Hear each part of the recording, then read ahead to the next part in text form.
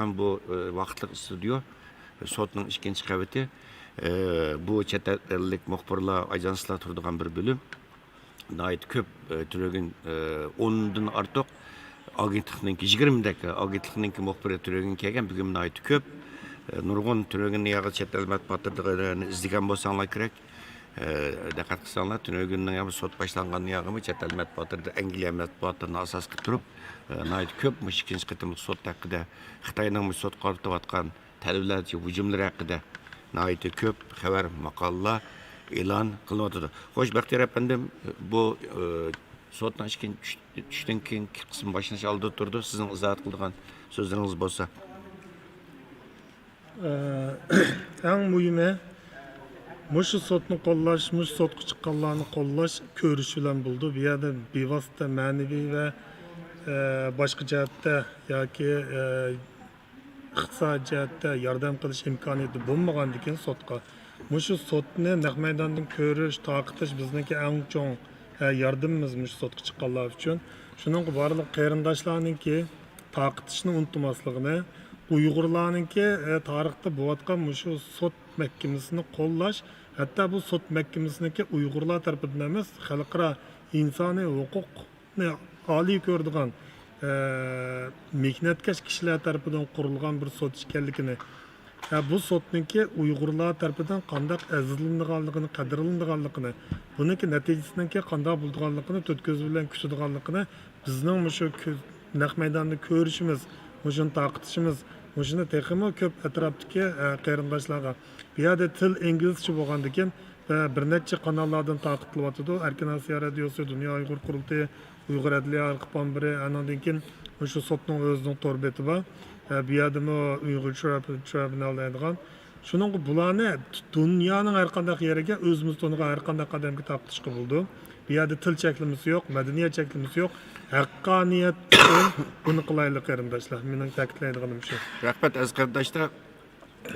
Dunyo Uyg'ur qurultiyi to'rt televiziyasininki naq maydon programmasining aloyligi biz maxsus shu sotni guvohlik bergan, doklad bergan butun chet ellik mutaxassislarninkini so'zlarini Uyg'urchaga tarjima qilish uchun maxsus Dunyo Uyg'ur qurultiyi 3 nafar bizningki tarjimonimizni bu qatimliq sotqa maxsus inglizchani Uyg'urchaga tarjima qilishga o'rlashtirdik va tunugunning yog'i bu Uyg'urcha udulluq tarjima qilinyapti.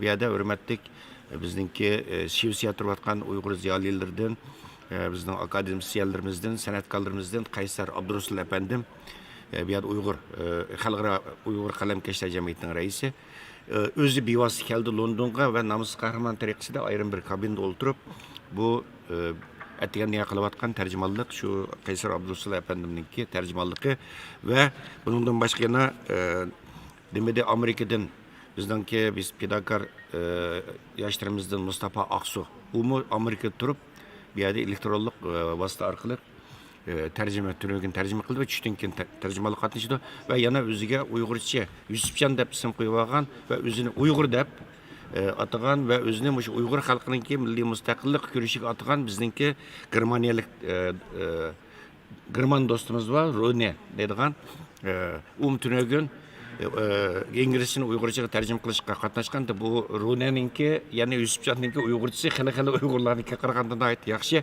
biroz qashqacha talaffuz so'zlaydi, chunki qashqa nimani Uyg'urchani qashqacha o'rganib ekan. Endi bir Germanninki ham shu darajada bir Uyg'urchani o'rganib, o'zi berib o'rganib. Mushundaq bir xalqaroliq bir sotda shunda murakkab doktorlarni bu yerda Uyg'urchaga tarjima qilishi bu haqiqatan biz gururlandırdı hakikaten hem de bir yerde çünkü nurgun çetelerde yaşlarımız özünün anıtlığı ehemmiyet vermeydi. Yaşlarımız bilmez. Otur yaşlıklarımız mı özünün anıtlığı ehemmiyet vermeydi. Özünün anıtlığını küçeytişke, onu terakki kıldırışka ehemmiyet vermeydi. Sel qaraydı hem de. Ayaktan Xitay. Bizden Uygur halkınınki anıtlığını, medeniyetini, bütün milli miraslarını yoktu mende vatıdı. Miyade biz sel qaravatka özünün anıtlığı sel qaravatkalar. Muşundak bir şarayette bir Germanninki kopup Uygur içine özü ügünüp, muşunda bir sotta İngilizceni Uygurcaga tarjima qiladigan bir holga kelishimi bütün yaşlarımız örnek ilişki tegishlik, bütün Şarq Türkiston xalqi örnek ilişki tegishlik, hammamizni g'ururlantirishga tegishlik bir ish. Men bu yerda ekran oldida bu fidokor xolis Şarq Türkiston xalqining suyumlik o'g'loni Rune efendim yani Uygur ismi Yusufcanlı değil. Yusufcan'a alayda tekrar bütün ikra aldığındaki kardeşlerimiz vakalten tekrar rahmetimni bildirmen. Az kardeşler Sottinki baş soçisi Jeffrey Nice efendim muhbirla ve başka bağla şehittinki kadımlar asla sot zalığa kırbatıda inşallah çünkü sotman ayı yukarı seviyede buldu dep oylaymiz. Bayı Bahtiyar Ömer efendim kalbine sıra hanımı dedi. Bu katim sotu biz onun aldı mı degan top. Çünkü bu sot asla hüküm çıkış basıcı karab ketyapti. Bunda boğanken bir yerde bu katim Şarkı Türkistanlık şahitlerinin sanı bir az köp, çetellik mutaxassis degende bu kanunshunoslarning, huquqchilarninki soni biroz ko'p. Chunki hamda bu hukm chiqarish bosqichiga ketayotgani uchun, xulosa chiqarish bosqichiga ketayotgani uchun bu sotninki nimasi shu shaklda davom qilyapti aziz qarindoshlar. Yana bir eskartib qo'ydigan narsa hamda mana bu hammamiz Angliyaga mana kasallik sababidan yig'ilib uchun Yusufcan qarindishimizga o'xshash ba'zilar yana Mustafa Tunogundan tor orqali tarjim qildi. Ya'ni bu naq maydon taqitishninki torda ko'rilishi bir qadar kechikdi bir necha sekund. Endi uni anglab yana ovozda tarjim qilganlik uchun bu yerda bizga kechikish bo'ldi oldi keyin. Shuning buni xato tushunmasliklarni umid qilamiz. Agar hammamiz kelib mishada naq maydonni ko'rib mishaniki tarjimani anglagan bo'lsak albatta unda ahvollar yuz bermaydi. Chunki bu texnik jihatdan hal qilish imkoniyati yo'q ba'zi masalalar bor. Chunki buni eskartib qo'yay dedim. Rahmat. Hurmatli uzr ko'ruvchilar, bu beshiga kelganda biladi deydigan bir gap bor bizda. Hamda bu qarmoq sirtqi ko'rinishdan ayt oson. Ama hamda bu mushu sot o'tkazilayotgan zal Churchill House sarayi sot kollegiyasidan birlashib turib bu sotninki bexatarligiga kapolatlik qilish uchun chunki avval qatimda sotni Xitoy hakkerlari sot kollegiyasininki tor betiga shundan Baxtiyor efendim hujum qilib palashalga uchirib qo'ydi. Endi bu yerda bu sotqanni palashalga uchirib qo'ymishson deb simliq internet bog'latishini kesib etdi. Bizmi bu qatim yana o'zimizning uskunlarini akasak ularni bu yerga akragil qo'ymadi internet bog'lanishini kiralash uchun maxsus muşlarınki, muşu zalninki texnik bexatarlik bölümünden maxsus bu şu kompüterlerin hemsini kiralaşıp doğru geldi.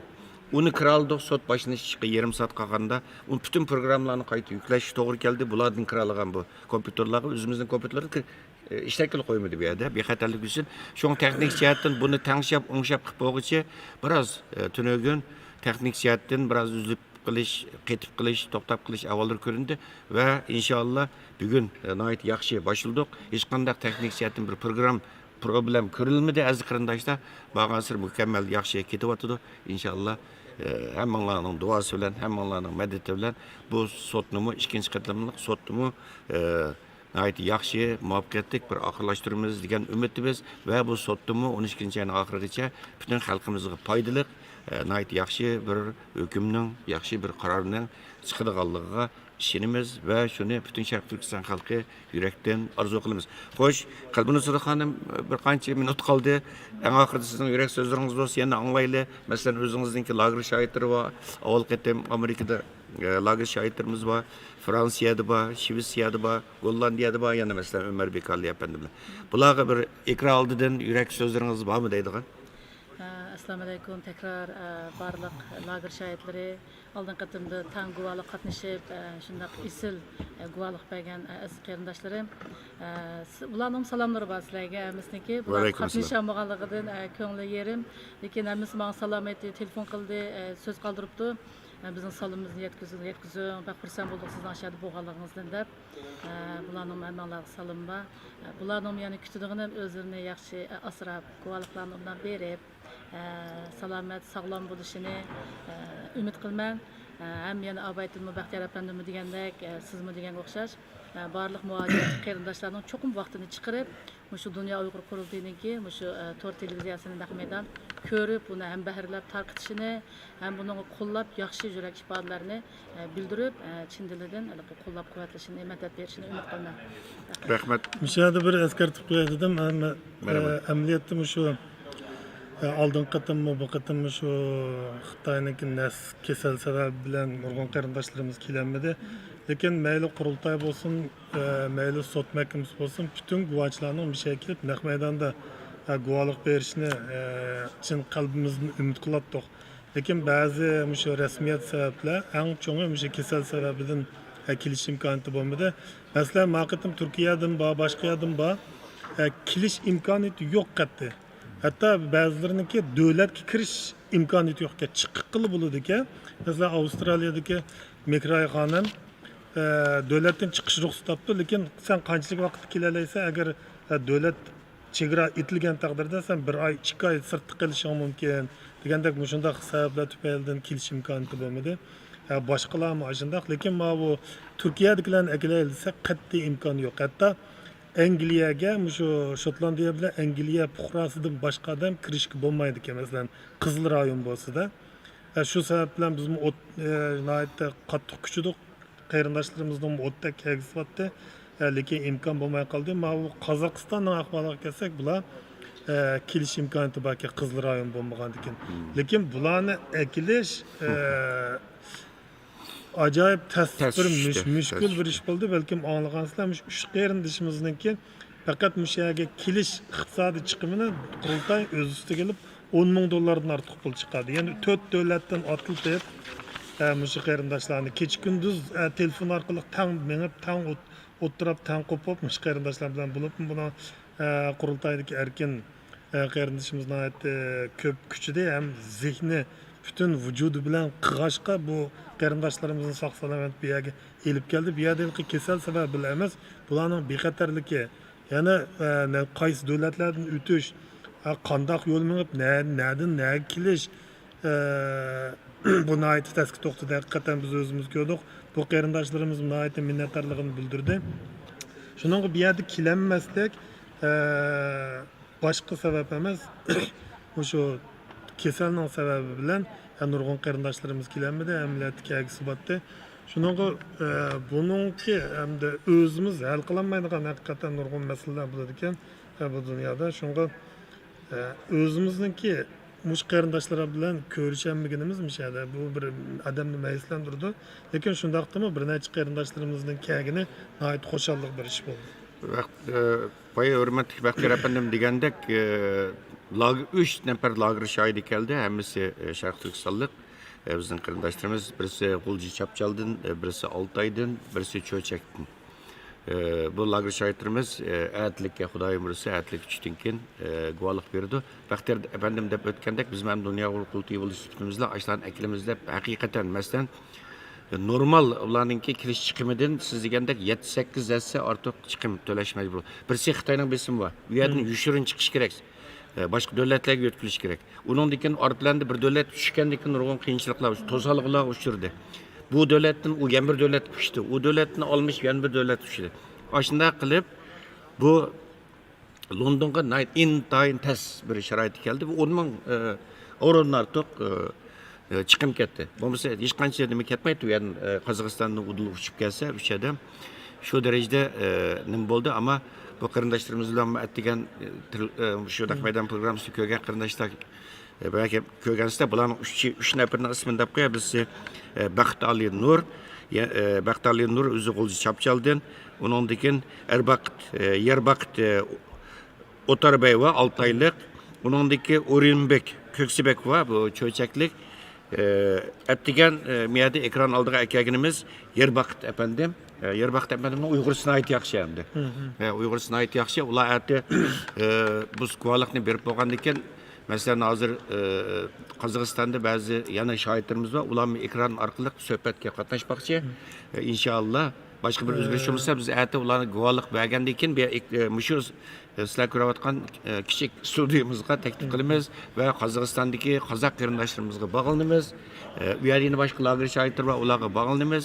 Müşteriyanda Qozog'istondagi guvohlik to'g'riliqni to'xtalib o'taylik. Birinchi qatimda biz Qozog'istondagi guvohchilarimiz bilan ko'rishamdigan, chunki ikki qozoq qarindishimiz borda sotga chiqqan. Ikkinchi qatimda bu uning ustiga shu tashviqot xizmatida hamda tilimizni o'qishmaganligi uchun ham cho'ng sabab nurg'un qarindoshlarimiz bilinmagandi bu sotning bo'layotganini. Ikkinchi qatim qozoq qarindoshlarniki qizg'inligi nihoyatda yuqori bo'ldi. Men bilan o'z bevosita aloqalashib yoki sot bilan aloqalashib shu guvohlik bergan qarindoshlarimizni 50 dan oshdi amaliyotda. Buniki tilmush sababdan men ancha-muncha qozoqcha o'rganib qolgan bo'ldim men. Nurg'un qarindoshlar bilan tanishgan bo'ldik. Hatto shu qarindoshlar bilan aloqada ko'p ketdik. Erbaq bo'lsin, boshqalar bo'lsin, nihoyat yaxshi aloqalashib. Chunki vaqt nihoyat uzun o'tdi bu tayyorlik jarayonlarida. Lekin hamma qarindoshlarimizniki guvohlikni tayyorlashga imkon bo'lmadi. Chunki hatto Mishak Angliyaga kelib bo'lgandan keyin biz bilan aloqalashgan qozoq qarindoshlar bor. Bular o'tishrak qarindoshlarimiz shu sotga yordam qilsak, bizmi o'zimizniki bir Sharqiy Turkiston fuqarosi bo'lganligimiz bilan o'zimizning ko'rgan zulmimizni dunyoga anglatsak deb nihoyat cho'ng kuchidi. Lekin vaqtning cheklimiz tufaylidan biz bularni qilib bo'lmadik. Birinchi qatimliq sotda biz 7,5 oyda tayyorlik qilgan.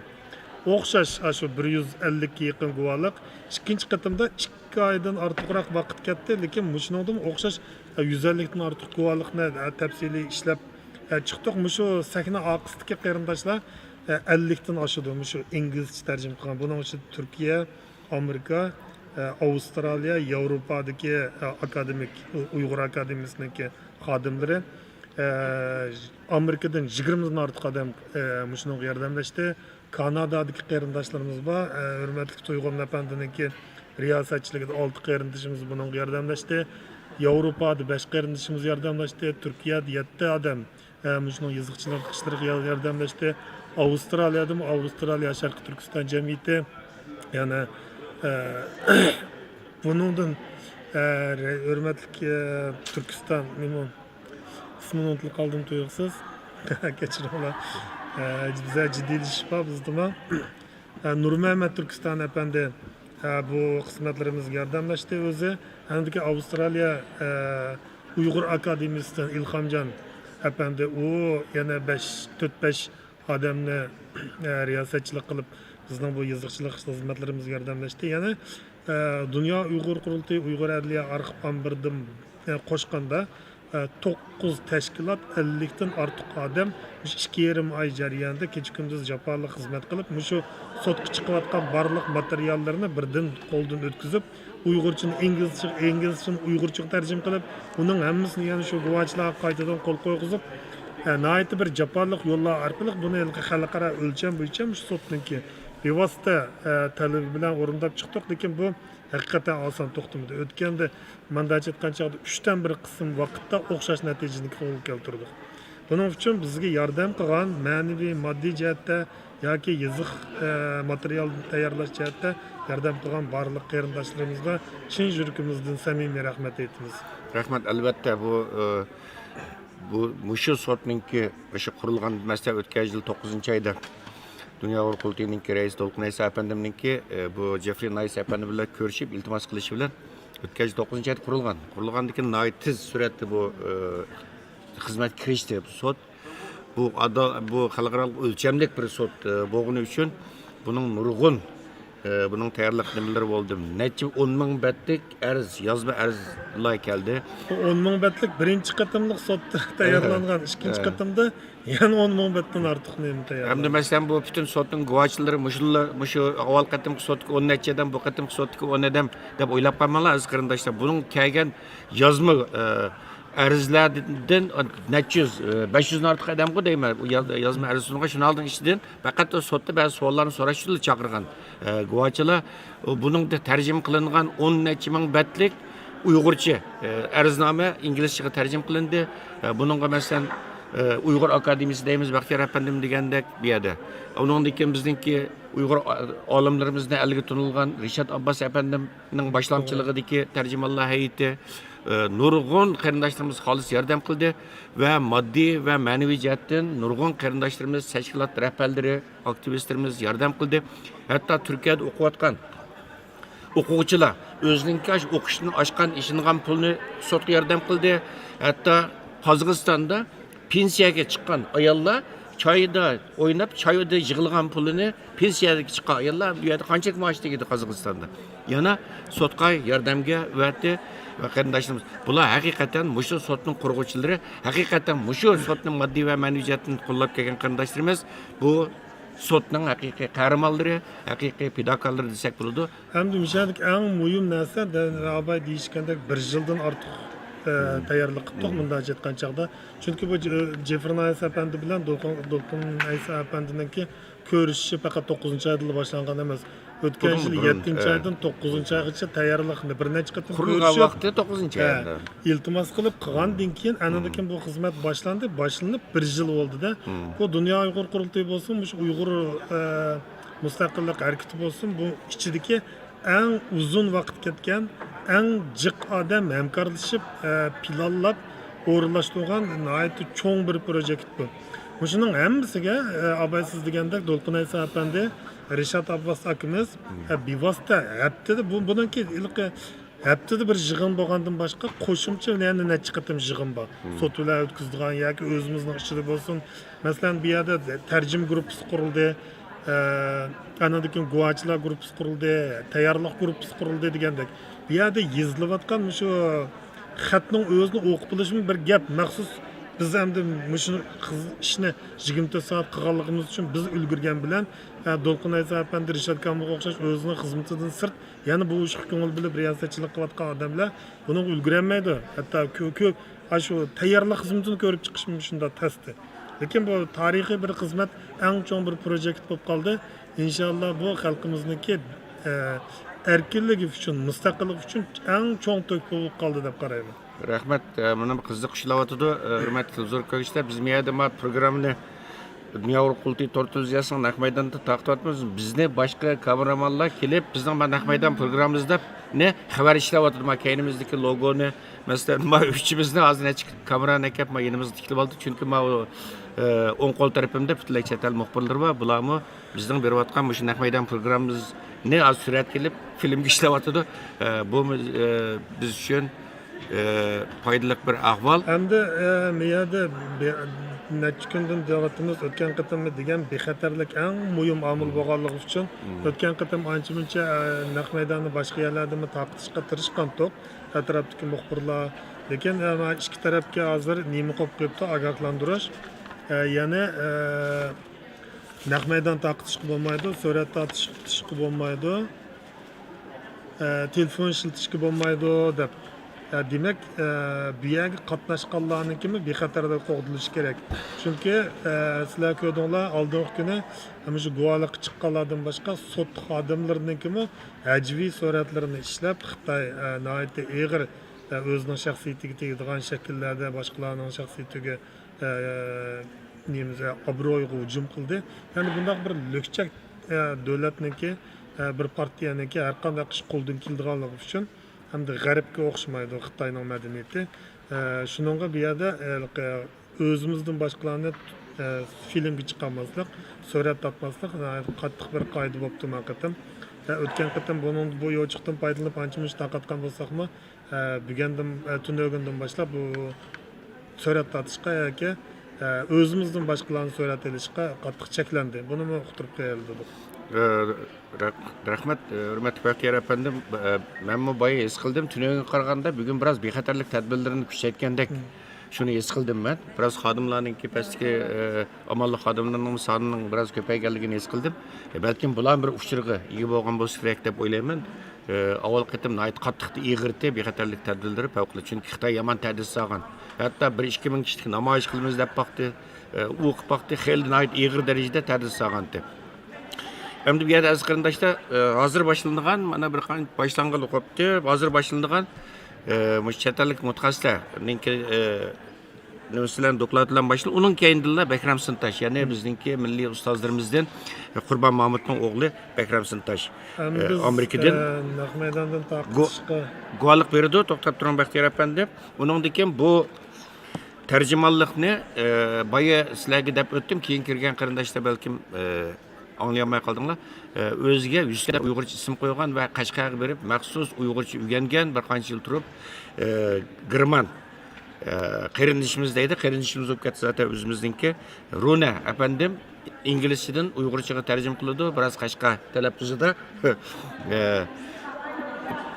Bütün tushdan keyin beradigan bütün guvohliklar hammasi Uyg'urchaga tarjima qilindi aziz qarindoshlar. Shuni tonish bilishinglar, xabar qilib qo'yinglar. O'zinglar turayotgan o'sha ekran oldidagi aziz qarindoshlar, o'zinglarga tava gruppalarda, ijtimoiy tarmoqlarda, WhatsApp gruppalarida bu sotninki adresini keng doirada taqib qo'yinglar, do'stlaringizga tavsiya qilinglar, obuna bo'lsin va bu tarixiy fursatni qochirmanglar aziz qarindoshlar. Xo'sh, hurmatli zo'r ko'rishlar. Rahmat, hurmatli qalbingiz sirda xonim. Assalomu alaykum. Assalomu alaykum. Aziz qarindoshlar, unda bo'lsa, diqqatinglar sotib bo'lsin.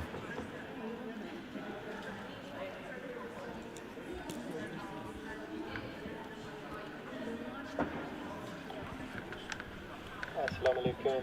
Alvat qarindoshlar. Assalomu alaykum, qanday ahvolingiz, yaxshimi Yusufjon? Hozir sotninki naq maydon taqtishga tayyorlik qilyapmiz.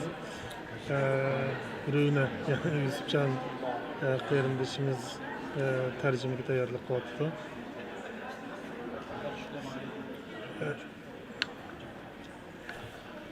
Men anglayapman.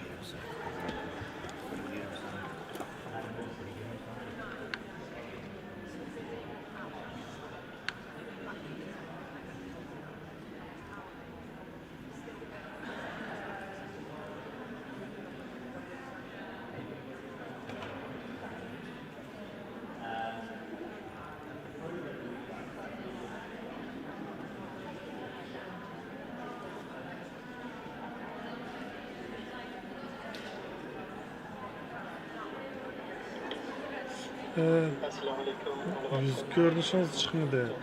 Qarindoshlar.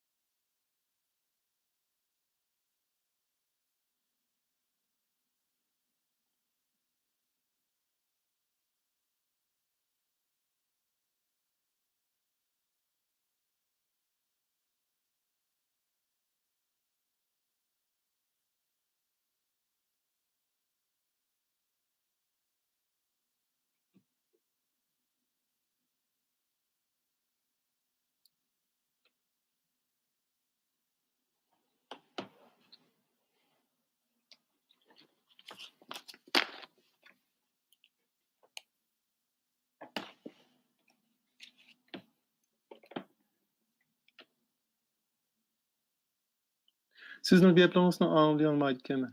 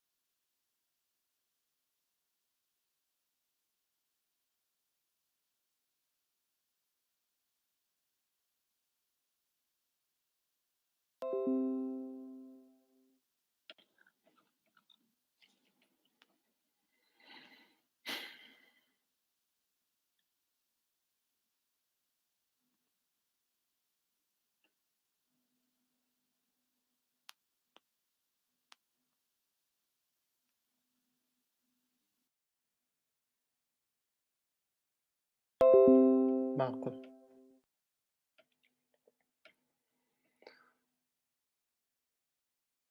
Assalomu alaykum.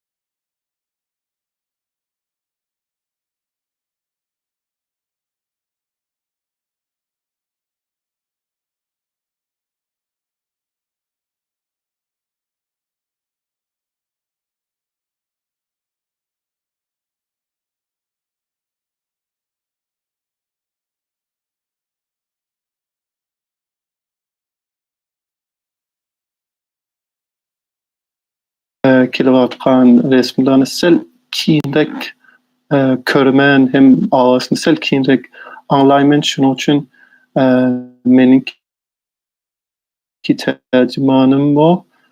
Balkim sal keyinroq chiqishi mumkin. 5 sekund, 10 sekundlik rasmiy naq maydonda bo'lgan gaplardan keyin chiqishi mumkin. Shuningdek, bu so'raman. Endi tribunal yana boshlasa, men bevosita tarjima qilishga boshlayman.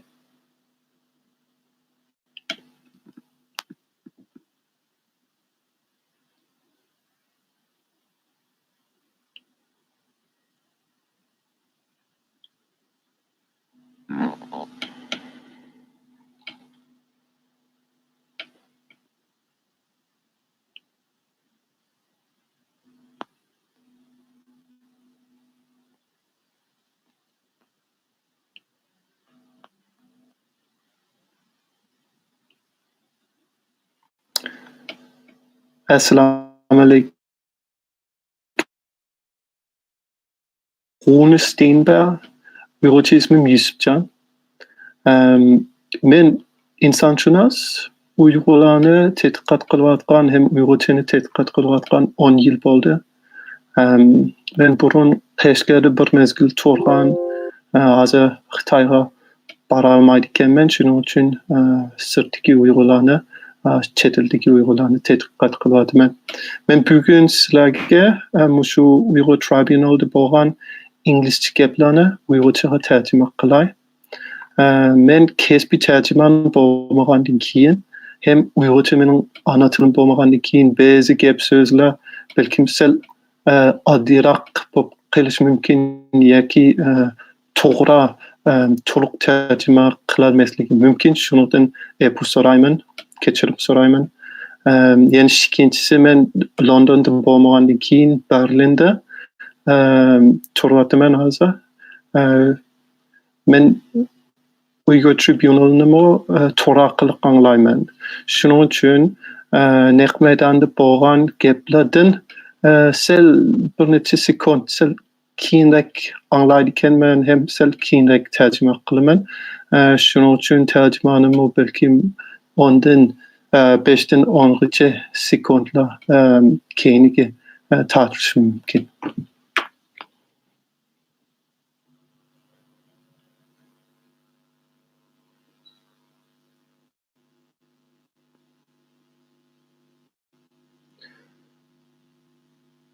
Hozircha Uyghur Tribunal tushlik dem elishdan tahi qaytib boshlamadi. Ular boshlasa men bevosita tarjima qilishga boshlayman.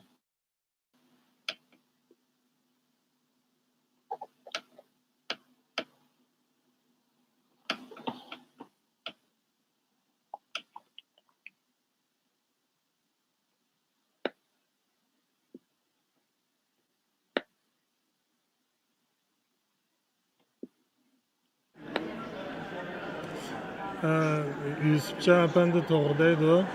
Hozir oldi bilan guvoh demoqchi bo'lganlar John Packer bilan Yona Diamond bo'ldi. Ikkisi cho'ng bir dokladni yozgan, bir reportni yozgan. Newsline report degan. U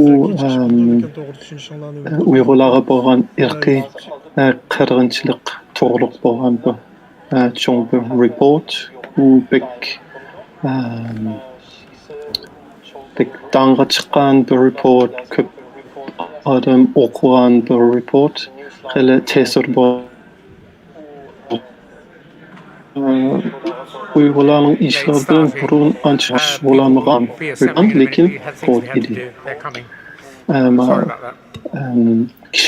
Kishilik huquq qonunida professor hem ekspert bo'lgan shiki odamlar.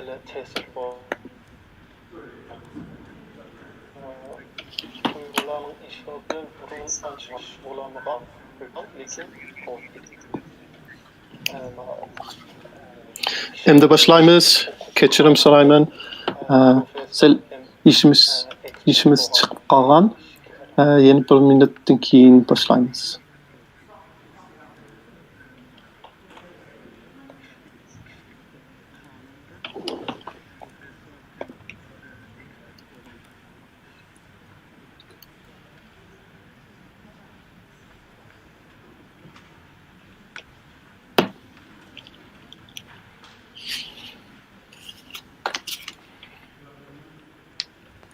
Good afternoon, and sorry for the delay.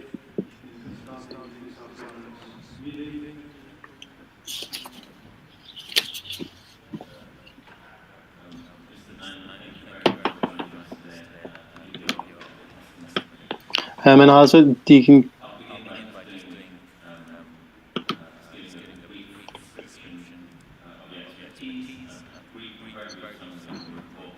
yaxshimisizlar? Kechirim so'raymiz. Sel kechilib qoldik. Damit Appendi, sizga ko'p rahmat guvohlik berganingizga.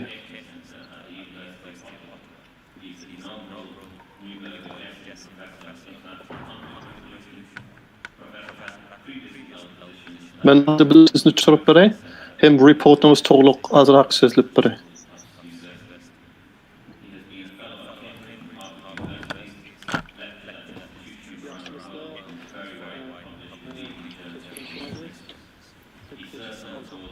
Professor John Packer Ottawa Üniversitetining qonunchilik professori bo'ldi.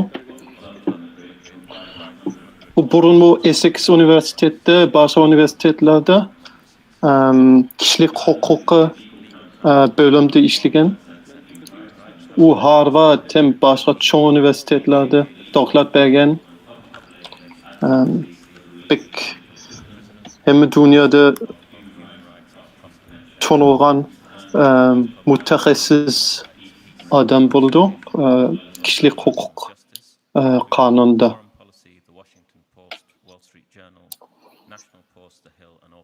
Diamond Appendi Raoul Wallenberg Center'da kishilik huquqi mutaxassis bo'lgan. Diamond Appendi kishilik huquq qonuni hem kishilik huquq praktik to'g'riliq ko'p doktorat yozgan edi. Mr. Diamond is the principal author of that report. Professor Packer and Mr. Diamond's report to the tribunal clarified various issues arising teşvikatlarda işleyen. which concluded that China bears state responsibility for genocide, including breaches of every provision of Article Maşikisi billa cho'ng bir report yazgan. Uyg'urga bo'lgan irqiy qirg'inchilik to'g'riliq. both Professor Packer and Mr. Diamond believe is required by international law. In their Ular tribunalga both experts provide topshirib bergan qog'ozda shu on state responsibility as a ularning reportniki qisqa mezmunda qisqa mezmuni bo'ldi. making their Hem findings and the jurisprudence relating uning ichidagi bir necha destroy, muhim nuqtalarni yana tushuntirib berdi. concluding that there is sufficient evidence to make a finding that the Uyghurs are being targeted for destruction in whole. Ularning dokladida Uyg'urlarga bo'lgan jinoyat Mr. Diamond hamma in their irqiy qirg'inchilik capacities notes that they are not qildigan new lines or otherwise. ishlardan iborat bo'ldi deydi. Professor Packer, Mr. Diamond, if I might hand over to you for your presentation. Thank you. Ularningchi cho'qim isboti bek aniq bo'ldi. Uyg'urlarga hozir irqiy which was jointly published by the New Lines Institute and the Raoul Wallenberg Center for Human Rights. Xitoy Uyg'urlarni yo'qotmoqchi bo'lgan The report niyati pro bono collaboration over aniq 50 qilish uchun experts from around the world, yetarlikmi relevant expertise, including on isbot bor ekan deydi. Xinjiang, genocide, Rahmat sizga. international law, of whom 32 experts are named. Men hozir bizning report to'g'riliq ancha ozroq so'zlab beray. China bears state responsibility for genocide against the Uyghurs in breach of the Genocide Convention and concludes that China is committing all of the genocide. My report The report 50 makes significant findings mutaxassislarninki by direct evidence, ishlarni elib bir report testimony and government documents, or reliable to'plab satellite imagery. qilgan edi. While we did not address crimes against humanity, our factual findings can and should be admitted Uning so'raydigan savoli as well. hozir irqiy qirg'inchilik Uyg'urlarga irqiy qirg'inchilik bo'layotgandi. Ondan bo'layotgan bo'lsa For the following Xitoyning hukumati at present, the uningga mas'ul bo'ladi. absence of an international court with jurisdiction over Chinese officials U does not render the Xitoyning genocide hukumatining gunohi a multilateral bo'lamdi bo'lmamdi. legally binding on China and 151 other states inapplicable. Nor does it make the ongoing state Biz hozir ko'rayotgan Uyghurs and other Turkish Muslims any less urgent. ma'lum bir shaxsininki gunohi emas, The bir tribunal to reach official butun determination bir davlatninki gunohi bo'ldi. as a state is responsible for genocide and breach of the Genocide Convention and to then take effective countermeasures Xitoy to respond, seek burun justice, and halt Birleşken violence Devletler'de bo'lgan or prevent e, those at serious risk. qirg'inchilikqa qarshi turayotgan bir qog'ozga imzo qo'ygan edi. Shuning uchun imzo qo'ygandan keyin ularningki davlatda qirg'inchilik bo'lib qolsa, ularningki o'z gunohi bo'ldi, ham ular by individuals xalqaro of the sotning system of the oldida state system. In our view, the cho'qim system is unprecedented in many ways and javobga therefore requires bo'lish a kerak. context-specific approach to assess the crime of a crime of the severity, magnitude, and complexity of genocide. Next slide. So this is the definition. What Az bo'lib distinguishes atgan genocide Uyg'urlarga bo'lgan as an jinoyat international crime is that the end goal is the bir destruction of a shaxsiniki group emas. entity in whole or in part. U Our butun Marshall report, davlat those submitted by other experts of this tribunal have already amply hukumatniki demonstrated the gunoyi commission bo'ldi. of the 5 Uning genocidal ichiga acts pek ko'p against odam Uyghurs. kirdi ham Today, our sunniy presentation will focus on aqlliq the requisite standard of degan proof, the intent to destroy the group in whole or in mashinlarmi part, kirdi. and other states' duties. Under a state responsibility analysis, the primary sources of law are the Genocide Erkek Convention qirg'inchilikniki and the ILC's Articles on Responsibility of eng States, muhim bo'lgan Vienna nuqtasi Convention on the Law of Treaties, or the Treaty boshqa on bir Treaties, millatni to which China is yo'qotish also a party, provides yo'q the primary rules for qilmoqchi interpreting the bo'lgan Genocide Convention. The jurisprudence of the niyatdan International Court of iborat bo'ldi. Justice is not legally binding, though it can be considered persuasive authority. Article 31 of the Vienna Convention on the Law of Treaties, next slide, provides the applicable interpretive approach. A treaty shall be interpreted in good faith in accordance with the ordinary meaning to be given to the terms of the treaty in their context and Boshqa bir appropriate qonunni purpose. Previous slide. Birleşken Devletler'ninki irq qirg'inchilikqa qarshi turayotgan qonunni qandaq o'qish kerak, qandaq tushunish kerak deb so'zlab berdi. Uningga Xitoymi imzo qo'ygan edi. Shuning uchun umid Xitoyga hisob bo'ldi. Neither of which necessarily entail physical or biological destruction of the group members. An interpretation of group destruction as encompassing the social unit in all Devletler'ninki based on a good faith yezishçi, uning dokumentçi irqiy qirg'inchilik 5 nuqtadan birisi bo'lsalar bo'ldik degili bo'ldi ekan.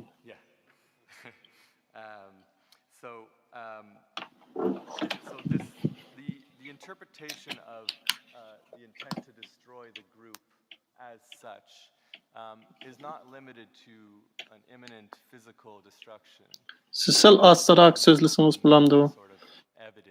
Siz yazgan narsalarni o'qigan, lekin boshqalar o'qimagandan keyin ular balki tushunmay qolishi mumkin. Siz shunday ishtik so'zlisiniz.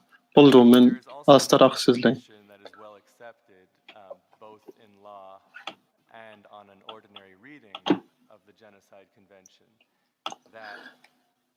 Bir millet ya bir grubu yo'qotish uchun ularni o'ltirmasami bo'ldi? Boshqa omillar bilan yo'qotishmi bo'ldi?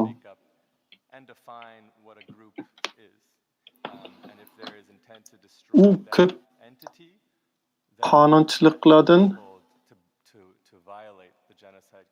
ashunaq tushungan. Ularning tushunishicha bir gruppani ya bir millatninki madaniyatni, kulturni, kimlikni buzilish bo'lgan niyat bo'lsa, u shu millatni yo'qotish niyat degan gap bo'ldi. Shuning uchun demakchi bo'lgani Uyg'urlarning madaniyati ham kimlikni buzilimiz desa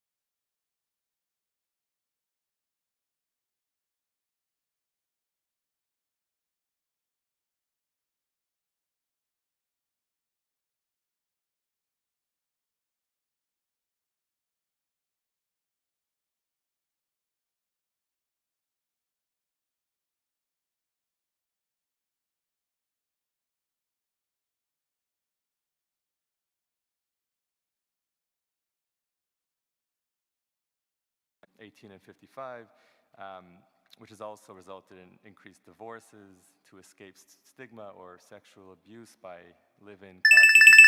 And the government is also subjecting Uyghurs to a parallel system of unprecedented forced labor programs, neither of which show any signs of slowing down.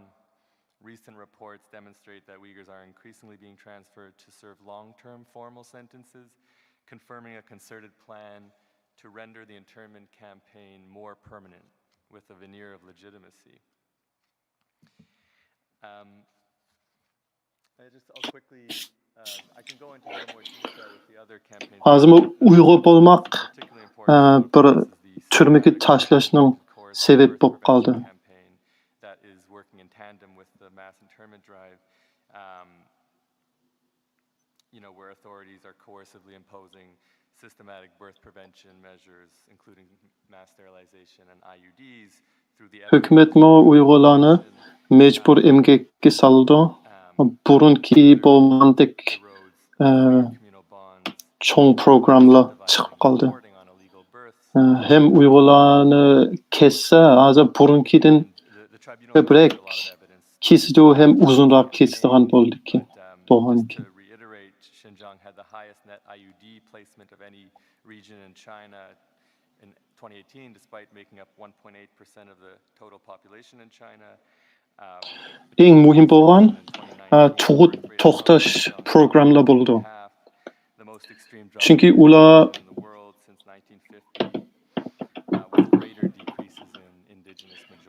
çokum irqi kırgınçılıkның işigi kirdi.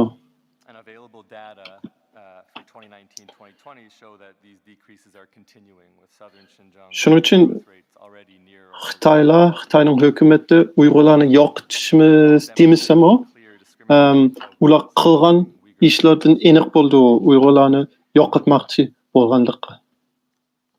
The combined mass internment and coercive birth prevention campaigns further evidence an intent to biologically destroy the Uyghurs as a group in whole or in part. Şinjan'daki And fourth, forceful transference of hamildar saqlatish group settings salgan aletler 2018'de başka ülkelerinki qaraganda köprek bolgan idi. essentially cutting off the next generation of Uyghurs.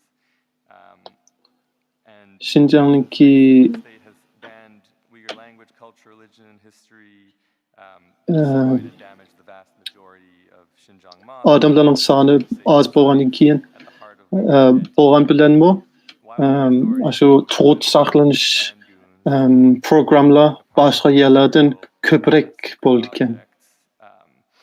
which serve no other economic purpose, Onundan because they know that's the heart of Uyghur identity, and therefore Uygurlarnınki yoqitish Uygurlarni yoqitish maqsadi aniq ko'rindi ekan. authorities have even destroyed Uyghur balalarmi öz ata analardan elitib and last selectively targeting mecburi leaders and guardians devletler nima for harsher maktablarga death sentences and disappearances. evetib aşırı özünün ata-anasının öyde turalmaqandan keyin. Onundan başqa Uygurlarning mescitlarına, Possible aspect of what defines mazarlarına survival.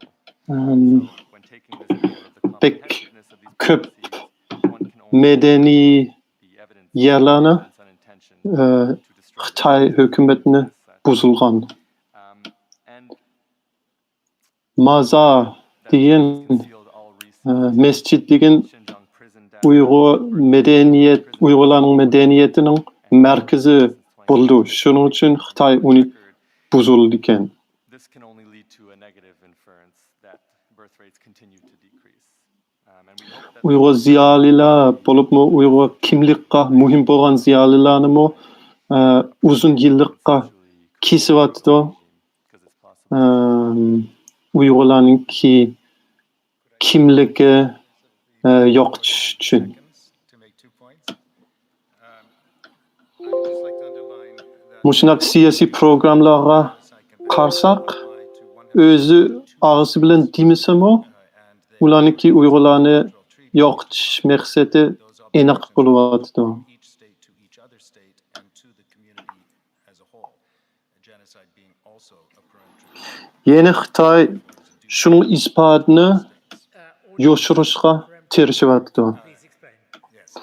Hazır 2018'den başlap tuğut nomeri görünmeydiken Applicable at all times. türmüge salgan adamlarınki nomerini statistikasını görünmeydi o Şinjan'daki. Bu çokum ispat yoşuruş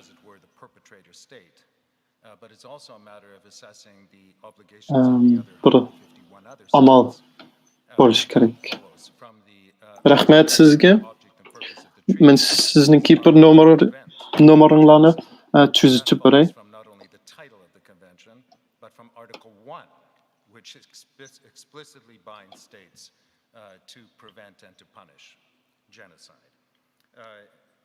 So it is sometimes remarked that these other states might be understood as bystanders in a kind of metaphor to some kind of act of wrongdoing that one might observe in a community. And I wish to come back to that in just a second. The other point I wish to Irqi qirg'inchilik to'xtash Xitoyninki mas'uliyatlar emas, boshqa davlatlarninki mas'uliyat bo'ldi. Irqi qirg'inchilik to'xtash hem irqi qirg'inchilik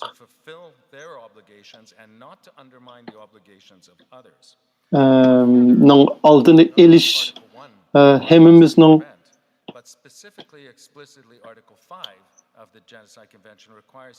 muhim ishi bo'ldi.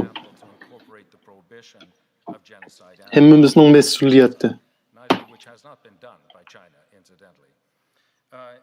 Moreover, a breach in this regard, with regard to the duty to prevent, is in fact manifest through a failure or an omission from the point at which a state may know or should have known that a serious risk occurs, that the state should take 1052 davlatlar, Birleşken Devletler Teşkilatı'nınki dokumentga imzo qo'ygan. Irqiy qirg'inchilikni to'xtatamiz, hem irqiy qirg'inchilikning oldini olamiz deb.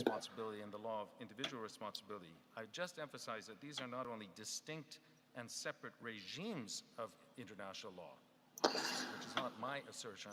Xitoy bo'lsa, uninki ba'zi yerlarga imzo qo'ymagan ekan.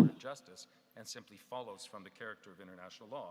But these two distinct and separate regimes include distinct and separate Boshqa davlatlar with regard to substantive obligations. For example, individual responsibility not only imposes duties, but also applies regime and international rights law Lekin hamma davlatlar va'da berganki, irqiy qirg'inchilikni to'xtatish ning mas'uliyatiga hem irqiy qirg'inchilikning oldini olishning mas'uliyatiga.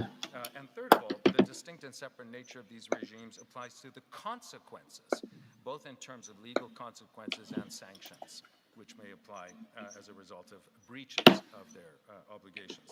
So with regard to these distinct and separate regimes, one may reasonably, and we would argue that this tribunal should, draw distinct conclusions, differentiating individual responsibility from state responsibility, such that there is neither in law nor in logic the necessity that one depends upon the other. That is to say, Shuning uchun it's quite possible and entirely reasonable to find that there may be a violation of state responsibility in the absence of proving individual responsibility for breaches of genocide, and vice versa. It may be possible. Mushu boshqa 152 davlatlar Uyg'urlarga bo'layotgan ishlarni to'xtatish uchun vazifasi bor. Xalqaro qonun bo'yicha. And then 4 or 5 questions about your interpretation of the law. If I may, I'll address both of you and perhaps Devletning gunoyi bilan this place to answer. shaxsining gunoyi We'll have a number of questions arising. o'xshamaydi u qonunda. Question is you've Ba'zi qonunlarga intent to destroy bo'yicha the PRC bir davlatni bir davlatga as a whole gunoh substantial berish are bo'ldi. able to justify Hozir why the destruction Xitoyga gunoh berish bo'ldi. either in numerical Boshqa qonunlarningki yerlarda shaxsiylarga gunohini That's a good question. otitgan. We Shuning uchun first see balkim that, the comprehensive destructive campaigns are ya shaxsiylarga ya davlatga shu gunoh berishimiz mumkin. U hozirgacha aniq bo'lmadi. campaigns demonstrate Rahmat sizga. Men sizga bir necha savollarni sormoqchi edim. Ondan paneldan bo'lgan mushu bir necha savol bo'lishi mumkin. and mass sterilization, etc. And if one would take some Sizningcha interpretation Xitoyning to davlat destroy the group biologically, davlati physically, then hem Xitoyninki hukumati Uyg'urlarni yo'qotmoqchi ekan. U yo'qotish cho'qim cho'ng bir omildan iborat bo'lishi kerak. Sizniki uningga bo'lgan isboti bormi? Rahmat sizga shu savol so'rashingizga. Bizningcha Xitoy bir omil emas, hamma Uyg'ur millatini yo'qotmoqchi edi. Uni Xitoyninki qilg'ishidan ko'ralaymiz. Supplemented by saying, so first of all, the obligation under the Genocide Convention is not to commit genocide with regard to U balkim a specified group. biologiyalik yo'qotish bo'lmasligi mumkin, balkim madaniy yo'qotish bo'lishi mumkin. Lekin biologiya yo'qotishmi bo'layotgan bo'lishi mumkin. Uni hozircha aniq bilolmadik. Shuni yaxshiroq tushunish uchun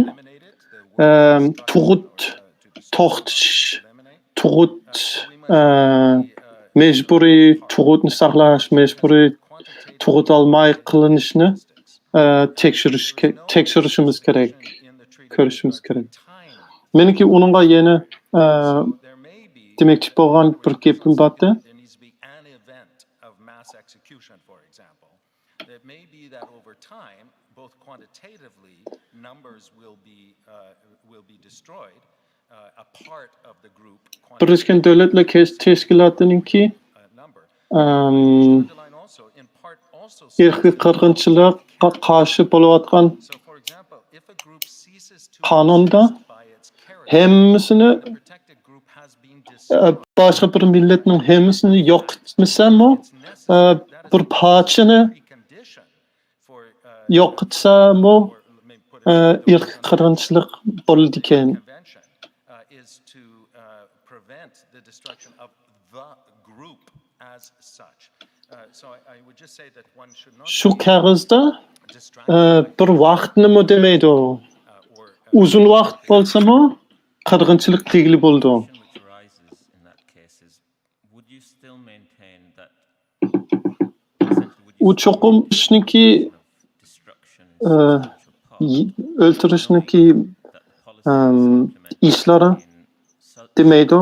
Xinjiang are not replicated in the north generally, firstly.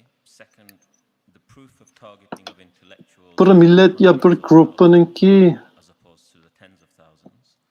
And thirdly, the proportions of those being targeted o'zga xos prohibited acts chiliqi are less than madaniyati yo'qolib ketsa, umi shu gruppani ya millatni yo'qotish destroy in substantial part. qilayotgan Yeah, well, ish bo'ldi. the mass sterilization and birth prevention campaign, though there is lots of evidence suggesting that it is really aggressively pursued in the south, where Uyghurs constitute 90% in those four prefectures. Sizningcha janubiy North, in Xinjiangda bo'lgan every siyaset Majority district experienced an increase in şimalda whereas kılmasa the two Uyghur minority districts andın experienced a decline in birth rates.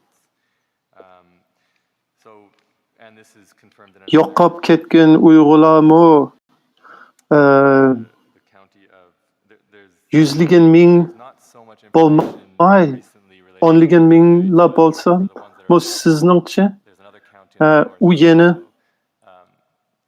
irqi qirg'inchilik bo'lamdi experienced a discriminatory decline bizningçe bo'ldi as in the Han majority county of Kitai, as demonstrated by Ryan Thum.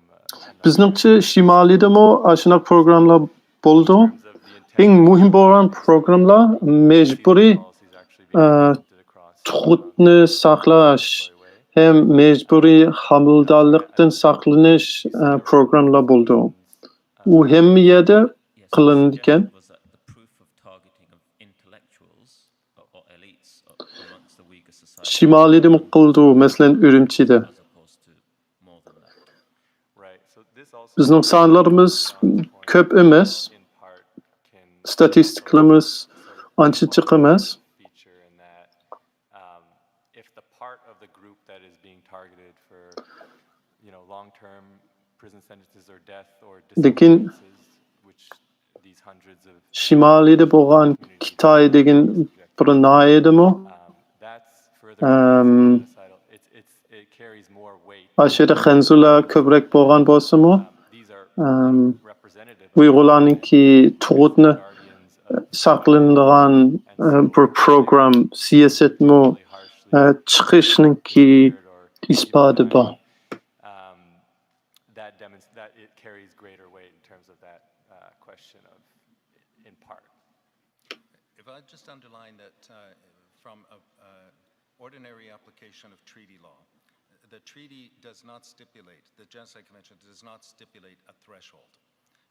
So if we're understanding the intention of hozir lagerda yotayotgan yoki turmada yotayotgan Uyg'urlar balki millionligan bo'lmasligi mumkin 100 mingligan bo'lishi mumkin shundoq bo'lsa sizlar yana irqiy qirg'inchilik bo'lyapti demsizlar ha biz shunaqa deymiz chunki u odamlarning soni bilan ancha bog'lanmay bir millatning kültür medeniyeti bilenmi, kimlik bilen bağlangan boldu. Şunun için milletninki bir parçını yok tiş, u belki şu adam parça emas, onunki kimlik ya medeniyet parçası bolsa, mu bizninki irqiy qirg'inchilik boldu. 15 or 20%. I mean, that's a percentage which is abstract in itself. We have to think about real numbers. If it was 20% of this country, we would be talking about more than 10 million people in the United Kingdom. So we have to understand it. But moreover, if I may say, your reference was to single elements. We need to interpret Köprek adamla bolish kerak. Bir adam bolsa qirg'inchilik bo'lmaydi. of all its elements, and not to separate out single elements and say that single element Biz onunğa qo'shilamiz. through some imagined magical Lekin quantitative figure, and I think it would be erroneous to do so. So if you look at in the shu maxsus in the light of bir muqim bir songa I think it becomes ever bog'lansak bo'lmaydi. Clarify then, when you're 15% bo'lsa, 20% bo'lsa, about is an intent to destroy a substantial part as opposed to the actual destruction of a substantial part. unimo qirg'inchilik desak bo'ldi. As you've mentioned and quoted various statements by Masalan, President Angliyada bo'lgan bo'lsa, high officials 20% bo'lsa, as relating to policies to root out terrorism and or pursue an assimilation or forced integration project bu necha million odam bo'lishi kerak. through the commission of crimes.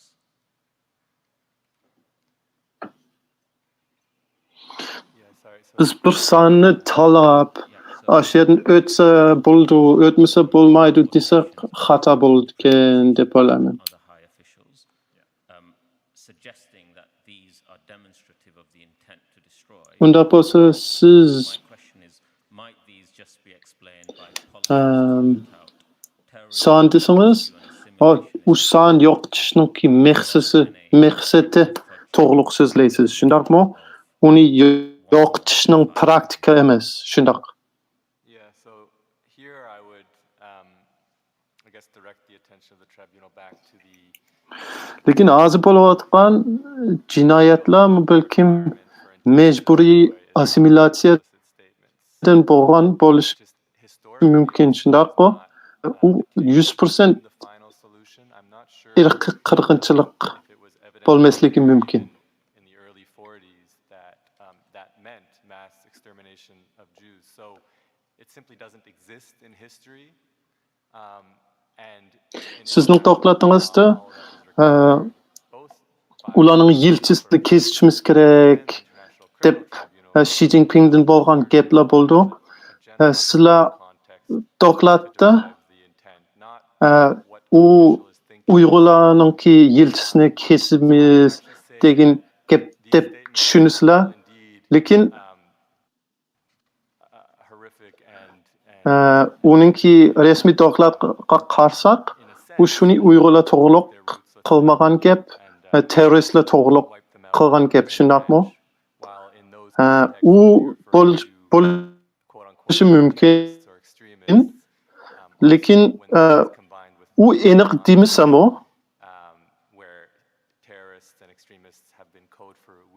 yana Uyg'urlarni yo'qotish maqsadi bo'lishi mumkin. U aniq demasam-u, uning qilgan ishlaridan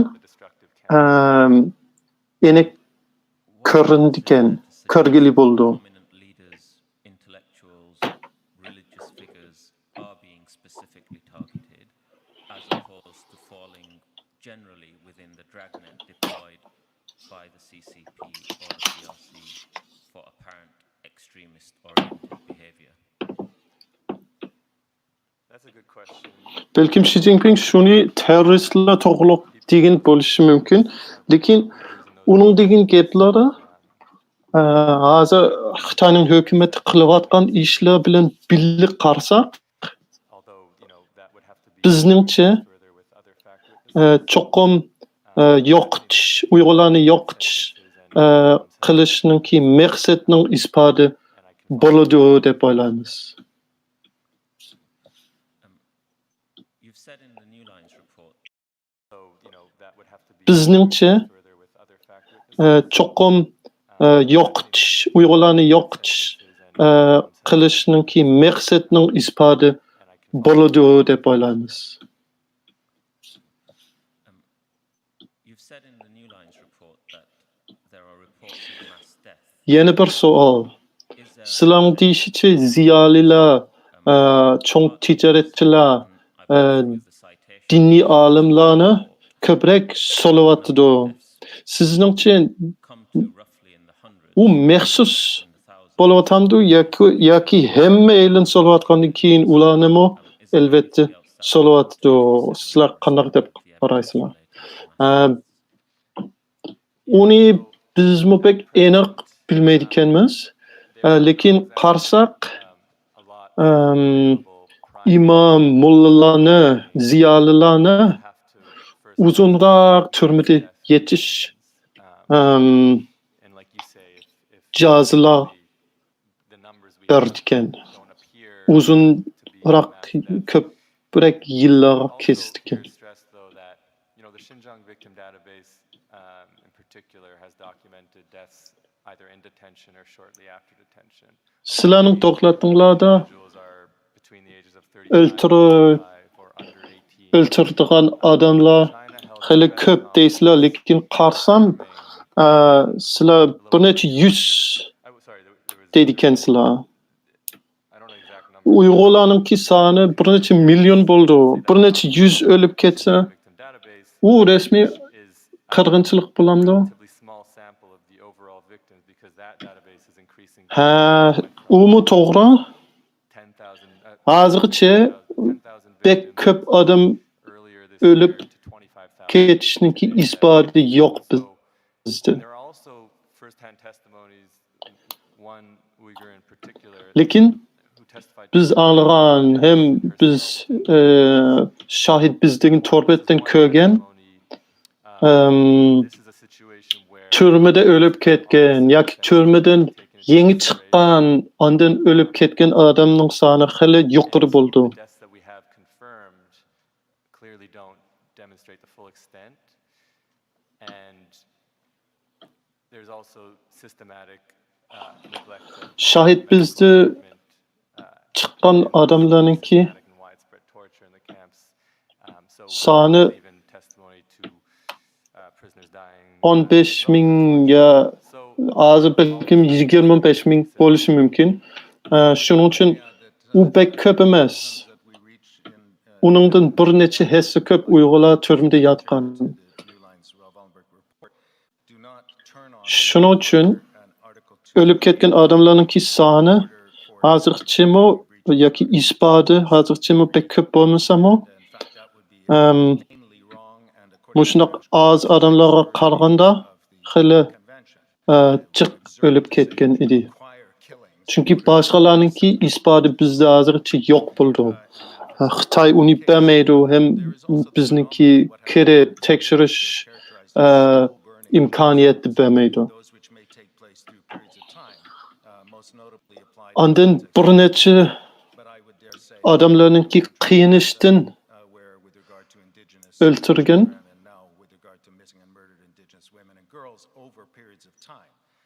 there may be a confluence of conditions which are attributed to the responsibility of the state, which give rise to, among other things, men onunla bir gep which give rise qılay. to breaches. So I would just suggest that one, Aşında köp adamlar or let me say, stumble over that ölüp ketmegen bolsa, suspicion başka noktalara that the number bolgan cinayetler established now hali bar. Şunun için bizning reportimiz şunun unfettered access to investigate. ölüp ketken adamlarning sany köp bolsa az bolsamo bizning yazgan doklatımızınki mezmunu hem Yeah, so neticesi yeni oxşaş çıkıp kaldı. Irqi qirg'inchilik o'ltirishnikdan la emas, asta boshqa bir millatni yo'qotishdan iborat bo'lishi mumkin. that have recently been built or expanded since 2017 across Xinjiang. So, near every kind of Lekin bizningcha hozirgacha hali jiq odamlar o'lib ketgan, biz where we see the aggressive uningki birth isbati bo'lmagandan keyin biz hozir uni aniq deyolmaymiz, lekin chuqum ashunaq bo'ldi deb o'ylaymiz. see the evidence that they're more aggressively perhaps Mana sizlarninki that is yozgan reportlar, maqolalar 90%. So, you know that Janubiy Şinjan to'g'riq bo'ldi. Lekin Shimoliy Şinjanda qanday bo'layotganligini bilamsizlar, o'xshash bo'lamdi, bo'lmamdi. Meningcha ba'zi programmalar chuqum o'xshash bo'ldi. Muhim programlar masalan homildorlikni saqlanish, tug'utni saqlanish programlar ashiyada mubah. Shimolda mubah. is restricted to an intent to physically or biologically destroy Janubiy Şinjanda eng og'ir bo'ldi, acts lekin Shimolda mubah. noted in your report are acts of conduct and not result, and therefore arguably fall within this traditional interpretation, i.e. Lekin umum bir muhim pakt bo'ldi. Chunki Janubiy tarafda Uyg'urlar ko'proq bo'ldi, Shimoliy tarafda Uyg'urlar ozroq bo'ldi. Shuning uchun Janubiy tarafda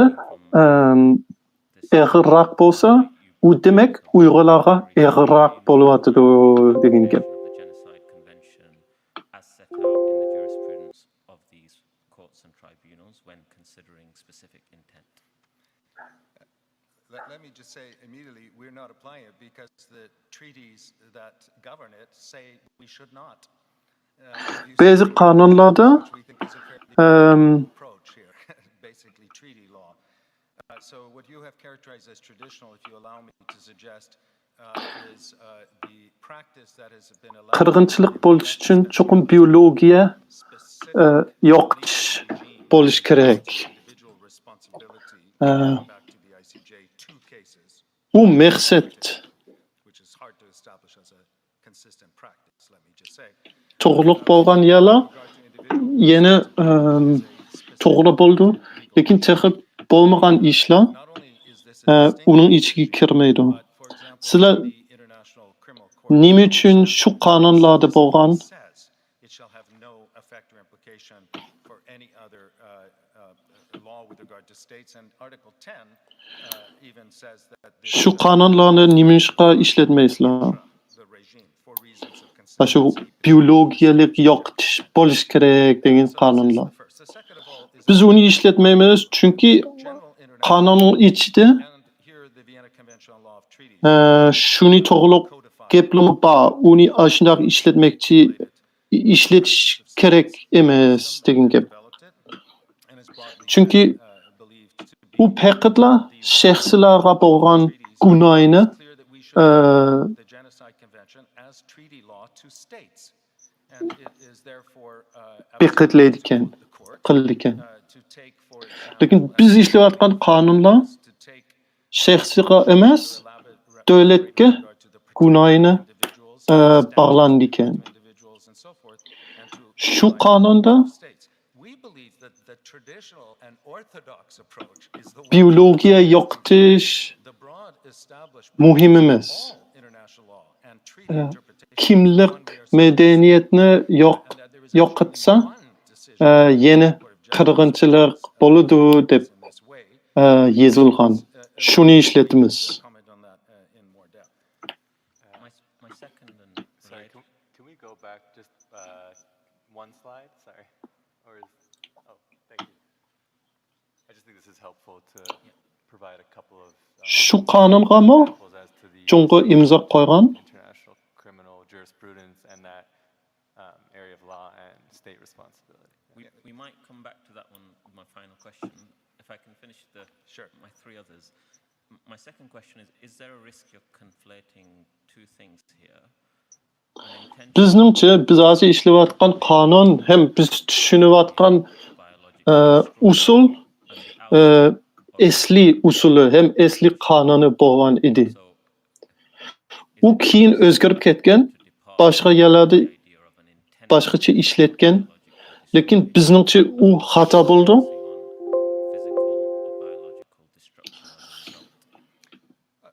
So, when we approached this matter, we were asked, among others, Men yana bir ishni tushuntirib beray. a straightforward question, which is there a, Men shaxsiy bilan davlatlarga bo'lgan in the context of the facts as they appear to be, with regard to the responsibilities of gunohi the party, in this case the people. ushkisi o'xshamaydi. Ma'qul bo'ldi, biz keyin aniq qaytaylik. So we apply the Lekin traditional orthodox. men bir savol so'rayman. And if you read Article 2, and we only looked at Article 2 because there are, of course, other obligations, including on China, under Article 3 and Article 5 and others, but we applied it. And it is very clear in the ordinary meaning. It can be nothing else. Nimishqa Very clear in the ordinary maqsad to'g'riliq so'zlaysizlar. Article 2. Physical Bir destruction is not millatniki of obligation. yo'qotish maqsadi bo'lsa, bo'lmasa, Mental, bilan bir millatni disjunctively provision. There is yo'qotib bo'lganligi o'xshamaydi. of children. Yo'qotib bo'lganda cho'qim And elaborate in a long period of irqiy qirg'inchilik bo'ldi, lekin the group as a uning maqsadini qanday bilamiz? its existence. I'm quoting now from the General Assembly resolution by which the Genocide Convention was adopted. The existence of the group is not merely a composite of atomized biological beings. It is Biz Birleşken Devletler'ninki qonunni ishlatgan. a number of provisions of Article 2 Uningki ichidagi ikkinchi nuqtasi in physical or biological terms, but at least three elements do not. And it would be extraordinary fiziologiya, biologiya yo'qotish dispense with explicit uningki bir parchasi bo'ldi, lekin uningdan boshqa reference in law. yana psixologiya medeni yo'qotishmi erkak qirg'inchiligining bir parchasi bo'ldi. U bo'lsa, uni erkak qirg'inchilik tegili bo'ldi deb yozilgan. Chunki bir millat ya bir gruppa faqatla bir necha shaxslarning birga turayotganligi emas, uningki medeniyeti, tili, boshqa omillardan iborat bo'ldi. Shu omillardan bir nechini yo'qotsa, buzilsa, u cho'qim shu millatni yo'qotish degan ish bo'ldi ekan. Kind of implies like a person intentionally is doing something, but there is clearly state responsibility for genocide, and so a state's intention has to be interpreted, and so Shuning uchun have looked at yeni bir tashkilotning qonunida the destructive campaigns, kind of like you say, the results to kind of derive from that evidence that there is an intent to destroy. ko'plagan odamlarga davlat bilan shaxsiniki guvohligi ayray olmay, shuning uchun yaxshi qilolmadi. Which is physical and biological destruction. And so the Genocide Convention was the product of, years of deliberations, and it would seem strange to include extra words that imply that these specific Yo'qotish maqsad bo'lsa, ba'zi odamlar uni cho'qim bir shaxsiyninki maqsadi, o'zining kallada o'ylayotgan maqsadi bo'lish kerak deb o'ylaydi. Lekin u davlatlarninkiga bo'lgan qonunni ishlatsak, u bir shaxsiyninki emas, bir sistemninki bo'ldi. Bir sistemning o'zininki ayrim qalasi bo'lmagandan keyin, u sistem nima qilyapsa, qaysi yo'lga mangsa, shuni mas sistemining maqsadi deb chaqirsak bo'ldi. Uni Birleşken Devletler yozgan qonun yozayotgan vaqtda shu ishlar to'g'riliq bek ko'p parang bo'lgan, bek ko'p standards from the ICJ, especially when China doesn't recognize the International Court of Justice. tartishlar bo'lgan. Understanding. Would you agree that Keyin biz hozir ishlayotgan qonun uningdan chiqqan, bizningcha would be insufficient? u eng muvofiq, eng yaxshi qonun bo'lyapti. Shuning uchun biz uni ishlatamiz.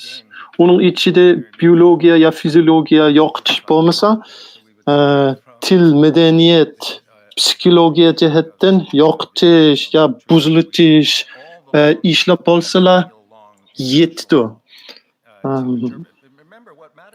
Eg'ir qirg'inchilik deyish uchun, irqiy qirg'inchilik deyish uchun. Of international law and relations is essentially the consent of the state. The state is sovereign. There is no supra-sovereignty. The International Court of Justice is not Bundoq sovereign bo'lsa, over the states. It is an institution which serves the state's members. sizlarning deyishicha, The court is part of the charter. medeniy yo'qotish yoki It is an jamiyat optional means. ijtimoiy yo'qotish bo'lsalar, irqiy qirg'inchilik bo'lamdi, bo'lmamdi? Sizlarningcha bo'lmaydi, shundaqmi? Unda desak bo'lmaydi.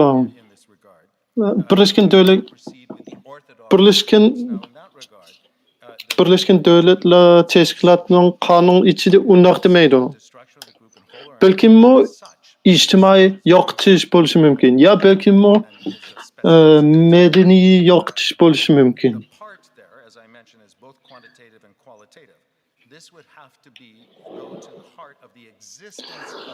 Mushu yerda, mushu qonun bo'lsa, 152 davlatlar imzo qo'ygan. U davlatlarga bo'lgan bir qonun bo'ldi. Shuning uchun shaxsiyga bo'lgan qonunni uninga ishlatmaslik kerak.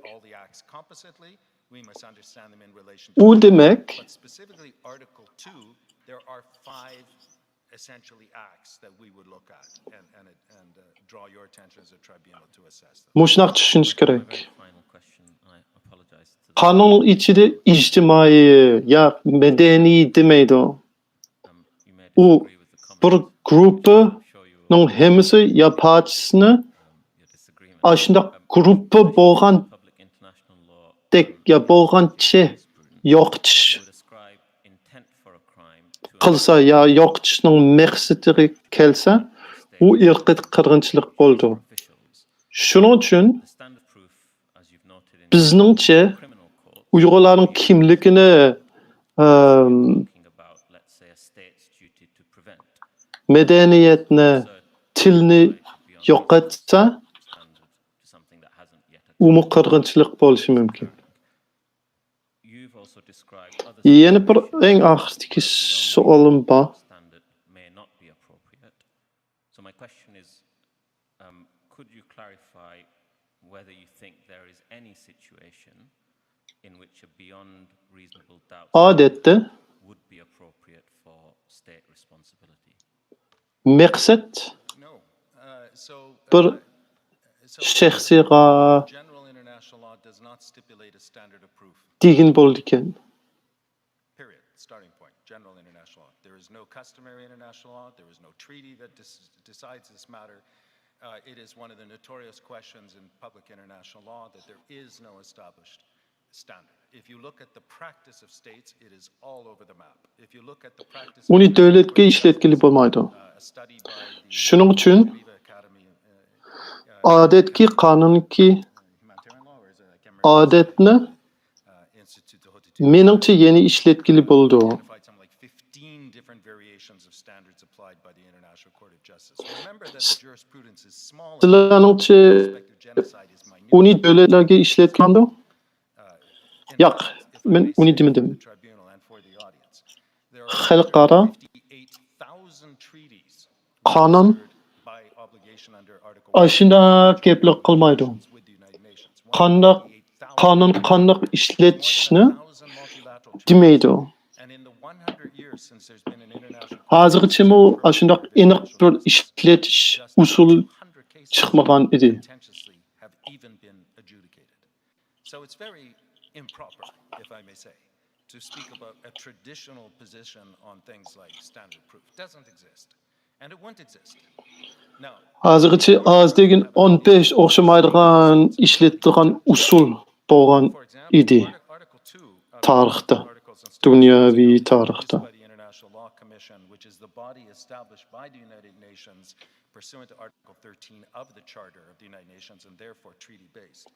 It defines the elements of an internationally wrongful act of a state. Hozirgacha 158 ming Here is an internationally wrongful act of a state qonunlar consisting of an action or omission is attributed bo'lgan edi to the xalqaroning and constitutes ichidagi. a breach of an international obligation of the state.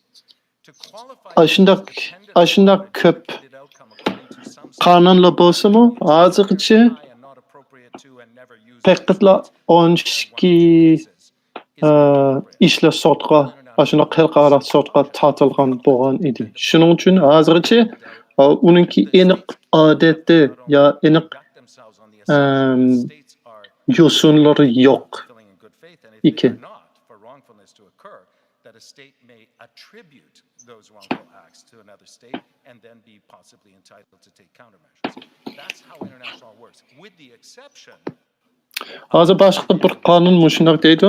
this is not only lex specialis, but it is peculiar in international law, and it is peculiar because of the importance of the individual human being. Cho'qim davlatniki o'ziniki mas'uliyati bo'lish kerak, aniq bo'lish kerak. It's not me saying that. I think if you speak to legal advisors in most countries in the world, Uni boshqa yerlarda ishlatmagan bo'lsa-mu, advise their own government if they were cho'qim ishlatishimiz kerak. reasonable doubt. And Maq shaxsiy odamlarni sotqa tortsa, cho'qim isbot bek aniq bo'lish kerak. Lekin davlat bo'lsa, The rationale behind ashundoq odatlarni ishlatsak, hech kimni, hech qanday davlatni sotqa potential criminal tort qilib bo'lmasligi mumkin. the very purpose is to protect an individual Maq shaxslarningki mesuliyeti shaxsiylarninki vazifasi hem gunohiga kelsak, davlatlarninki bilan o'xshamaydi, hem sotib boshqacha taking down information from usul bilan tushunish kerak, hem ishlatish kerak. birth rate data in the region, departing from long-standing tradition of public documentation. I mean, how is someone going to be even convinced beyond a reasonable doubt Meniki yenishki within this with these gaplarim bor. constraints? And this is why state responsibility is an important framework, because it allows other states in their sovereign capacity to make determinations without any cooperation and in fact obstacles in the way and destruction. Hozirgi shaxsiy qonunlarda bo'lgan I'll just add. odatlar shaxslarni qo'g'dash uchun bo'ldi. Lekin meningcha uni davlatga Human rights law. ishlatkili bo'lmaydi. For example, the European Court of Human Rights also operates according to a standard beyond a reasonable doubt. So within the coherent again lex specialis of international Hozir bir yerga qarashimiz kerak. Hozir statistikasi bo'lmagandan keyin shunaqa aniq isbot topqili bo'lmaydi. Chunki Xitoy uni to'rdan ilib olgan. Burun hammasini to'rga sep qo'ygan edi. Hozir yana ilib olgan. Shuning uchun biz shunaqa aniq isbot topolmaymiz. Topolmasakmi, of Mr. Diamond and Mr. Packer to find more ularni yana sotqa we reached tortib hem hukm colleagues and me to qilishimiz kerak. I'll come back to that later. Gentlemen, we are extremely grateful to you for both your reports. Sizlarga ko'p rahmat. Paneldan bir necha savol bo'lishi mumkin. Several reports that have ventured to express opinions on genocide by the PRC this year. You are, I think, the only one to present here.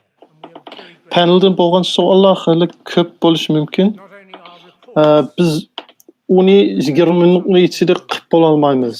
anonymity, Shuning uchun United States of America mashqisi has chosen to express an opinion. uzunroq Another state has turish kerak. what is sometimes Ulardan bir so'rab boqaylik. greatest of all Ular uzunroq turalamdi, turamamdi deb. thought it appropriate to explain on what material Sizlarga ko'p rahmat. means it has reached that conclusion. So we are very grateful to you. I will probably be comparatively brief because even in Sizlarningki yozgan dokladinglarga ko'p rahmat. my colleagues will want to ask a lot of questions. Boshqa reportlarningki Necessary in light of one or two of the things yozgan odamlar bugun mushaga kela olmadi. history. And so it was that in 1921, Shuning uchun Suleiman Tehlirian assassinated Talat Pasha, the Grand Vizier of the Ottoman Empire, in Berlin. And Raphael Lemkin Amerika Jungo irqi qirg'inchilik qilgan deb qo'ygan, lekin Tehlirian was about qandaq material bilan isbotlaydigan, qandaq had avoided justice by living abroad. isbot bo'lganligi tushuntirib bermagan. Shuning uchun sizlarga bek To minnatdorligimizni bildiramiz. the murder of nearly all his family, Biz tarixga qaytaylik. to advance the concept of genocide. He found himself in a climate, a political climate 1921 yilda of state resistance Ottomanning in the direction of law and podshohi Berlinda o'ltirilgan. and as Uni o'ltirgan odam William uningga Shakespeare sotqa said, tortgan edi. there was an appalling experience Berlinda bir in London advokat bo'lgan. Uni ko'rgan. the statute of Nemishqa trial uni sotqa tortdi, in order to ensure that the lekin statute would not expose America Ottoman podshohi suit for sotqa tortmaydi. Ottoman podshohiniki line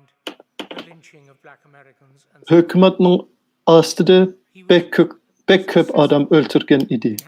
Shuning uchun mushu odam, uning ismi Lemkin bo'lgan, u polshalik. Shuningdan boshlab Ikkinchi Dunyo urushidan keyingacha ashundaq jinoyatlarni qandoq tushunimiz, qandoq sotqa tortimiz deb o'ylagan edi. Shaxslarninkilar emas, bir sistemning jinoyati. With such things as the Holocaust of the Jews was not going to be allowed for by lawyers. And so he went to the United Nations and he forced the convention through. An extraordinary act. Ondan nasistlar Ikkinchi Dunyo urushidan keyin sotqa tortgan vaqtda sotda bir ish chiqib qolgan. Be understood, and it's often forgotten, to have been much unloved by all the great powers. Shu vaqtda They didn't want it, but they had irqiy qirg'inchilik to agree with me so far. birinchi vaqtda ishlatgan. Discussions, and this may be material for Lekin later witnesses, uni isbot qilish uchun things were pek considered and eliminated. qiyin bo'lgan. Political genocide. The one at the hands of one state, the other, I think, at the hands of Russia, perhaps not unsurprisingly, and so on. And so, Shuning uchun let us be under no doubt, genocide Lemkin is not Birleşken Devletler Teşkilatı'nın a feature of aldığı bad behavior. çıkıp hazır biz sözlüvatkan kanunni Bad things that humans do to other humans, sep koydu. bad thoughts of them, and ending in mass killing. Uni çoğ devletler, onunla çoğ devletler karşı turgan. Amerika mı onunla karşı turgan, İngiliz mi onunla karşı turgan. Çoğ devletlerin hemmisi onunla koşulmasa mecburi ma'qul bo'lish Even the 70s. bo'lgan. Towards the end of the 60s, I think, or was it the beginning of the 70s, Great Britain finally acceded to the convention. China, Irqiy qirg'inchilik 5 years later, the United States acceded to the convention. An unpopular, unwanted convention so far as states were concerned. bir The reason they didn't want it may probably be Article 1. birden bir jinoyat emas. U hali jiq jinoyatning arsida bo'lgan bir jinoyat bo'ldi. Article 1 says that if you find genocide Keyin mushu gap irqiy qirg'inchilik anywhere in the globe, yo'q bo'lib ketdi. do something. Ishlatmagan. They wanted that. 50 yillarda, 60 yillarda, 70 yillarda Having ishlatmagan acceded to it, bir gap one example bo'lib in qoldi. 1971 in Great Britain, where the Foreign Secretary Alec Douglas Hume was Ondan oxiri 70 yillarda by saying, Angliya mushu qonunni qabul qilgan. Ondan keyin been asserted, Xitoy uni qabul qilgan. right, we can't decide that there's Eng oxirida and Amerika uni qabul qilgan. he said it falls on barren ground. And since then, perhaps you'll help me with this, has there been any occasion Shu qonunning ichida has responded to the imperative of Article 1? irqiy qirg'inchilikni neda bo'lsa-mo, neda topsangiz-mo, cho'qim sizning davlatingiz unga qarshi turish kerak. Bir ish qilish kerak. Or by doing something? Shuni cho'ng davlatlar qilishni xohlamaydi. For example, the invocation Shuning uchun pek uzun qabul qilmadi shu qonunni. 92, I think Eng oxirida qabul qilishga majbur bo'lgan. explicitly the Kurds in the north of Iraq and Lekin the keyin Arabs and Marsh Arabs in the south of Iraq was to protect those groups. bir ingliyalik And there had been already uni tortib genocide with regard to the Kurds in particular. And yes, let me interrupt you. Which government and what did they do? sot xalqaro rasmiy sot bo'lmagandan keyin Recall correctly, under Security Council Resolution 667, I think it was, which permitted all necessary means to hozircha dunyoning tarixida bo'lgan including this one, if I'm not mistaken. The reason I mention this uni qilgan davlat bormi? precedent to the Irqiy qirg'inchilik the Kurds ko'rgan in the context of the da Anbar operations in the Uningga so that there was credible risk. harbiy evetip uni to'xtagan ish bormi? So, at this part of the 1990s, It was I believe 1990. Bir ish bor edi. so this is the first time that the Genocide Convention may have been or was of some effect. We then come to 1998, which is the first Iroqda bo'lgan kurdlar genocide trial, and qo'rqitish uchun I think Amerika, yana Angliya, yana bir necha davlatlar harbiylar ashiga evetib bergan edi ularni qo'rqitish uchun. Genocide Convention, not very much. If we just move forward rapidly, and then I'll come back to a few more questions. When you come to something like Rwanda, to take again, I'm afraid, our own little benighted country, smaller ever. In Rwanda, the Foreign U Secretary was 1991 banging the desk, saying that the word yilda bo'lgan. genocide should Shundaq never be mı? used. And in 1990, Unda bo'lsa qonunni birinchi vaqt shu vaqtda ishlatgan, balki azroq foyda bo'lgan. Shundaqmi? Ha, shundaq. Andin 1998 ga kelsak, aşırı ancha Ruandada ancha foydasi bo'lmadi. Shuning uchun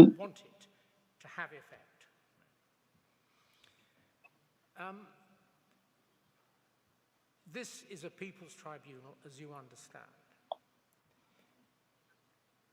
It will not make recommendations in all probability, and it will provide Ruandada bo'lgan a piece of information, or slightly composite. ko'pligan o'ltirishda Angliyaning siyosatchilari Particularly, it's here to fill a gap uningga irqiy qirg'inchilik degan gapni in respect to ishlatmay turaylik degan. Chunki ishlatsak, keyinmi shundoq. the tribunal is not an Chunki ishlatsak, cho'qim kirishimiz kerak, cho'qim bir ish qilishimiz kerak degan gap edi. Uni qilmoqchi bo'lmagandan keyin ishlatmadi. several parliaments Mushu sot emas, mushu tribunal bo'ldi.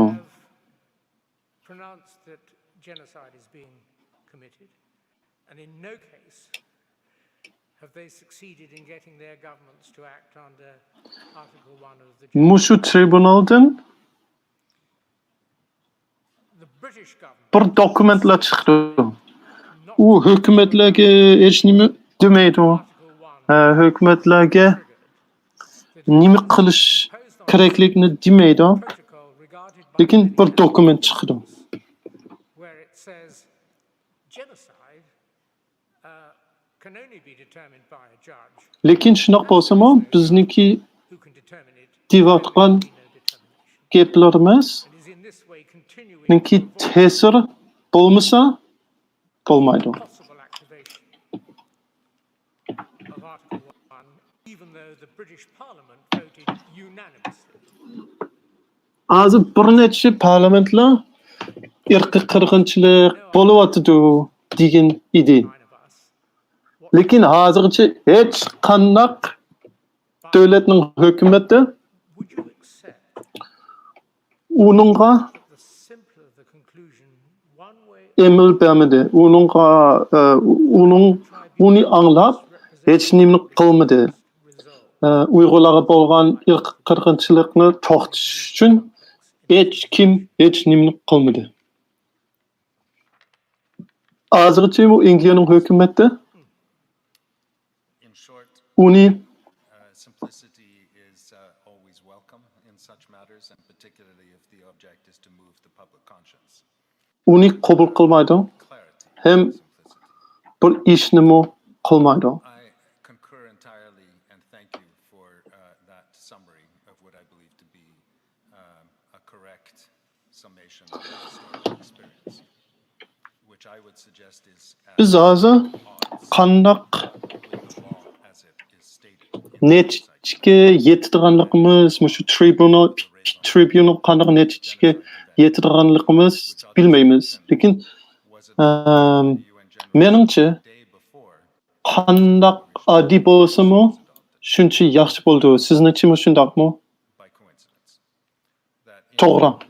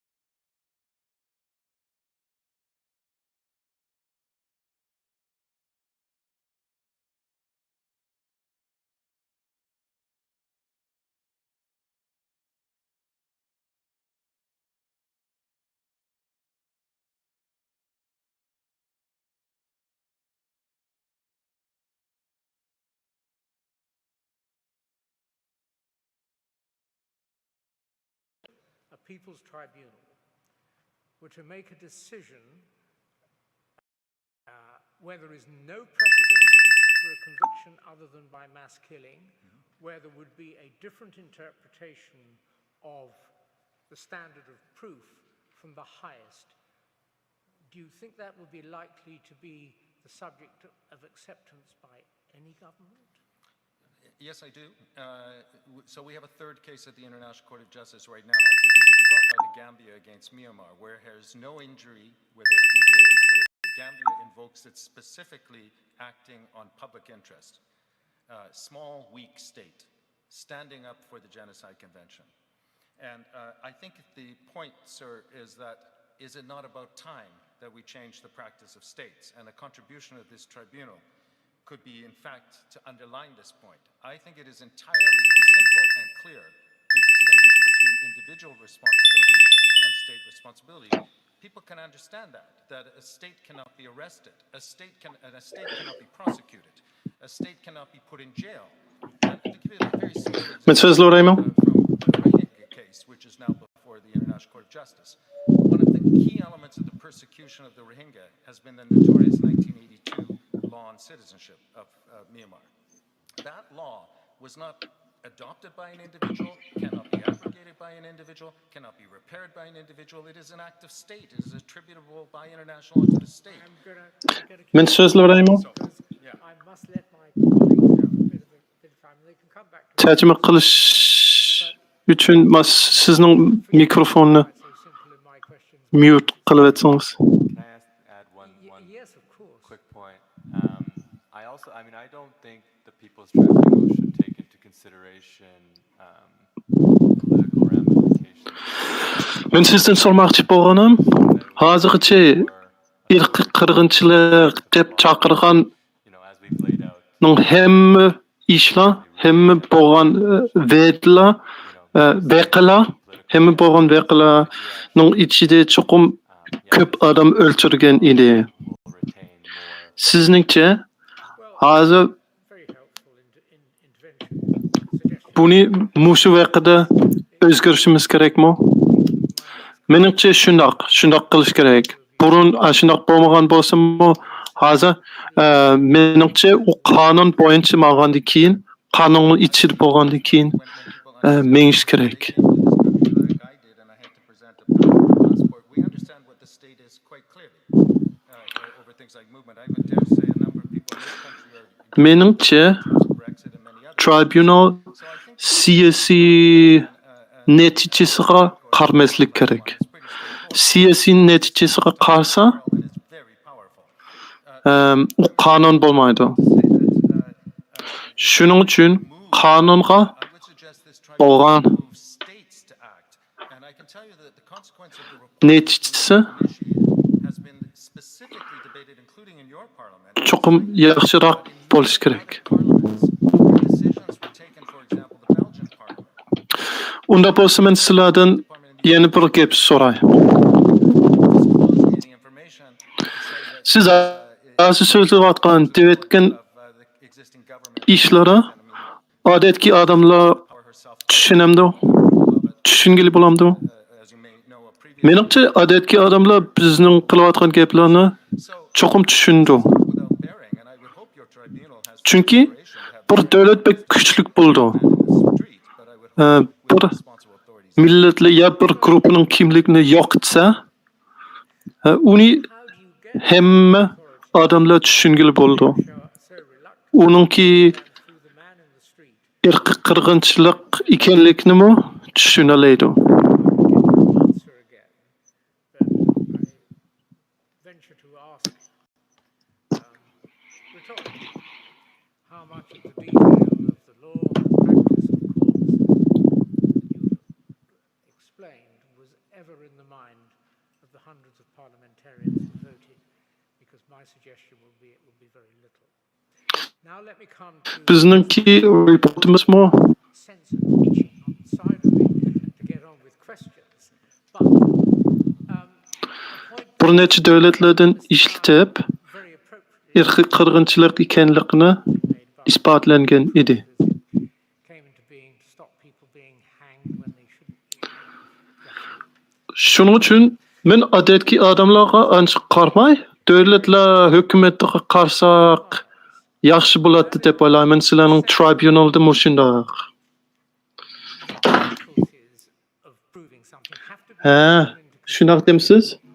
Agar shundoq bo'lsa, biz hukumatga qandoq gapirishimiz kerak? Odatki odamlar aqlli gap qilmasligimiz kerak bo'lsa, qandoq qilishimiz kerak? How can we change that for a practical outcome, gentlemen? I know, I mean, in the International Court of Justice's first decision, the Corfu Channel case, I kind of dealt with this where it said that because Lekin the country in question sizningcha complete control over its territory, hozircha aniq isbot bo'lmagandan keyin to basically give sot yana isbot bo'lmasa indirect or yana hukm qilish kerakmi? it is, I think, a fundamental, Agar aniq isbot bo'lmasa, as well as just sot hukm bermaydi. something that should be, because we have such mountains of evidence pre-2019, which have, and we're Menimcha aniq conditions that have gotten bevosita isbot bo'lmasa, pandemic even, with almost, close to zero, I mean, basically zero transparent reporting on Xinjiang right now. boshqa I do think these vositalik biroq isbotlarga ko'proq qarash kerak. evaluation. Bo'libmi mushundaq cho'ng kuchlik davlat bo'lsa, What do you think of this Xitoy observation isbotlarni yo'qitdi, isbotlarni yoshirdi. about Shuning uchun vositalik isbotga ko'proq qarmasak bo'lmaydi deb o'ylayman. investigation? What the tribunal must do, just as mathematicians, quantum physicists, engineers do, when confronted by an impasse to a known line of inquiry, is to look elsewhere, examine what is Sizningcha mushundaq desam qandoq deysizlar? testing its conclusions with the same rigor as it would have tested an investigation. Tribunal bo'lmagan isbotlarga qaramay, We absolutely accept bo'lgan isbotlarga qarab would not be beyond a reasonable doubt, which would apply to an individual. This was in the China tribunal judgment, where the standard shuni qonun bilan doubt was applied, and both findings of crime and findings ko'rib of crime were made. qilsak qandoq deysizlar? May I say there is a problematical aspect in this tribunal insofar as you are simultaneously examining matters of Lekin odatki qonunninki usulni ishlatgili bo'lmaydi. Menimcha ishlatgili bo'ldi. Burunki tribunaldami shundoq bo'lgan. individual tribunals, responsibility tribunals, or state responsibility. So you have given yourself an extremely challenging task, and I would just say that one should be Mushu tribunalda bir meselesi bor. and I think Sizlar hem davlatniki hem shaxslarning and comprehensive gunoyini, say that if we were looking at an individual like the head of state, jinoyatni birlikda the head of the CC, ko'ryapsizlar. Uni ayirish kerak. U bek qiyin bo'ldi. Mashqsiz burilish would apply this standard. qilsinglar, Looking at the state proceed as menimcha eventually apply that. That is not pek inconsistent. qiyin ish bo'lib qolishi mumkin. Well, gentlemen, subject to the points that Mr. Abraham is making, Agar biz faqatla shaxslarninki gunohiga qarab boqsak, siz deydigan gapingiz to'g'ri bo'ldi.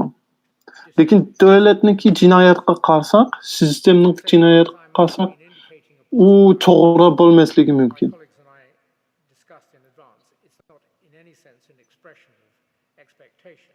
It's just to give you an opportunity to consider the efficacy of simplicity over the efficacy of a full. Uni tushundik. What all of us are concerned is that where it arises, the Genocide Convention should be activated and not left on one side. Sizningki qilayotgan gaplarni tushundik. Uni o'ylab, biz o'zimizningki I'm going to let my colleagues have 20 minutes. hukmni qilamiz. Short of 20 minutes, I might come back. Yeah, Professor Lynch. Qaror qilish uchun yana ko'proq isbot lozim bo'ldi. Men hozir meniki mushar bo'lgan paneldagilardan savolim bor. Can you tell us how the absolute birth rates to groups? Sizningki dokladingizda Uyg'urlar bilan Xanzularniki I'm not exactly a o'xshamaydi. and this Tug'ut nomeri might be better addressed to bergan, lekin policy strategic institute rasmiy and bo'lgan sonlarni bermaysizlar. who have really O'zgarishning sonlarini bersizlar, conducted. lekin rasmiy bo'lgan I mean, I think sonlarni bermaysizlar. when it's when the percentages Hozir bizga so'zlab bersanglar bo'lamdi. growth Kechiring, uni bilmaydi ekanman. Uni Adrian Zenston so'rasanglar yoki ASPI Avstraliyaningki siyosiy institutdan so'rasanglar bo'ldi. the numbers have dropped dramatically, based on previous Lekin traditional birth rates in the Uyghur community. I mean, there are meningcha tug'utniki nomeri heard earlier today about as a more repressive regime becomes apparent nomeri tushib ketgan bo'lsa, of births from the Uyghur population. So that could. There's also concerns that there may be a further bias in the data by virtue of the fact it's within the interest of those charged with reducing. shuning uchun cho'qim to'liq nomerimi tushib ketgan bo'lishi kerak deb o'ylaymiz. Buningda bir necha meslari bor. That's an interesting. Birinchisi, I'm not sure what to add, but Well, if I would say that, the balkim hozir tug'ut shundoq not new and cheklangan keyin rasmiy tug'utni and so davlatga demasligi mumkin. Shuning uchun statistikasiga chiqmasligi mumkin. Shundaqmi? we believe Uni bo'lishi mumkin. what we believe to be genocidal intent, but are being applied in a way which is intended Meningcha to hide Jungoning hukumatining siyosati tug'ut the negative inference in this. planliq tug'ut bo'lgan planliq tug'ut siyosati hozirgacha hammalarga ma'lum bo'lgan. I understand Lekin hozirgacha that like officials have quotas to reach and burun ancha Question whether that bias comes qattiq ishlatmagan edi. Hozir pek qattiq ishlattirgan bo'ldi. is if over time, or if we take the birth rates as they were a few years ago, and you project forward 10, 20 years, Mening demoqchi bo'lganim there's no doubt that the proportion proportion of Uyghurs living in that territory would increase much more. Eğer tuğut sanına qarsak, And it's possible bir neçe yıldan burun with the current situation it would remain stable. qarsak, And what I'm really ondan asking you is, do you think that if the proportion bir neçe yıldan keyin qarsak, o'xshash cho'rg'an bo'lsa, for the next 20 years, cho'qim Uyg'urlarning soni Xanzurlarninkidan because they socially ko'proq o'sishi prevent mumkin. Shundaqmi? increase in the Uyghur proportion?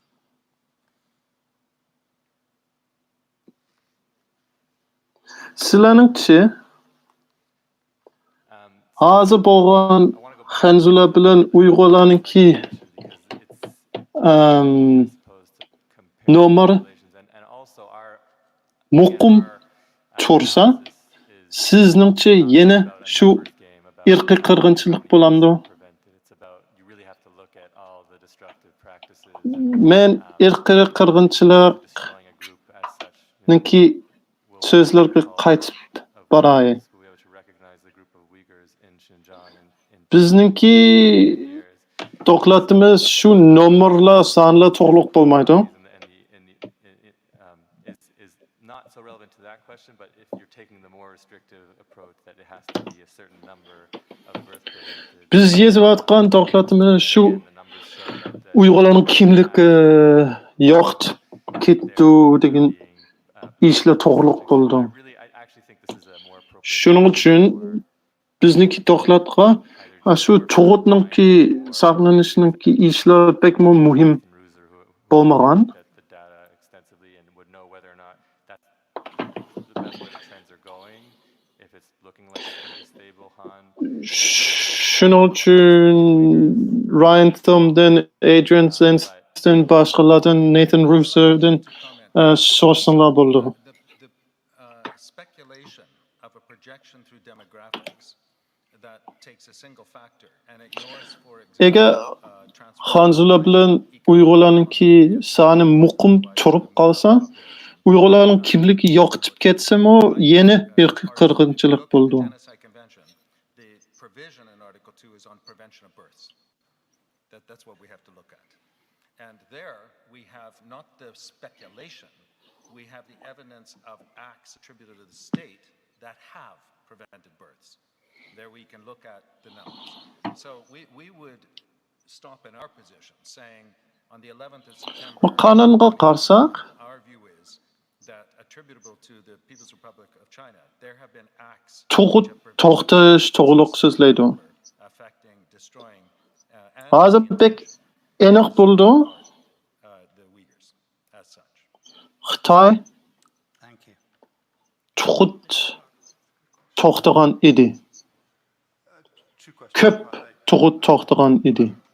Understand your division between state responsibility and individual responsibility.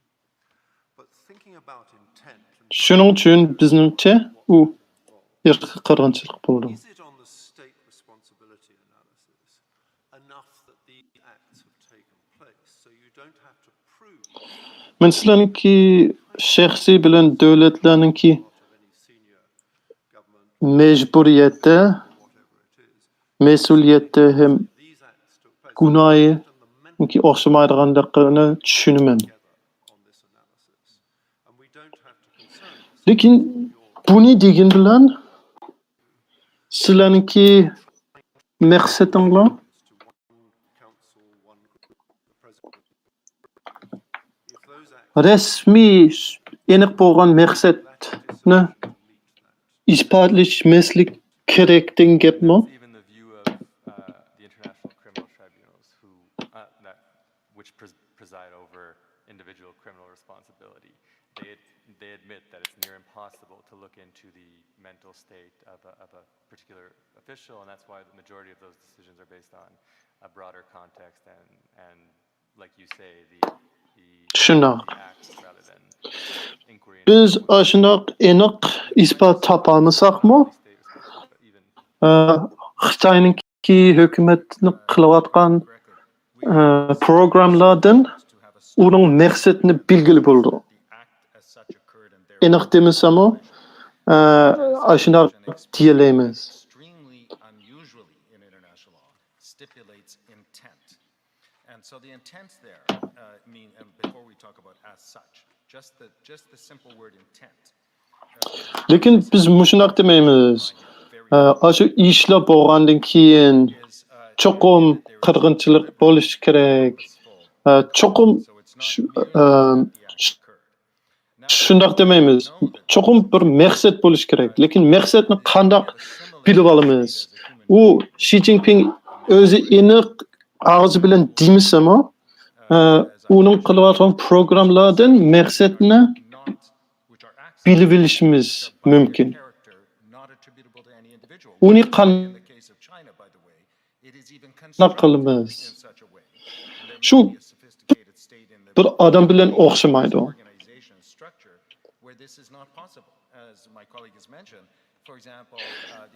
Ba'zi davlat qilayotgan programlar balkim bir shaxsning qilishi emas, ham bir shaxsning maqsadi bo'lmasligi mumkin. Lekin sistemning ichida bir xil maqsad shakllanib keldi ekan.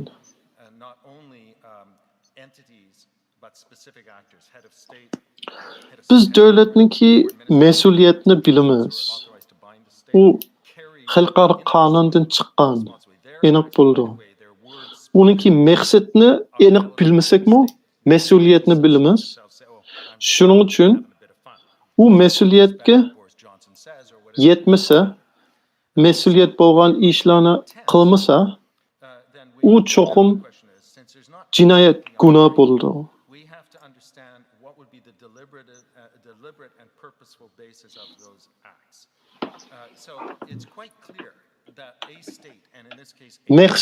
Maqsadga qarsa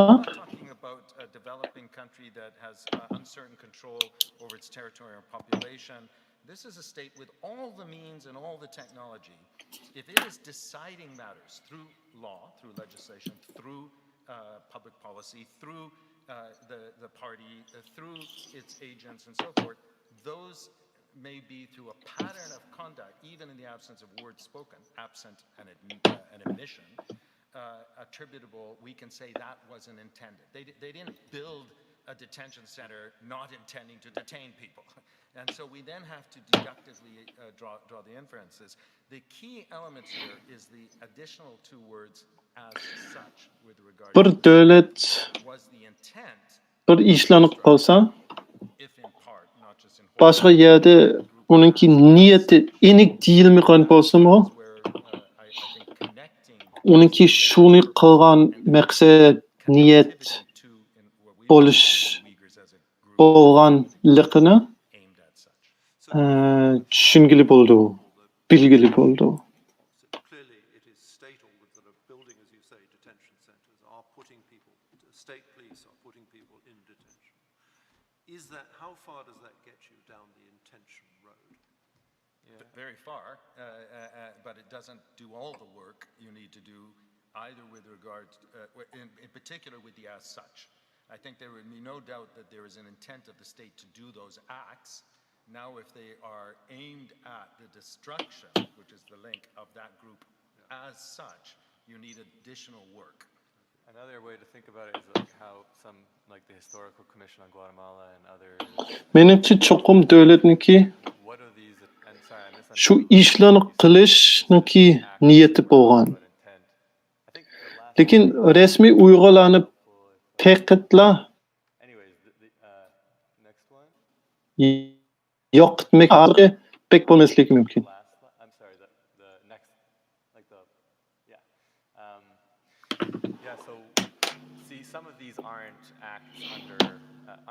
Bizning eng oxirdagi resmimiz shunga foydali bo'lishi mumkin. Categorization of Uyghur as grounds for detention, even potentially. Those things really have to be viewed from kind of a bird's eye perspective, and starting in 2017 until the present, it's not only the acts cumulatively, it's looking at all of this together and whether or not that points towards a logical sequence. That's kind of the way that the commission phrased it. Muşu resimdeki cinayetlerin hemmisi That might come about from qirg'inchilikqa kirdigan cinayetler emas, cinayet bo'lsa-mu. in addition to the 5 acts. Şunuğa aniqroq ko'rish kerak, ko'proq tekshirish kerak. Lekin hammasini birlikda qarasak, hammasini qilgandan keyin yana shu qonunda bo'lgan 5 nuqtalar bilan birga qarasak, And keep it eye, it's 15 minutes from now.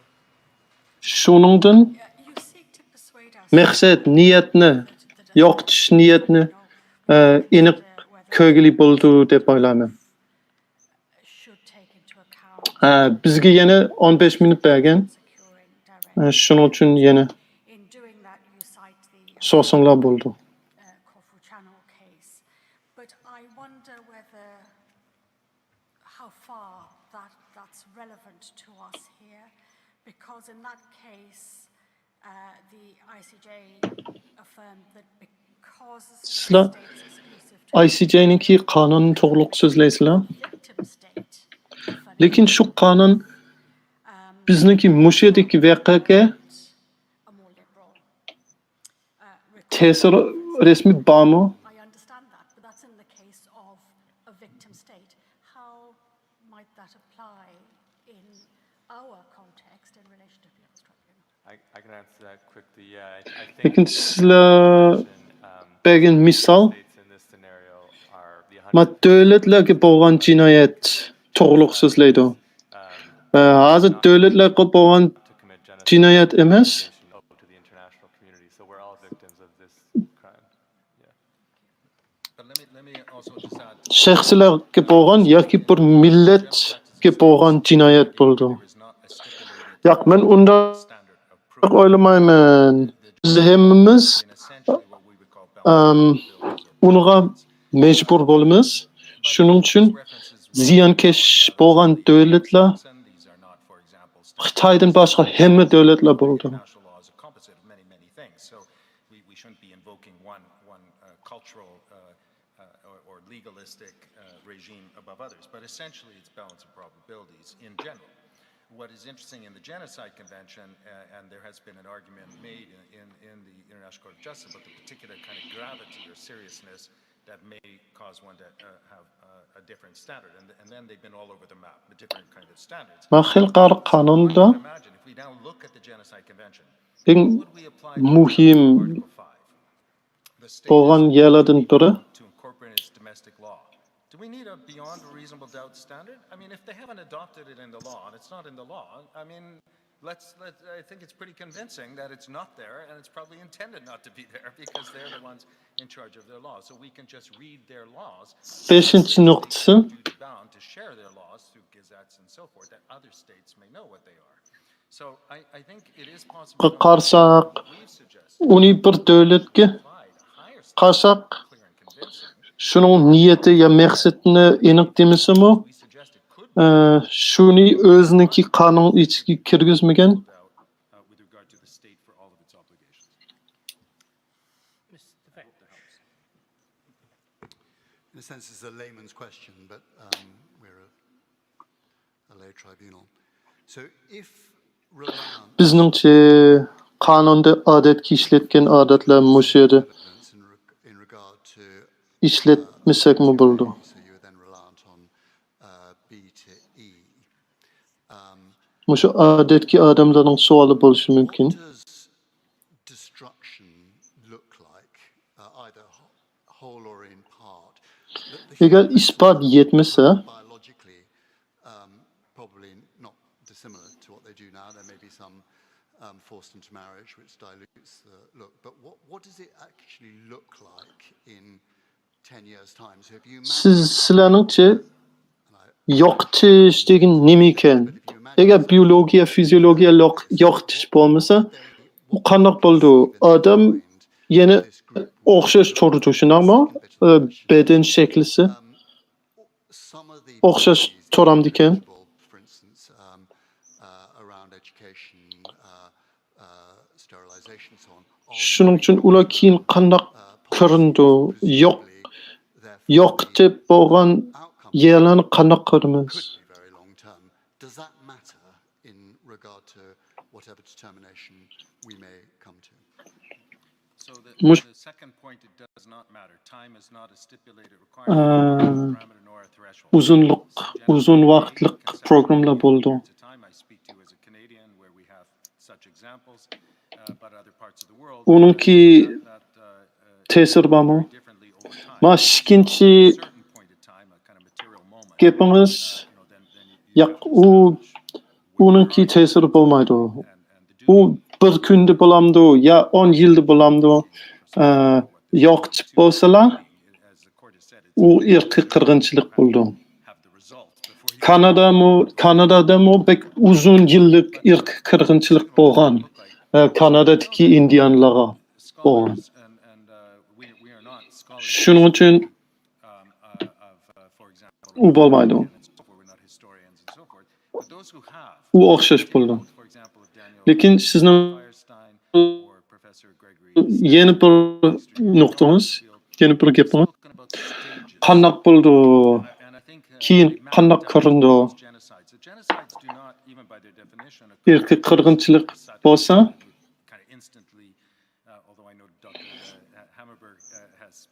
boshqalarning kitoblaridan qarasak, bir necha qism bor. O'xshamaydigan qismlar bor.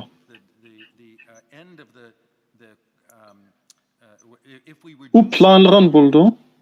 Yo'qotish asta bo'lyapti. Oldi bilan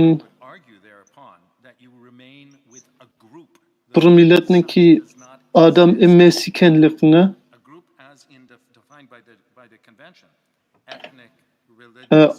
odam emas ekanligini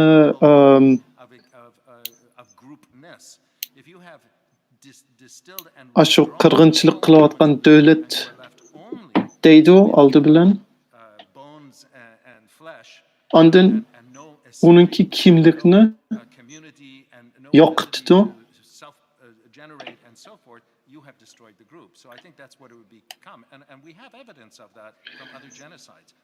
Eğer faqatla biyologiyaga bedin qolsa,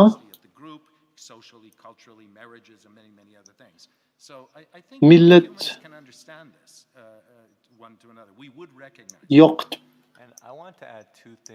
yo'qib ketdi. Uni millat yo'qotish, ya'ni irqiy qirg'inchilik demasak bo'lmaydi.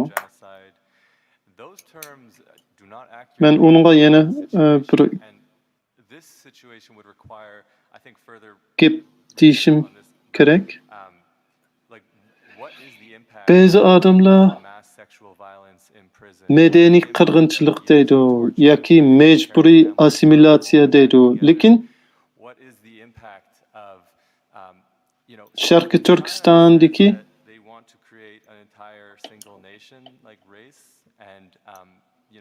happy to include Uyghurs in that race.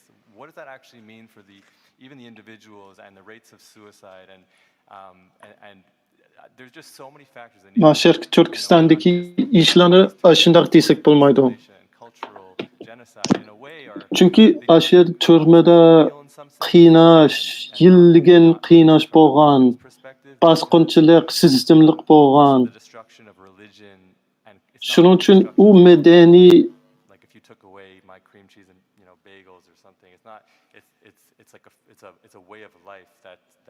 medeniy qirg'inchilik bo'lmaydi, chuqur irqiy qirg'inchilik bo'ldi. Yeah, I just wanted to note that from 10 years time from now, the destruction is kind of terrifying. U muqim bir odat ya urf-odat yo'qotish emas, butunlay bir millatningki turmush yo'lini yo'qotish bo'ldi. Bu bek qo'rqinchli bir ish bo'ldi. individual responsibility versus state responsibility. That's your proposal. Thank you for that. What if the state and the individual is fused? And by that I mean, for instance, we have notions such as the party state. President Xi has changed potentially president for life. He has Xi Jinping thought enshrined in the constitution. Kılavatkan farkınlardan sormak istedim. Direct lines that go back and up to President Xi.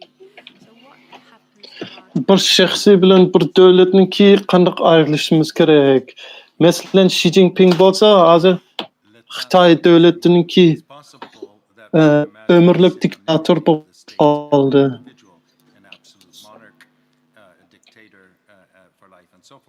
Şunun üçün şahsi bilen devlet bir bulup kaldı emasmı?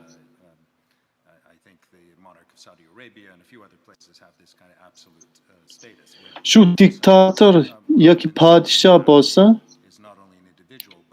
bezi misallar bo'lishi mumkin. Şahsininki butunlay devletninki patron bo'lishi mumkin. Mesela Saudiya Arabistan'da azı aşınaq bo'lishi mumkin.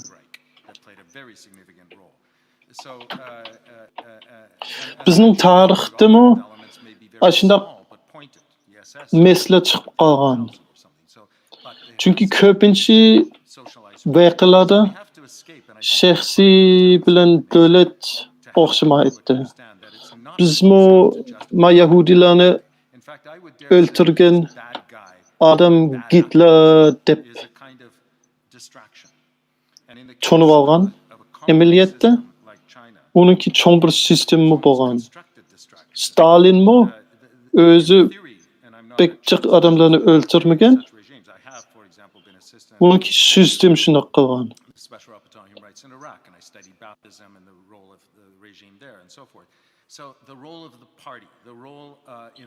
Shaxsining gunoh izlash bir foydasiz ish bo'ldi deb o'ylayman. Chunki davlatniki, sistemniki gunohini tepishimiz kerak. Bo'libmi Xitoy bo'lsa, shuncha cho'ng davlat bo'lgandan keyin, shuncha cho'ng sistem bo'lgandan keyin, u cho'qim shaxsiy to'g'riliq bo'lmaydi.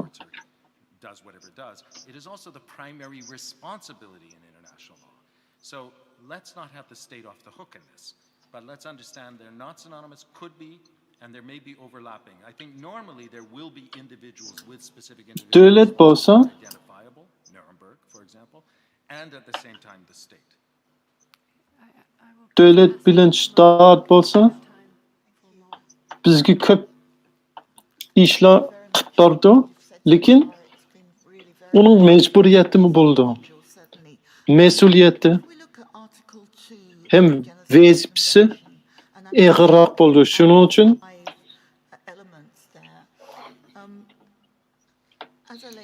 uningki gunohimi bo'ldi. Biz yana qonunga qarasak, biz hozir so'zlayotgan irq qirg'inchilikni to'xtatmoqchi bo'lgan qonunga qarasak,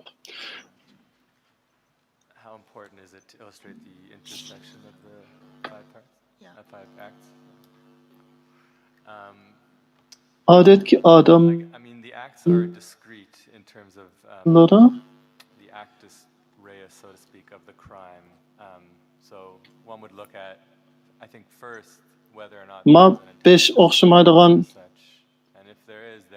ishlarga qarasak, ma qonun ichidagi besh jinoyat besh jinoyat bo'ldi. Ularni birlikda birlashib ko'rish qanchalik muhim bo'ldi.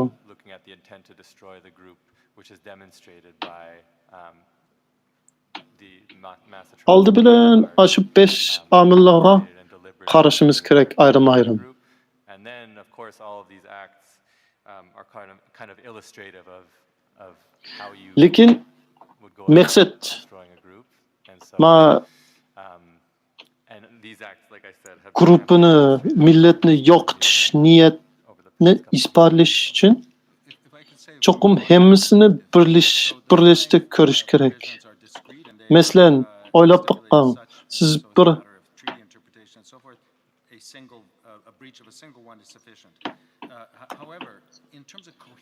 bir milletni yo'qotmoqchi bo'lgan bo'lsangiz, qanday qilasiz? Cho'qim Xitoy davlat, Xitoy hukumat qilgan ishlardek ish qilishingiz mumkin. Shundaymi?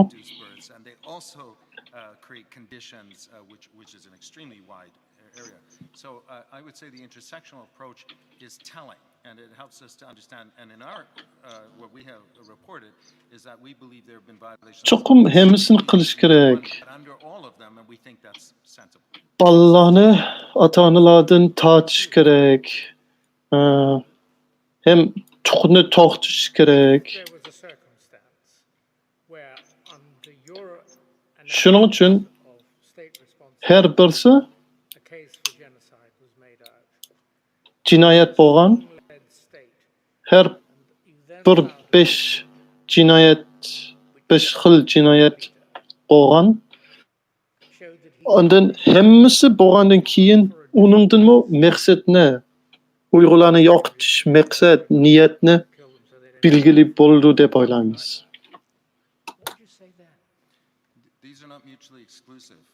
Undan bo'lsa hozir boshqa bir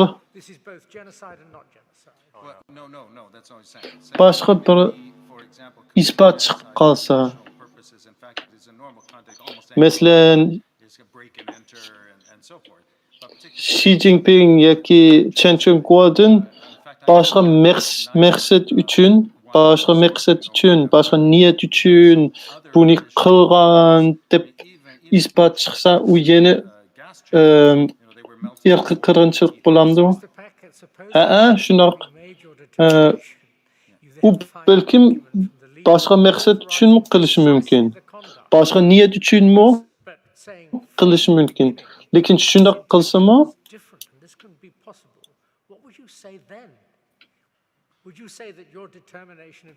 irqiy qirg'inchilik uchun, yo'qotish uchun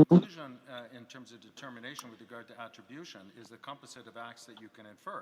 Otherwise, then I would simply, in the commission of a genocide, write a little note to myself and put in a safe saying the purpose of my genocide is not to commit genocide. I mean, that would be perfectly ridiculous. So, and that is part of the argument that has been made of the so-called sole purpose. If it simply means that the People's Republic of China today issues a statement saying, and they do, they argue counterterrorism, they argue. Boshqa bir yerdan boshqa maqsad chiqib qolsa, yana qilayotgan ishlardan yana shu maqsadni ko'rgili bo'ldi, tushungili bo'ldi. Boshqa maqsad bo'lmasa, legal genocide, just in case this becomes helpful in future evidence. Sociologists are also able to look at genocide from a different perspective, and indeed to prove the existence of genocide according to the stages or the constituent elements. Is their circle bigger than, in your view, than the legal circle, or is it a Venn diagram that intersects? And if you want to think about that and send us a note, I'd be only too happy, but it just could arise and it's quite helpful thinking. Third question, before I hand back to Mr. Abraham, and then I'll express my gratitude to you. But the third question is, if we would like to find a contemporaneous writer opposing your view, who would it be? Apart from William Shabas, of whom we know. And I ask you simply because, as you know, you're the only ones who've been good enough to turn up and help us. Who would be the person to turn to for the other view? Professor Chavez, with whom I have enormous respect and I've known for many years, and with whom I would say... Hozir yezayotgan odamlarning orasida sizlarniki ko'z qarashinglar bilan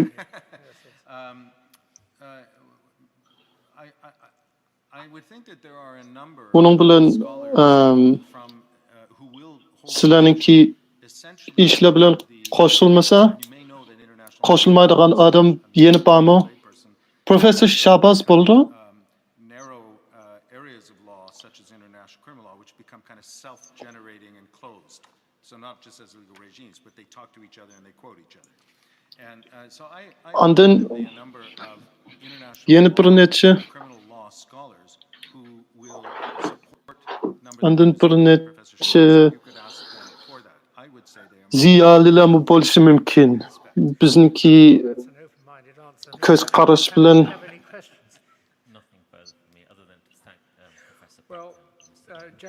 qo'shilmaydigan bizniki. And if you wouldn't mind sending us a note of those two things in publishable form, as we'll put it obviously on the website. Further, if in our deliberations we wish to address you questions in writing, might either or both of you be willing to help us? with pleasure, and we'd be honored to do so. Başka sorularınız var mı? Can we have a limited break of 10 minutes, please? You can. Yo'q, rahmat. Başka savol yo'q. Keyin yana savol chiqib qolsa, sizlarga yazsak, xat yazsak bo'lamdi? Bo'ldi albatta.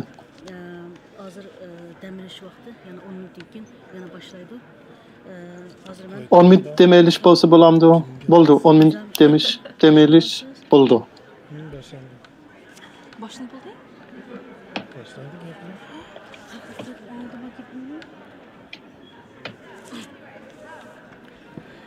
Assalomu alaykum aziz qarindoshlar, televizor oldidagi aziz qarindoshlar. Men endi 10 minut demadim.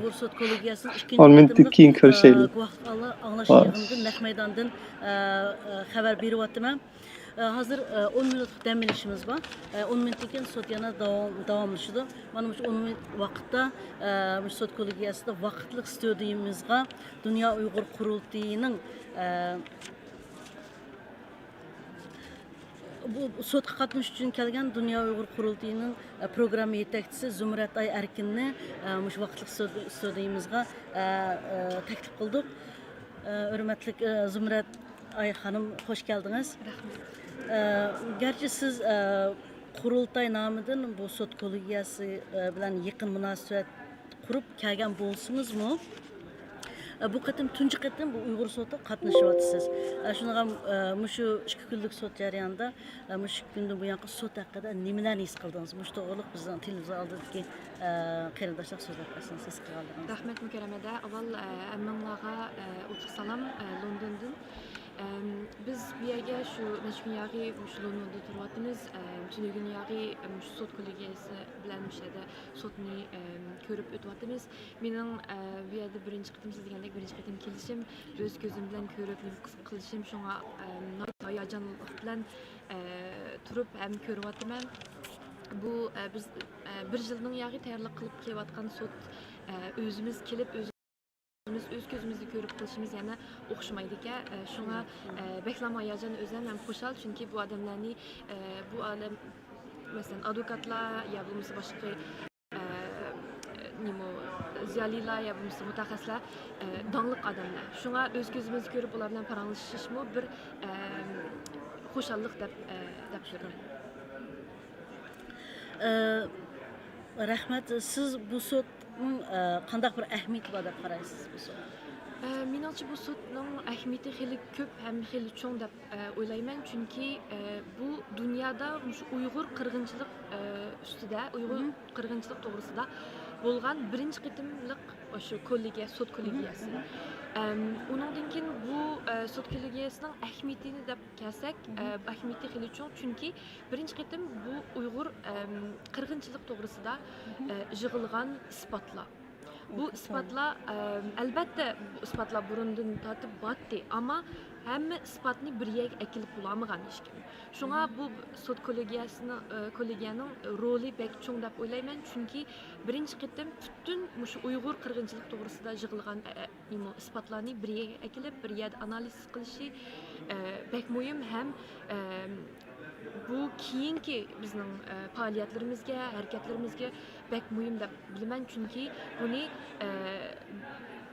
tarafsiz bir doklad ishlab chiqdi.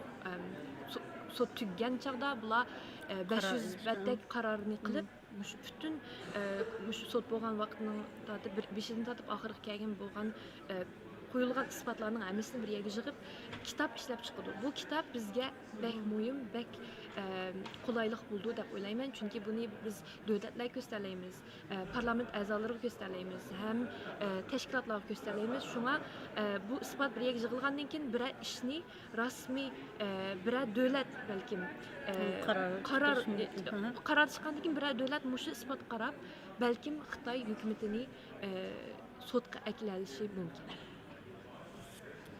İnşallah shunday bo'ladi deb umid qilamiz. Hozir shu damlashning oldidagi ikki guvohchi so'zlagan ikki tadqiqotchi to'g'ri azroq so'zlab bergan bo'lsa, ularning hammasini anglatamiz. Anayda muhim so'zlarni qildi ham bu qatimqi bugungi sotib eng jiq savol so'raldi ulardan. Bu ikkisining Professor John Packer bilan Yona Diamond ikkisining xili bek yaxshi bo'ldi, ham bek muhim, chunki bu ikkisi shu qirg'inchilik to'g'risida so'zildi. Bir davlatning qirg'inchilik bo'lgan o'zining responsibility deymiz, o'zining responsibility'ni uyg'urcha hamda qanday qilib o'zining tercümesini unutib qoldim, responsibility'ni. Ama bir davlatning shu qilgan ishlarini qirg'inchilikqa to'g'ri keldi deb bularni shu termini toza inchik tushuntirib chiqdi. Ham masalan BDT'ning shu qirg'inchilik konvention deymiz, shu qonunsida qarab shu hozirgi vatani bo'layotgan Sharqiy Turkiston bo'layotgan qirg'inchilikni shu qonunga qaratib shu qonunning nimalariga kirdi deb tushuntirib chiqdi. Shunga advokatlarni, o'tagan advokatlarni savollari chiqdi, chunki bu xili bir tas savol bo'ldi, chunki bir davlatning qirg'inchilik qildi degan bir narsa xili bir cho'ng gap. Shunga ham bu xalqaro qonundimi shunchalik inchik bir tunishgan ham inchik bir savol. Shunga bular xili savollarni so'rdi. Sorgan savollardan muhim savollarni so'rdi o'zlaridan razam. Yani bugungi sot yana tushungan so'zlaydiganlar Uyg'urlardan bormi? Yana tushungan so'zlar sotda guvohlik berilgan. Hozir bu tanaffus tugagandan keyin Bahram Sintash akamiz so'zlaydi. Undan keyin qozoq guvohchilar bor. Ularni bugun tushundan keyin so'zlamoqchi inshaalloh. Hürmetlik televizor ko'rguvchi qarindoshlar, bu sotnimiz naytı yaxshi ketyapti. Yana boshqa bu Angliyadan kelgan Uyg'ur qarindoshlarmi hali keldimi bugungi? Bu sotga men shu ularni ko'rib hayajonlandim, chunki Uyg'urlardan bütün Uyg'urlar keldi, Londondagi Uyg'urlar keldi, ama Yevropadagi jiq Uyg'urlar kelibdi, jiq yerlardan, Germaniyadan, Gollandiyadan, Norvegiyadan, ham Kanada, Amerikalardan tatib Uyg'urlar yeni yerlardan keldi.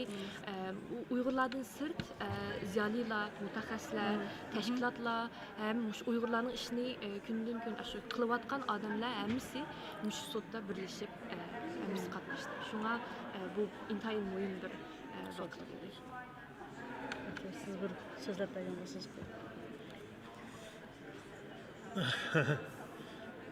Bu qatimqi bu ikki akademikniki, ya'ni John Packer bilan Yona Diamondman. Bu ikkisiniki naytı negizlik, ya'ni shu sotning qaror qilishiga hal qilg'uch rol o'ynaydigan bir tadqiqotni so'zildi. Buningda aslida berilgan vaqt 1 soatdan lekin 2 soatga cho'zilib ketdi. Hatto 9 sotchining hammasi savol so'radi. Bu yerdagi negizlik masala zodi bo'ldimi, bo'lmadimi? Mutaxassislarning og'zidan anglash bu menimcha bo'lgan chaqda bu yerdagi gap bular o'zining tadqiqotidan emas, bir o'zining hayotidanmi intanbadi deb qarayman. O'tgan qitimda shunday bo'lganda nurg'un tadqiqotchilarni ta'latgan bir sud bo'ldi. Chunki bular o'zining axloqiga, tadqiqotiga emas, o'zining hayotiga bir javob beryotdi. Bu yerda faqat ilmiy bo'lgan bir narsa emas, o'zining kishilik axloqi, ham o'zining tadqiqoti, ham o'zining hayotida buningdan keyingi butun hayotiga bo'lgan bir narsa deb qaradim men bu o'zimning ta'sirotida. Chunki bu hal qilg'uch bir sud. Agar buning irqiy qirg'inchilik emas deb qolsa, bular buningdan keyingisiga javob berish kerak. Chunki irqiy qirg'inchilik davomlashyapti. Bu to'xtug'ini yo'q. yoki bu tarixdagi narsa emas, dal hozirning o'zida bo'lganligi uchun bular agar xato javob bergan taqdirda buningdan keyingi vijdoniy so'roqqa tortiladigan bir ahvolda qoladi. Shuningga bir o'zining mandala boshqa fanni, ya'ni tabiiy fanninki tadqiqotlariga emas, bir o'zining hayotiga intom berayotgandek bir tuyg'uda bo'ldim men abay. Shuningga uning ustiga yana bir narsa, shu sotninki eng negizlik nuqtasi. Yani erkek qirg'inchilik mi emas mi? Biz yana bir narsa qarasak, Uyg'urlar balkim ba'zilar xotirjam bo'lsa, ba'zilar ansirayotgan bo'lishi mumkin. Dalil isbot to'liqmi emasmi? Bu narsani aytib ko'p tilga ilindi. Ya'ni bu davlat sifatida erkek qirg'inchilik qilib berilyapti, shaxsmi? Bu ikkisini qanday ayirish kerak? Haqiqatan bir yilqi boshqalar o'ylagan yoki o'ylamagan, yana intayin inchki bir nuqtalar. Shuningga bu sotchilarmi hammasi degidek savol so'radi. Hal qilg'uch bir rolni o'ynaydi deyman, chunki bu ikkilisi erkak qirg'inchilik ekanligini, ham buniki haqiqatan bo'lganligini o'ziniki tadqiqot emas, bugungi guvohligida isbotlab o'tdi. Shuningga shu guvohlikdan keyin meniki umidim yana biza oshdi. Lekin biz sal qaramasligimiz kerak. Sot bo'lgan ekan dalil isbot qaraydi. Biz dalil isbotni to'liq ta'minlab bera oldikmi? Mening o'zimningcha biz to'plagan dalil isbotlar yetarli emas. Biz buni nihoyat hushyor bo'lishimiz ham inchki muomala qilishimiz kerak. Uyg'urlarning erkak qirg'inchiligiga Xitoy hamma narsani yo'shirib yo'q qilayotgan bir paytda faqat chet eldagi necha 10 guvohchi bilan buni isbotlash amaliyoti mumkin emas. Mush tadqiqotchilarning natijasiga tayanmasak, bu nihoyat bir cho'ng ish, chaqchaqqa qilib bo'lmaydigan zil. Şunun buningdan keyin 12-oygacha bo'lgan aralıqda biz bilimiz hukumat ishlaganlar bor, Xitoyniki nurg'un ishki sistemalarda ishlaganlar bor. Bular o'rnidan dasturib qo'padigan vaqt keldi. Hozirgacha qo'pmadi.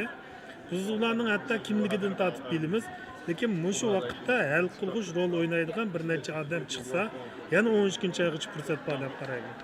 Rahmat. Şu Abay Baxtiyar degandek bu guvohchilik berish oson ish emas. Abay degandek bular o'zlarining o'zining shaxsiy nimasidan bita musha kelib Uyg'urlarning ishini qilmaymiz, mush Uyg'ur qirg'inchilik to'g'risida so'zlaymiz deb nurg'un masalan tahdidlarga uchirdi. Masalan yaqinda Xitoy hukumati shohidlarimizga tahdid qildi. Hozirgi shu mutaxassislarga xil tahdidlarni qildi. Shunga bularning kelib qilishi o'z shu naq maydonda qilishi bir cho'ng bir jasoratlik.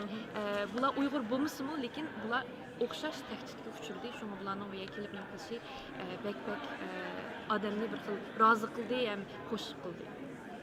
Shunda hozir ham Baxtiyorning gapini oldinglar, Zumrat ayning gapini oldinglar. Ya'ni biz yana 12-oyga qadar yana vaqtimiz bor, yana guvohlik beradigan qarindoshlarimizning yana jiq uyoq bu yoqni o'ylamay, qat'iy niyat kelib, jasorat kelib, g'ayrat kelib guvohlik berishni umid qilamiz.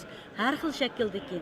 Yana hozir Baxtiyorim dedi, hatto kimligini bilamiz, ammo sizlarning o'rinlardan dast qo'pib, qo'rqmay, uni buni o'ylamay guvohlik berishinglarni yana bir qatam bu yerda umid qilamiz. Sizga nima deydigan? Boshqa deydigan gapim yo'q. Shu hammalarning qizg'in shu Uyg'ur sudini YouTube'da ko'rib erishinglarni umid qilamiz. Rahmat, vaqt chiqarib hozir Zumrat ayimni aytdi, aldirash bir tarafdan naq maydonni berib, yana bir tarafdan yezib qilyapti. Rahmat, vaqtli studiyamizga kelib, vaqt chiqarib so'zlab berganingiz uchun rahmat. Hamma musha kelgan qarindoshlarniki hammasiniki nihoyat muhim xizmatlar bor amaliyotda shu Angliyada ilib berayotgan. Bu yerda kelganlar ba'zi kishilar guvohchilarimizga madad berish uchun kelgan bo'lsa, Zumratga o'xshash ham logistik xizmatlarga, ham guvohchilarga, ham sotning xizmatlariga shu bir yilda yordamlashib kelyapti. Yani bu xizmatchilarimizniki o'zinikimi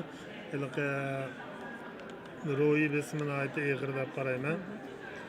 Hozir sud tanaffus oxirlashib qolibdi. Yana birdan saqlasak. Yana yana tekrardan hammalarga salom. Biz har kuni naq maydonda beryapmiz. Muşaq dəmiliş arlıqlarında guvohlik kelgan, berish kelgan guvohlik berib bo'lgan shu guvohchilarni hammasini yana ziyorat qilamiz, sizlarga sunamiz. Bugün ikinci günü Angliyaning Londonda naq maydondan beryapmiz. Yana bugün tugagan chog'da yana damilish arliqi bo'lsa yana ziyoratimizni qilamiz. Yani bu yerden tekrardan bütün Uyghur qarindoshlarımızdan ümit qildiğimiz guvohlik berish, isbotlarni qo'rqmay Xitoy tajovuzchilaridan qo'rqmay o'rninglardan dast turib guvohlik berishga tirishinglar. Har bir kichik bir nuqtalar intayin muhim. Shundaqmi, Baxtiyor? To'g'ri deysiz. To'g'ri deysiz. Abay degandek, masalan, Abdusalom Efendi bo'lsin yoki Rayima xonim bo'lsin, hammasi tasodifiy fursatlarda uchrab qolgan hayotda muhim guvohchilar. Guvohlikqa hargiz salqarmaslik kerak. Uyg'urlarning irqiy qirg'inchilikqa uchrayotgan mushundaq bir minutda hamma odam o'rnidan dastur guvohlik berish kerak. Bir odamniki balkim puttasab turolmasligi diqqat etilmasligi mumkin, lekin 10 minglagan, 100 minglagan odamningki guvohligi Uyg'urlarning irqiy qirg'inchiligiga qarshi turib bo'lmaydigan bir dalil isbot bo'ldi. Hammanglarga rahmat. Naq maydon qaytib kelaylik.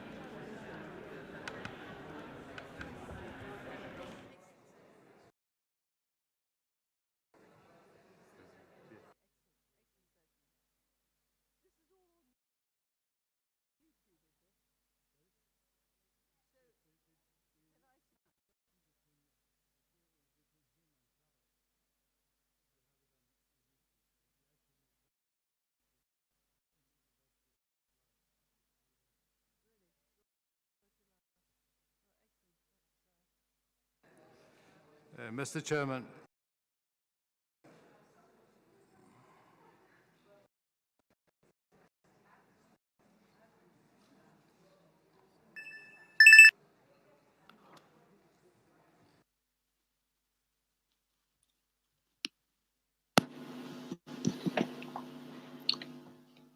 Yaxshimiz.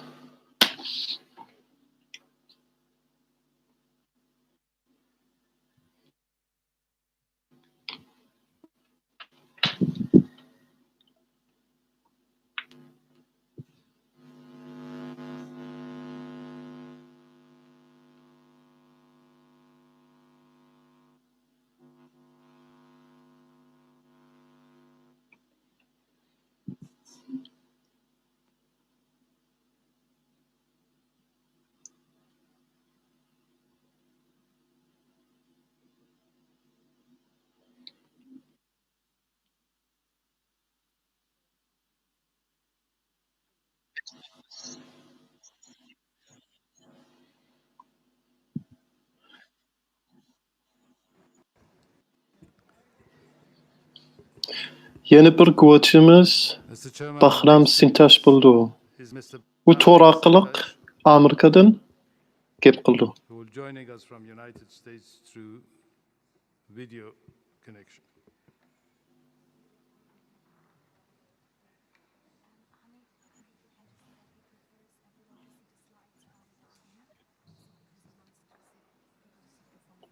Sintash Efendi Uyg'urlarning madaniyatlari hem Mr. Sintash is an artist, open source researcher and multimedia designer who focuses on Uyghur history and culture.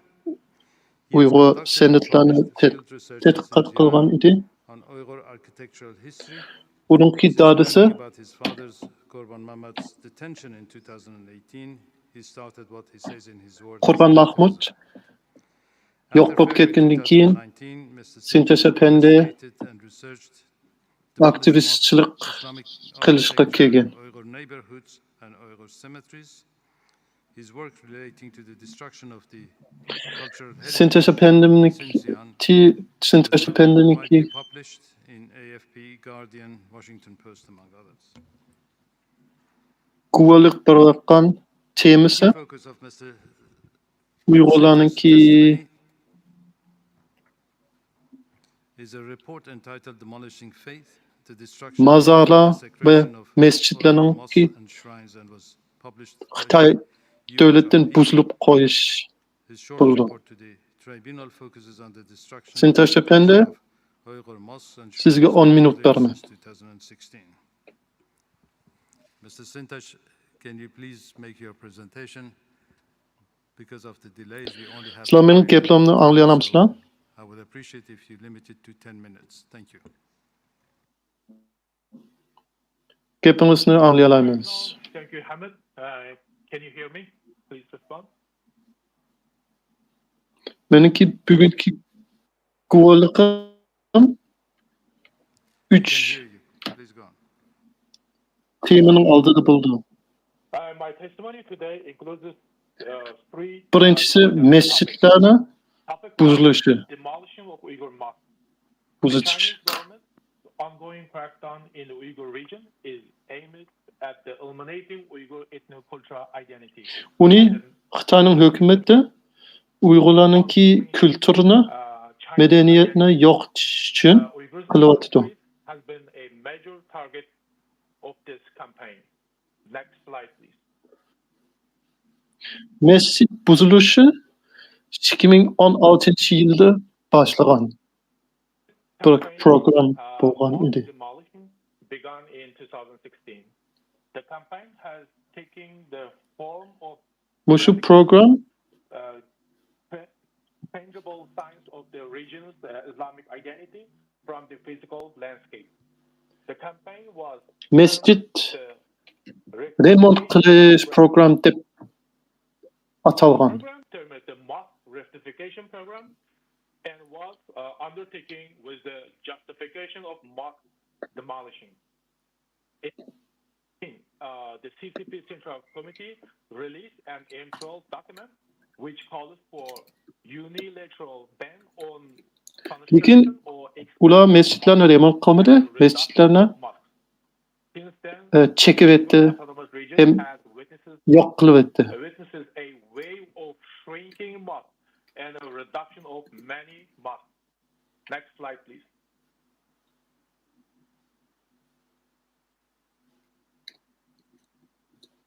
More than 140 Bazı mescitlarninki which have been fully or partially destructed or demolished. şekli özgertgen.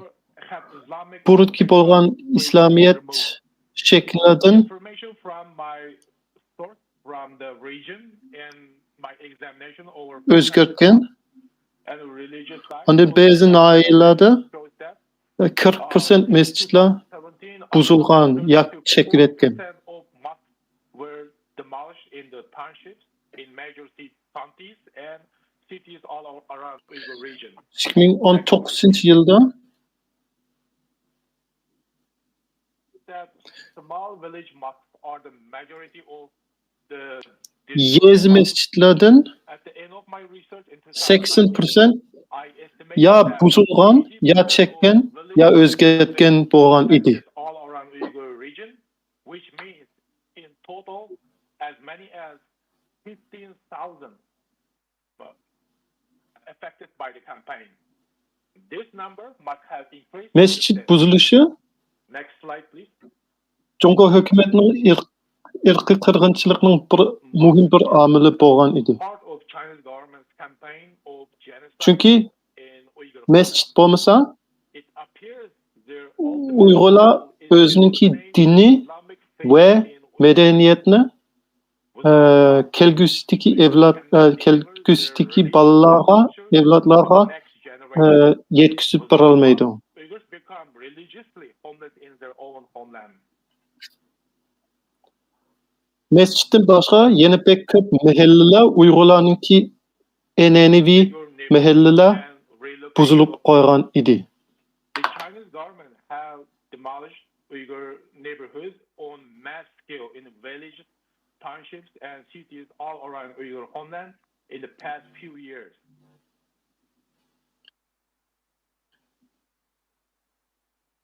Of mosque destruction, the Chinese government have been Remont qilish, campaign under uni mescit yaxshi qilish, taraqqiyot qilishninki bahonada qilgan edi. Amaliyotda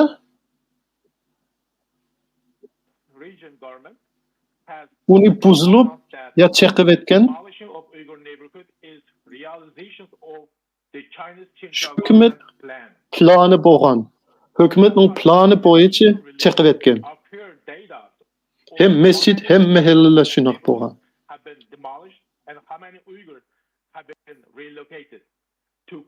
Şinjan kundalik xabarlarda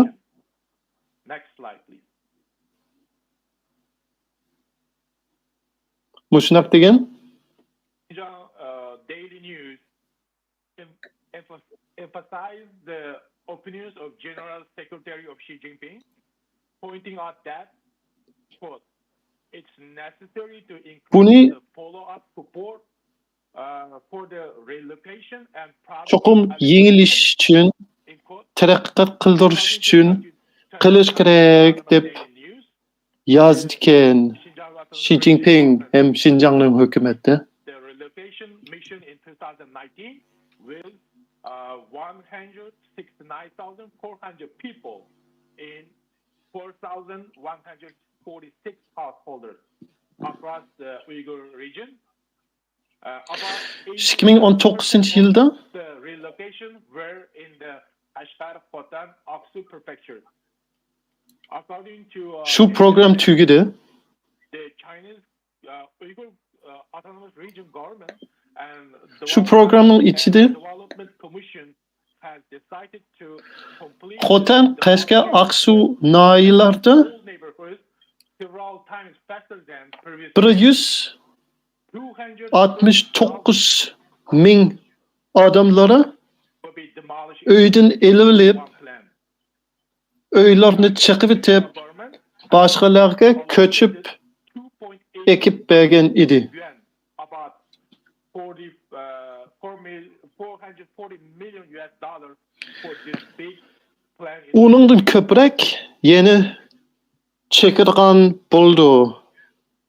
Examples. According to 2030-yilgacha yana 250 ming odamlarningki uyni chiqish, ularni boshqa bir yerga olib bormoqchi edi.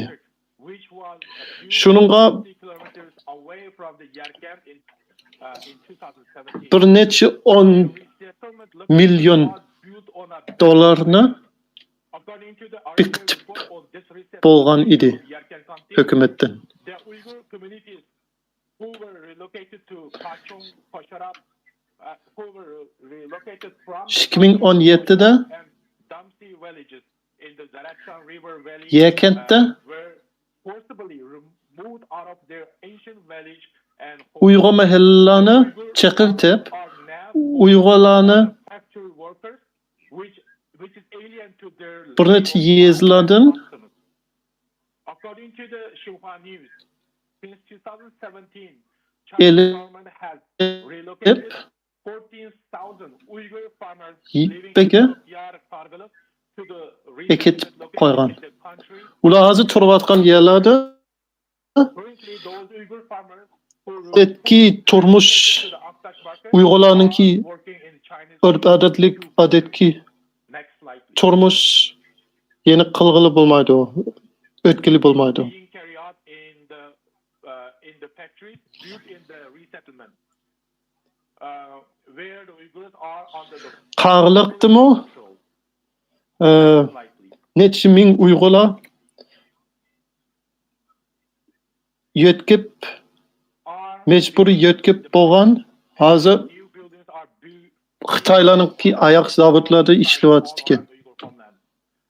I documented 8 of those neighborhoods which were demolished in Urumqi, Yarkent, Keria, Kargil, and Karakash between 2018 to 2019.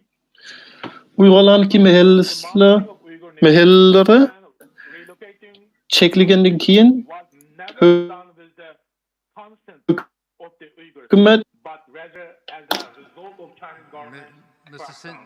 Sintosh, sorry to cut you short because we have very limited time, and these are all in your report with the pictures. So if I may, I have 2 or 3 questions which I would like to raise before. Uyg'urlarningki uylarini chiqish, Uyg'urlarni yötkish, You say that hergiz Uyg'urlarning ma'qulligini elib qilmagan. U mejbur qilgan Uyg'urlarningki you say in your report that you have personally investigated the destruction or partial destruction of ümidiga qarshi bo'lgan. You also refer to your examination. Kechiring, sizning reportingizda Is it correct to say that shu gaplarning hammasi bor? especially the 15,000 mosques is your best estimate? Reportda Not based on empirical studies of the sites.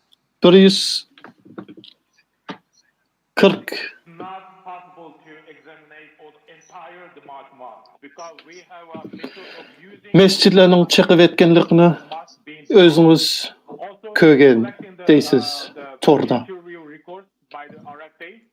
The officials they told that the percentage of the mosque that's been demolished Unda bo'lsa counties and towns. 15,000 mescit buzilib qolgan degan gaplaringiz u o'zingiz ko'rmagan, lekin shu o'zingiz ko'rgan 140 mescitlarning sonini elib, cho'ngaytib qilgan son bo'ldi, shundaqmi? Have been demolished. So using this kind of method to the apply to the other cities and the townships, we can have estimated number. The 15,000 Shundaq biz ba'zi yerlarda ko'rib might be more than this until now. It's a very small. bir yezningki nechilik mescit buzilgan, o'zgartgan yoki chekkanlikni ko'rib, ondan hamma yezlarga qaramay, lekin boshqa yezlarda mushundaq ko'p mescitlar bo'lishi mumkin deb o'ylasak, shunchalik ko'pmi chekib ketgan bo'lishi mumkin. Mushu sonlar meniki 2019-yilda bo'lgan sonim.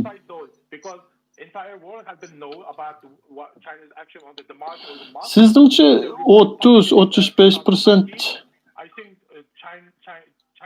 mescitlar chiqib etgan. Uyg'urlarni yoqitmoqchi bo'lsa, nimishqa hamma mescitlarni chekmadi? Balkim bizning ish sabablik bo'lgan bo'lishi mumkin. Ular hammasini chekib etmoqchi, lekin biz uni ko'rgandan keyin chekishni to'xtagan bo'lishi mumkin.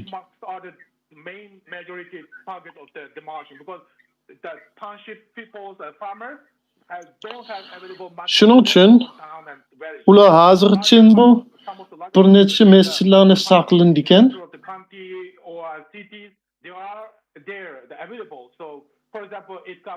Xalqlarga ko'rsatish uchun qaranglar, biz islomga hurmat qilamiz, islomni saqlaymiz deb. Amaliyotda uning gaplari bo'lgan bilan ular shuni qilmaydi. Bu packetlar o'zini yaxshi ko'rsatish uchun yana bir necha mescitlarni chiqib etmaydi, lekin chiqib etmasa, hozirgacha burunkidek ishlatgili bo'lmaydi. Is this policy limited to Xinjiang, or is it being carried out throughout China, that the older neighborhoods are destroyed to give way for the new cities? Lekin 15,000 buzilgan, buzilib qo'ygan.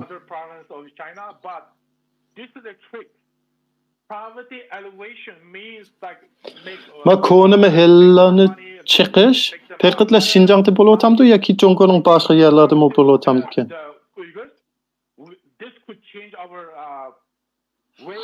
Boshqa o'lkalarning siyosatini men bilmayman. I call quote unquote labor towns where people work in the factories. This is not Uyghurs have been living. So this could affect the Uyghurs. Lekin Uyg'urlarga kelsak, shundoq qilsa bizniki butun turmushimiz o'zgarib qoldi. Butun madaniyatimiz buzilib qoldi. People moved into the factory neighborhoods. This affects to our growth of population because, as you know, the city population compared to the Biz musulmon bo'lgandan keyin, boshqa madaniyat bo'lgandan keyin the living style in the farmer in the counties, natural population growth. bizningki o'zimizga xos bo'lgan madaniyatimiz bor. Biz bino uyga ko'chib qolsak, shu madaniyatimiz yo'q bo'lib ketdi. They work in the factories. This just changed entire Uyghurs living style and customs. This affect the Uyghurs.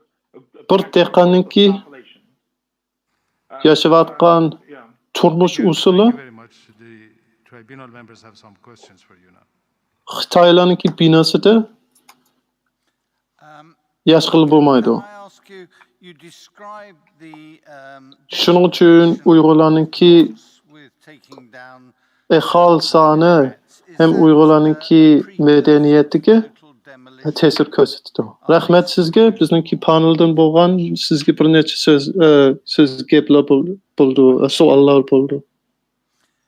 You describe the taking down of domes and minarets on mosques and ask, is that a precursor?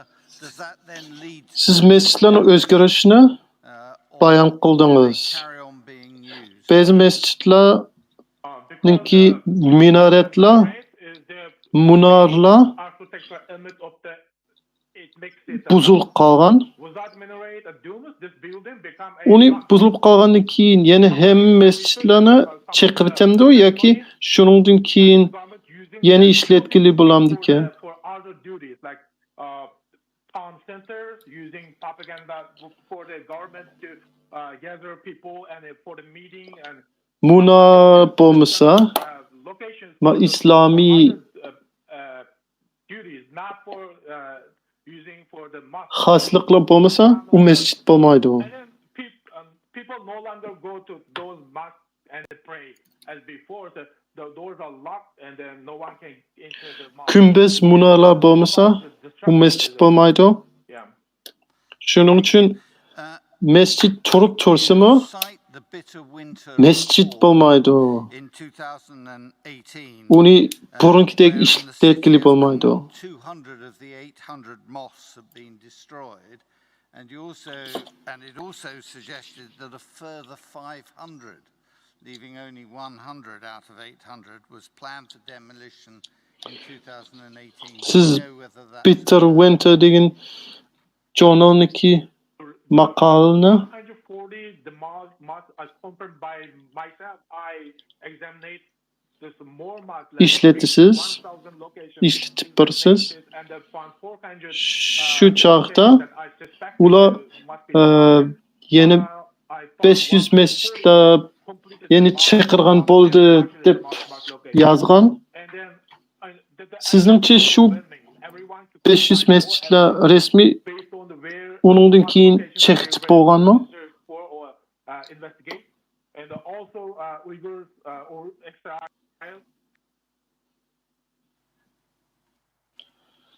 Men 140 buzilgan yoki parcha buzilgan yo chaqib etgan masjidlarni topdim. Thank you. I'm very sorry to hear about the disappearance of your father. Ovozi uzilib ketdi. In that section of your report, you say that Yana qaytib keldi. it's estimated that 435 intellectuals have disappeared, and I just wonder what the denominator for that figure is. How many people Sizning dadangizning yo'qolib ketganidan men pek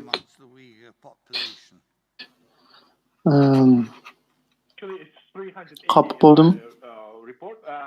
Sizning dokladingizda yana 2018, beginning 2019, this number must has increased. bir necha yuz ziyolilar yo'qolib ketdi deb yozasiz. Entire Uyghur 380 ziyolilar yo'qolib ketgan. U 2018-yildan bo'lgan son. Without their own intellectual. So this numbers we can say more than 90%. Siz ziyoli degan odamni qandaq ziyoli deb tushunasiz? Shu 380 ziyolilar Uyg'urlarninki hamma ziyolilar va az degan 95% bo'ldi Uyg'ur ziyolilardan. Meniki yana boshqa savolim yo'q. Rahmat sizga. Some of the evidence shows that after China demolished mosques, they build a department building. Ko'nglim pek yerim bo'ldi. Style of buildings like modern style, never for the mosque, for using of religious practice. Mescitlarni chekib etgandan keyin uning o'rnida boshqa binolarni salamdi.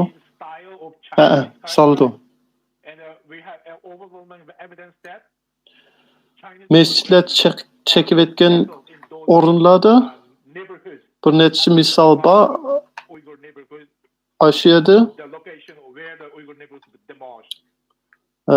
yangi zamonaviy binolarni salgan. Soda markazlar degandek. Ondan Uyg'urlarning mahallasi burun bo'lgan yerlarda, Uyg'urlar mahallasi chiqib etgan yerlarda yangi zamonaviy uylar salgan edi.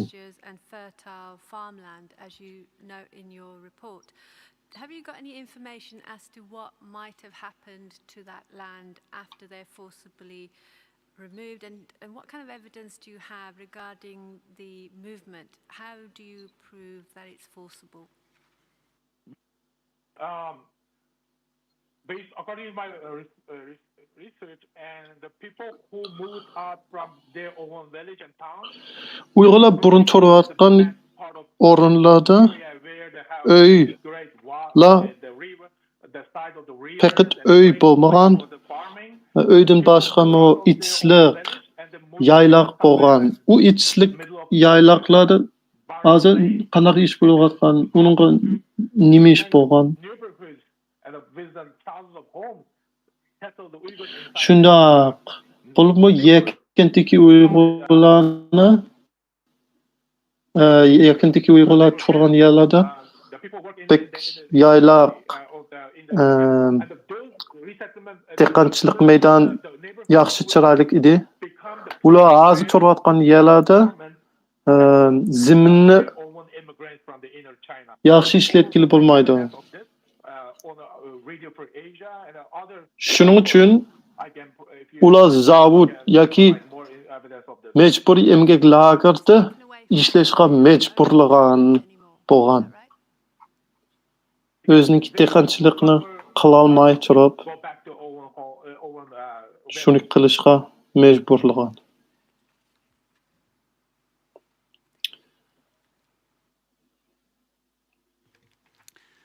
Unda bo'lsa, ular burun turayotgan zaminlari hozir ulardan ilayotgan. In your view, is that likely to Shundoqmi? succeed?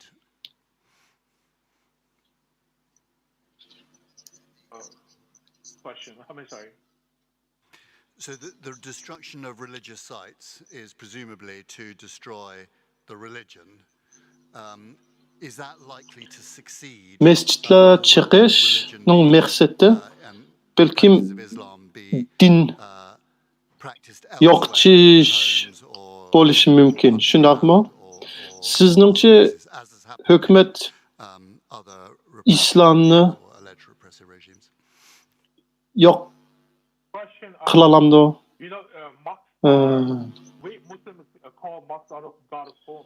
Yoki Uyg'urlar yeni musulmon turib balkim uyda namozni o'qish mumkin yoki uyda boshqa diniy ishlarni qilish mumkin. Where the place where Muslims have their own religious practice and continue their culture. And then the question is, Musulmonlar chuqur masjidga borishi kerak. other people can go mosque like before, and then Bo'lib masjidda yangi avlodlari islom to'g'riliq o'rganishi kerak. even China monitor their daily living in the home, and then practicing Islam is a crime at the moment. So Hozir masjidga borib bo'lmaydi ekan. eventually reach the entire Islam or history Uydimi namoz o'qilib bo'lmaydi. Chunki nazorat shuncha og'ir bo'lgandan keyin ashira qilsa hukumat cho'qim bilib oldi. Menimcha hukumat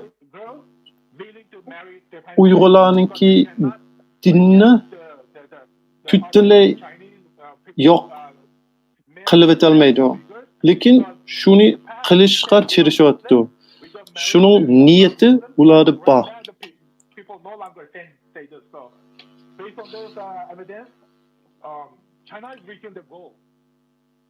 Because they have targeted Hozir ko'p Uyg'ur qizlar Xanzu bilan to'y qilishga ma'qul bo'lgan, chunki ularniki boshqa amali bo'lmagandan keyin. Burun biz musulmon bo'lgandan keyin, Xanzular musulmon bo'lmagandan keyin biz asli to'y qilish bo'lmaydi degan edik, lekin hozir qildigan bo'ldi. Shuning uchun Xitoy nechtisiga yetgan edi. Whether beyond that 8 overall you have any indication of what the overall scale of Meniki yana bir necha savollarim bor. significant amounts of new housing being built there. Okay, example one is my Siz own hometown called Kuchar.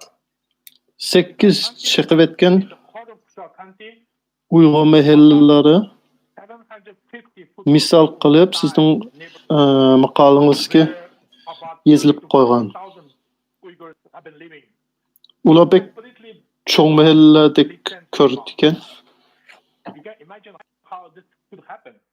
What kind of force the government used in less than 3 months. 40,000 people agreed to move out their own hometown, where they've been living many hundred years. Shundoq. This is shocking. This not happening only one time. Birisi bek cho'ng yer bo'lgan. 30dan 30 mingdan 40 ming Uyg'ur yerda yashagan. Hozir hammasi chiqib etgan bo'ldi. And as you say, it's extraordinary the speed at Lekin buni the demolition takes place. bir yezda emas, ko'p yezlarda qildi. Butun Xinjiangda qilyapti. Bo'libmi janubiy tarafda.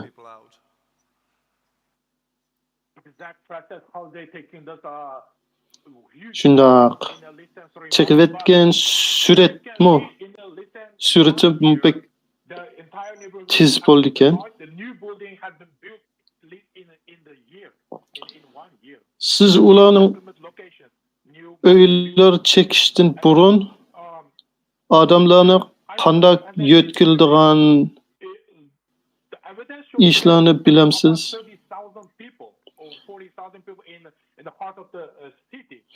Uni bek mahallan chiqib etgandan keyin bir yilgacha aniq binolarni selib bo'lalaydi ekan. Not only one location, as I said, so many other locations in different cities and townships. And are you aware of any protests or opposition to these forcible relocations? China has new system that re-education and Bekçik yerlerde 30 ming, 40 ming Uyg'urlarningki uylari chekib etgan. Unga asherdagi odamlar qarshi turganmi? Uyghurs don't have right to say against those policies. They agree because there are available locations Xitoy hukumati ularni lagerga solayotgandan keyin, tarbiyalash markaziga solayotgandan keyin ularninki huquqi, Uyg'urlarning huquqi faqatla yo'q bo'lib ketdi. Shuning uchun ularmo ashunday ko'chish programmalar, ko'chish siyosatlarga qarshi turishniki huquqi yo'q. The new residents of these regions are entirely Han Chinese, are they? No Uyghurs would go back. Bu Uyg'urlarninki kultur madaniyatini yo'qotishniki bir planlangan omil bo'ldi. AFP reporter went to Oktu county in Uyghur region, southern part of. Unday bo'lsa, ma yangi binolarga ko'chib kelganlarning hammasi xanzular bo'lamdi ekan. All in the Chinese costume. Uyg'urlarmi yana qaytib kelib asherga Location to the inner China. There's no. Asherda turamdi ekan. And then mostly Chinese people in those locations, the city, part of the city. And then that Oktu is the mostly Uyghur populated township. And now it's turned it into Han Chinese, no different than Han Chinese cities. So also. Men bir misol deb beray, bir xanzu Uyg'urlarniki yerlarga ko'chib kelganda mushu del ichkiri bilan o'xshab ketgan, o'xshash bo'ldi deydi. According to the many reports, those new Chinese immigrants.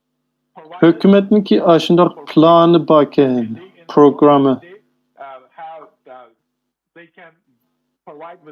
Xanzularni ekilib, Xitoylar Uyg'urlarniki o'rinlarga ko'chirib, Uyg'urlarni o'zi boshqa zemini yaxshi emas yerlarga yo'tkib berishniki.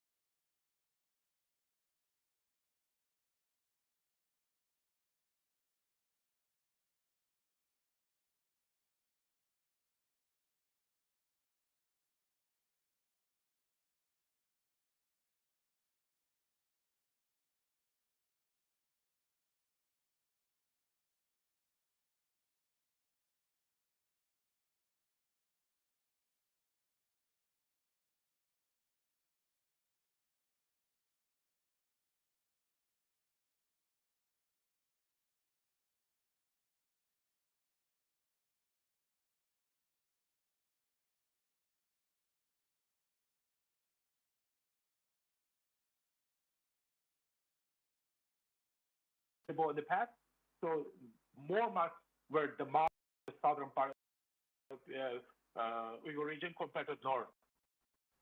So there's no pattern. This campaign happening has been doing China demolishing mosques all around the Uyghur region. Thank you very much for attending the tribunal to give evidence. Unless Mr. Sabi has any more questions. Well, thank you very much for making yourself available.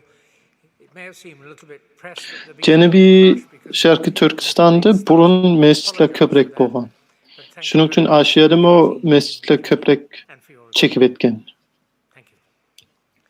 Shimoliy tarafda ancha ko'p emas edi. Lekin mushu siyosat, mushu programda hamma Sharqiy Turkistonda bo'lgan edi.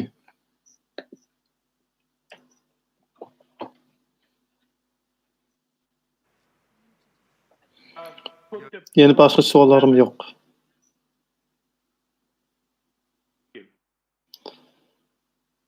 Sizga ko'p rahmat. Sizning vaqtingizni oldik. Rahmat sizga. Yeah. Sorry. Continue. Darim to'g'liq ko'liq bo'lsin bilan. Mom is prominent Uyghur intellectual. My father Oldu. is a former editor-in-chief of Xinjiang Civilization Journal. He was not seen in the public since 2017.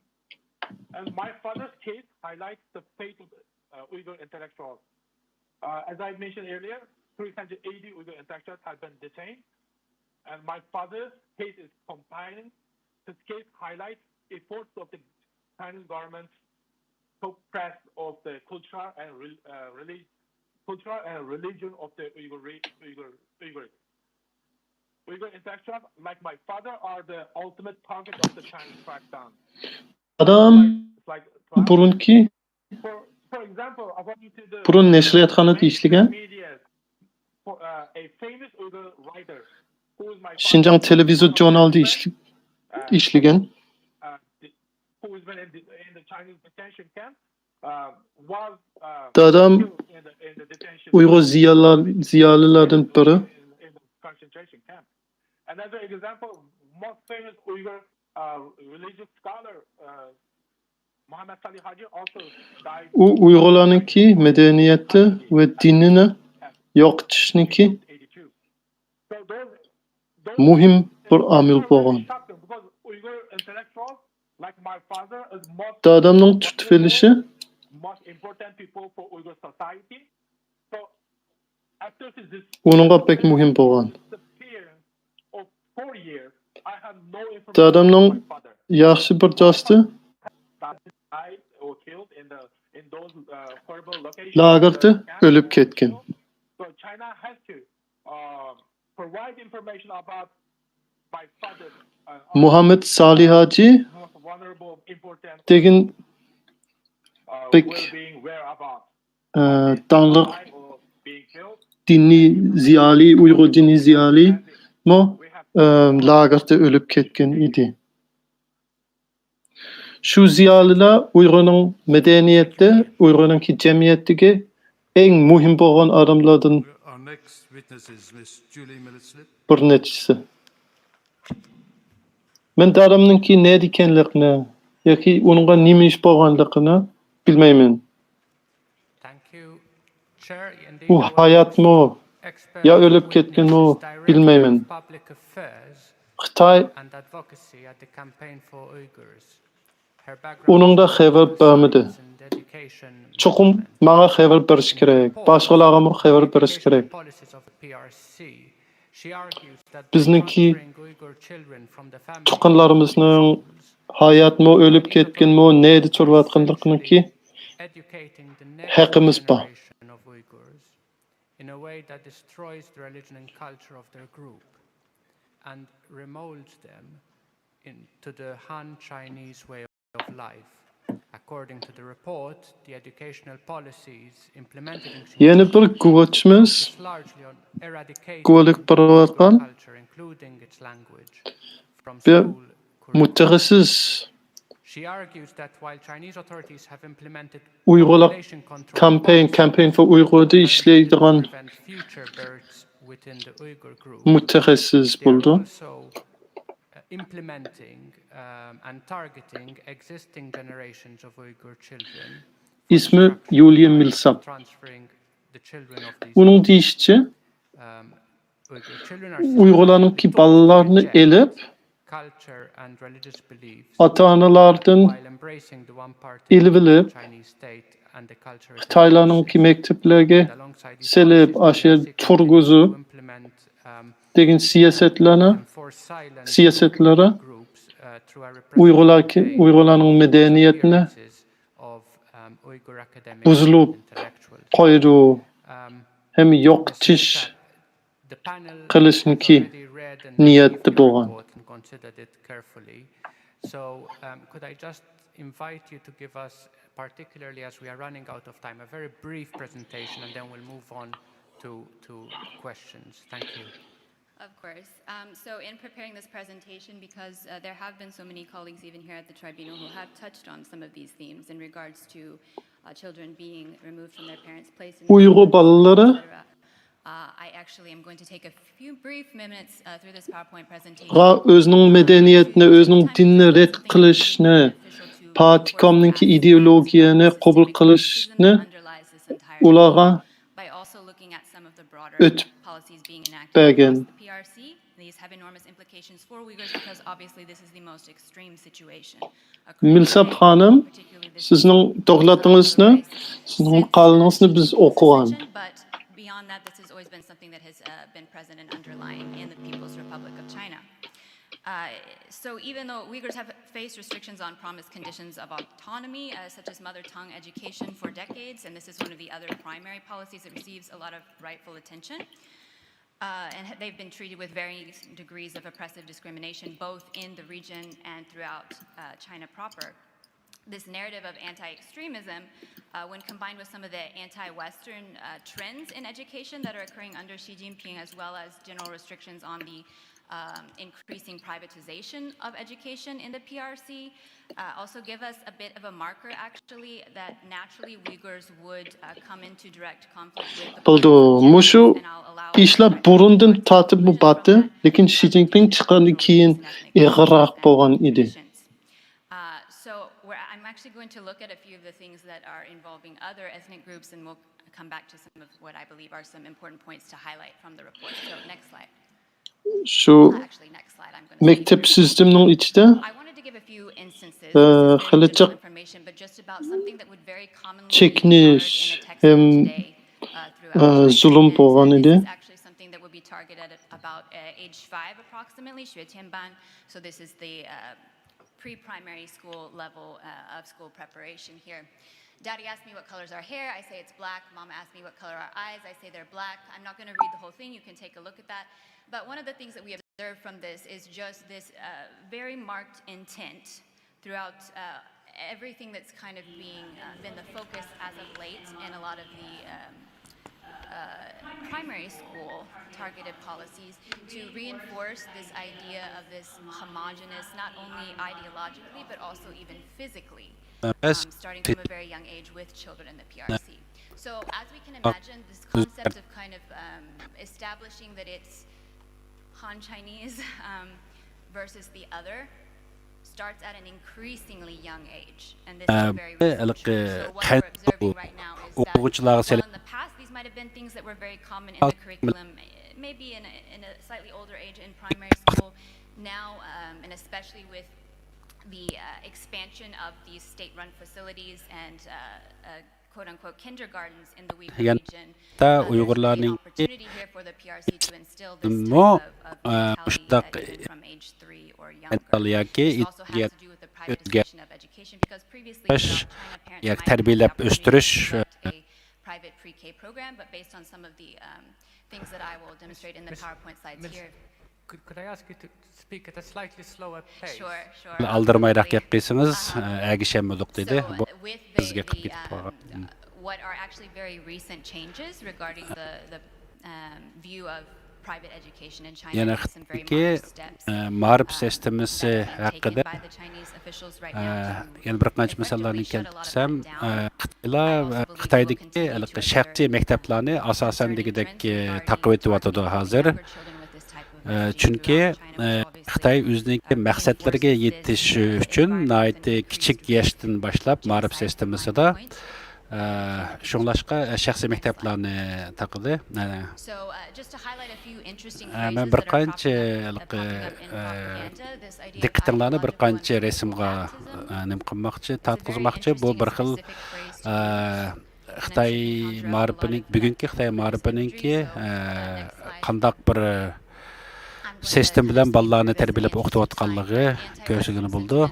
Yana o'smir bolalarning ichida g'arbga qarshi turish ideyasini yetkazish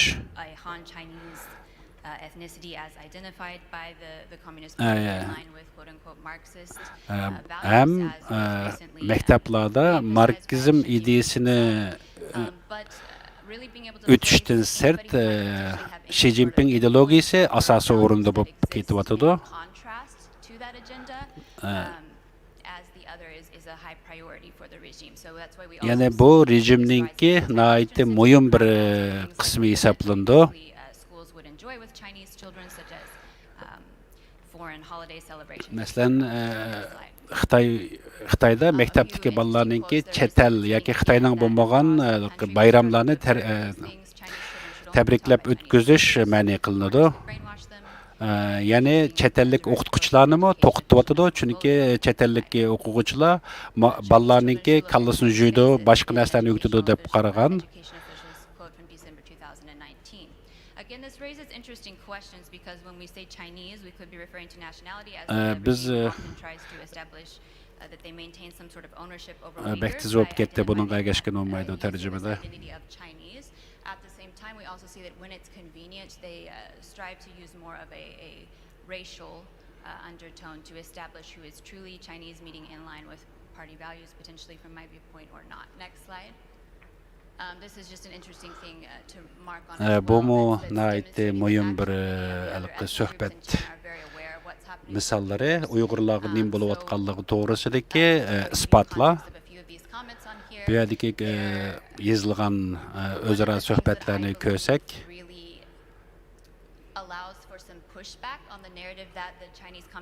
Cumhuriyet Komünistlik Partiyasininki özününki siyasetini nima uchun bundaq bir ma'rif sistemasida tarbiyalayotganligini taqdim bekrak tushunigini bo'ldi. Masalan, hozir ham Mongoliyada yurgizayotgan ana til ma'rif sistemasiningki to'xtatilishimi buning cho'ng bir misollari hisoblanadi. Burun Uyg'urlarga qaratgan o siyosat hozir Mongol rayoniga ko'chyotidi. People potentially to the extent that they even had to move police from other departments such as the traffic police to jails in Inner Mongolia. Mongoliyada saqchilar yetishmay normal polislarniki qatoriga ya'ni bu yo'l saqchilarini mo ishlatib tutishga yoki bu ishlarga aralashtirgan. Ya'ni Mongoliyada mo buningdan Uyg'urlar nima ish bo'lgan bo'lsa, Mongollarga mo shunday bo'lish mumkinchiligi yuqori.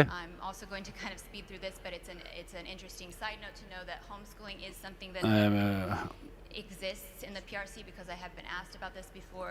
Uyghurs have consistently utilized underground schools. We don't have a lot of specific facts or figures, but some of the interviews that I conducted with Uyghur individuals, they had children very recently that were enrolled in underground schools or homeschooling. Violation of birth policies, that means they cannot have the hukou to attend school. Many times Uyghur parents would choose to send them abroad. So we're also talking about how educational policies or lack of choice in education affects Uyghurs and targets them with this genocide. Bugünkü Xitay ma'rifininki Uyg'ur rayonida berilayotgan bu Uyg'ur ma'rif siyosatininki Uyg'urlarninki yo'qolishi uchun qanday cho'ng rol o'ynaydiganliklari. Again, just a few things to note. On that point, so I'm really sorry, but as I mentioned, panel have read the reports. Siz bek köp sözlemesiniz bo'ldi, chunki sizningki reportingizni yoki bizga yo'llagan maqolangizni biz ko'rib chiqdik. Men bir qancha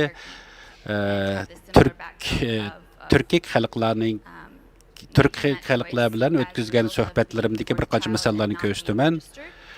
Masalan, bu as a result of not having that type of educational choice and his family visiting him when they came back to the country, they were interrogated. The child was also interrogated.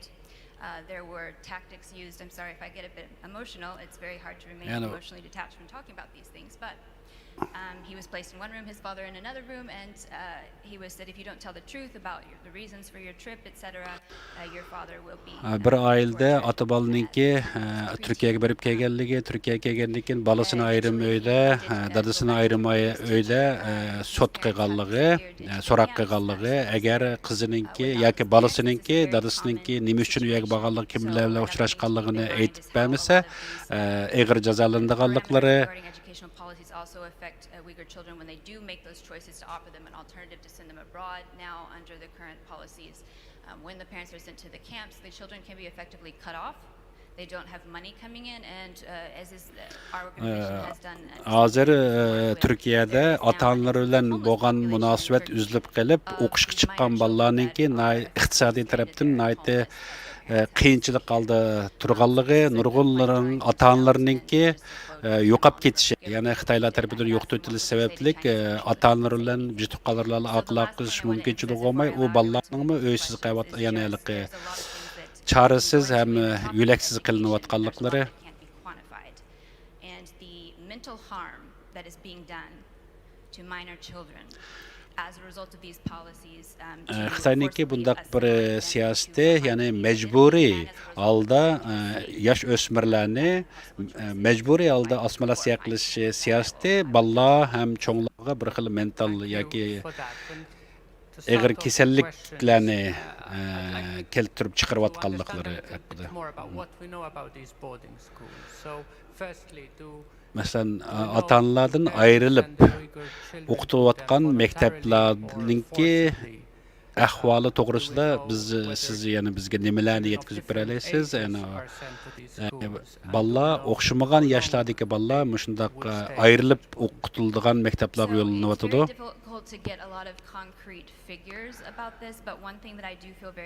Men aniq qilib qanchalik balalarniki shu maktablarda o'qiyotganligini deb berolmasammi, ammo ota-onalarningki balalarni o'z ixtiyorligi bilan u maktabga avatmayotganligini isbotlab bera olaman. Children that young, it is not something that's done in China. Amaliyotda umuman Xitoyda aytgandimi, bunda kichik balalarni ota-onalardan ayrim maktablarda o'qitish yo'q. Ya'ni bu Uyg'ur rayonida bo'layotgan bundaq ota-onalardan ayrilgan maktab shakli. Ya'ni meniki egillagan uchurlarimdan ko'ra eng kichik ayrib o'tib cho'ng qilayotgan balalarniki yoki tarbiyalanayotgan balalarniki eng kichiklarining yoshi 2-3 yoshlarda bor.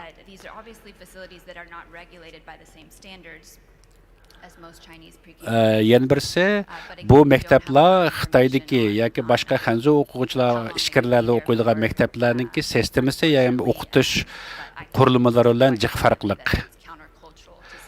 Men shuni ishonchlik bilan deya olmayman, bu ya'ni Xitoyninki alohida bir maqsadiningki sabablardan bo'layotgan bo'lishi kerak. Uzun vaqt ota-onalar bilan ayirib o'qitish siyosati haqida sal uzunroq bir nim bera olamsiz? Agarda mushundaq ayirib o'qitish, tarbiyalash bek uzrab ketib qolsa, buningki balalarga ham balalarningki kelajagiga qanday rol o'ynaydi? Agar bu balalar keyinroq uyga qaytib kelsa, ular o'zininki, ya'ni biologik ota-onasini tona olamdi yoki ular bilan yashash bir mumkinchilik bo'la olamdi? Uyg'urlarni ham bizningki millatimiz, ham bizning guruh deb tushuna olamdi? Albatta bu yana balalarningki yosh munosabati bilan bek munosabatlik. Buni balalar psixologlar bilan so'zlashganda taqdim yaxshi bo'ldi. Sosyal medyalarga chiqqan ba'zi videolarga asoslangan vaqtimizda bundaq ayirib o'tishninki balalarning o'sib yetilishida o'zining kimligini ham ota-onalar bilan bo'lgan munosabatga nihoyatda cho'ng, umuman qilib aytganda cho'ng ta'sirlarniki bo'lganligi ham balalarningki, ya'ni kallasini juyish, aqlini juyish taraflarda ko'ygini bo'ldi. Chunki masalan alayda qilib aytgan vaqtida Turkiyadagi bir kishining o'zining balasiningki naligini uqolmaganligi faqat Xitoyningki bir videosi orqali o'zining balasiningki nadiligini bilganligi, bu yana bir misol bo'la oladi. Masalan 3 yoshlik u balaninki 3 yoshlik balalardan Xitoycha savol so'rab, Xitoycha javob bergizish, muallimniki doim o'xshash savollarni so'rab, balalarningki ideologiyasidagi bir xil o'zgarishni shakllantirish. Bular so'rgan savollar ham bular 3 yoshlik balalarningki aqliga to'g'ri tushmaydigan atalg'ularni ishlatib til o'rgatish, bu amaliyotda bir xil nima emas. qaliplashgan bir xil uslubga tushmaydi. Bu faqat Xitoyningki assimilyatsiya siyosatininki bir maqsadi. 3 yoshlik boladan so'rgan vaqtida, masalan, seninki ana davlating, ana mamlakating yoki qaya deb so'rsa, u balla albatta uni tushunmaydi. Davlatninki poytaxti yoki boshqa bir mis deganlarni 3 yoshlik balla uni bila olishi mumkin emas. Ammo bu yana mushundaq ayirib tarbiyalayotgan maktablarda bo'layotgan umumiy ahvollar. Biz yana mushularninki mushundaq videolar orqali bu ayirib tarbiyalash maktablarininki ahvollariga oz-to'ldan erishgan bo'layotimiz. People who do receive calls from their children who and a lot of these we can't necessarily say they're necessarily in a boarding school facility, but if the child will repeat lines such as agarda ota-onalari shu jutda yana yenida bor ota-onalar bir xil ko'rish mumkinchilik bo'lgan bo'lishi mumkin yoki ota-onalari chet elda bo'lib qolgan bolalar bo'lgan bo'lsa, u bolalarningki o'zgarishida nihoyat cho'ng rol o'ynaydi bundaq tarbiyalash maktablarininki. Siz deganingizdek bu bolalarninki bundaq maktablarga ixtiyorligidan emas, majburiy aktivitetlariga ham buningki Xitoyninki maqsadlik holda xitoylashtirish ham o'zininki madaniyatini o'rgatishga maqsad qilganligi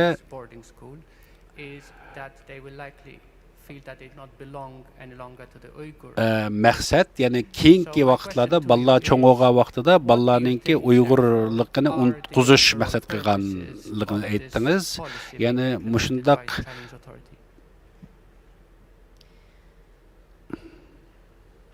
to force Uyghurs to assimilate to a definition of Chinese.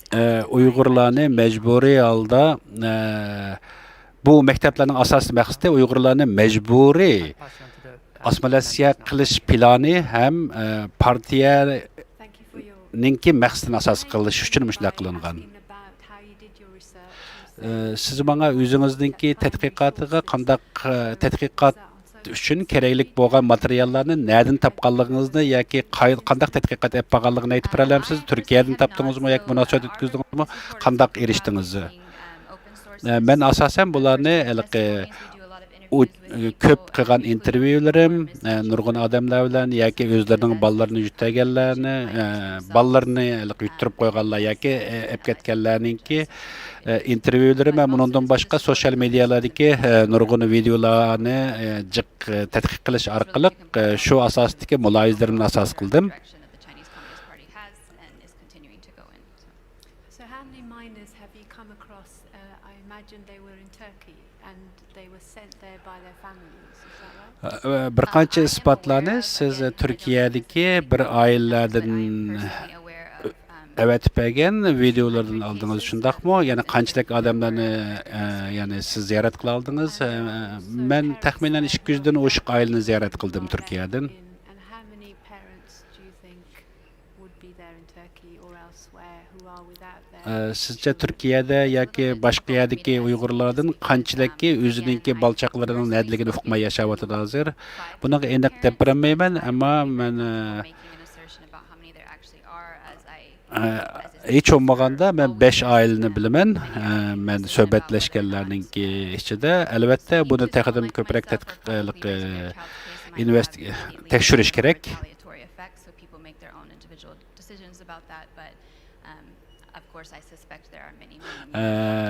Men bunga ishonamanki, bundaq ahvollar nihoyat ko'p.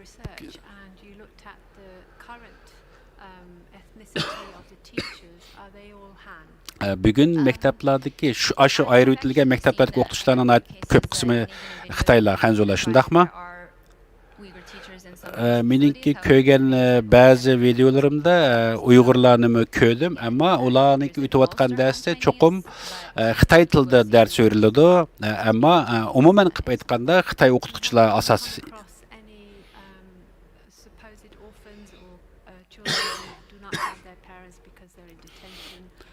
bu yana bir qatim yana mundaq chiqib aytgan vaqtda bu maktablardagi ko'plari bir xil yetimxon maktablar deb tushunsak bo'lamdi, chunki ota-onalari yig'ib olish kamplarida bo'lganligi uchun. Bu to'g'risida men nihoyat ko'p o'ylandim va tadqiqotlarni qildim, chunki umumiy ahvollar shuningga asosan, ammo men yana bir qadam ilgirlagan holda buni tadqiq qilish kerak, ammo men bu tarafda hozir nihoyatda ko'p uchurlarga erishamayman. Ko'p uchurlarga erish mumkinchiligim yo'q.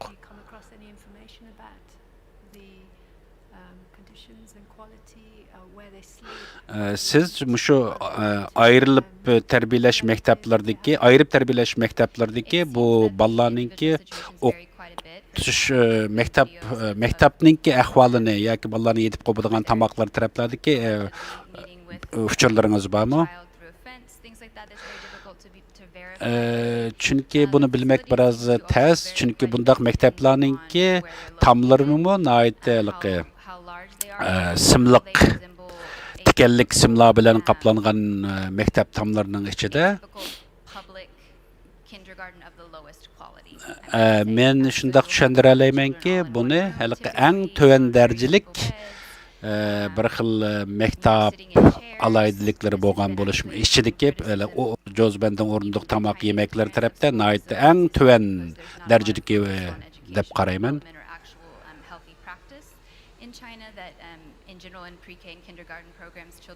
Xitoydagi umuman qilib aytgan vaqtida masalanga yeslilarda yoki maktablardagi, ya'ni ichkiridagi maktablar bilan solishtirganda nihoyatda to'van darajalik ahvol deb qarayman.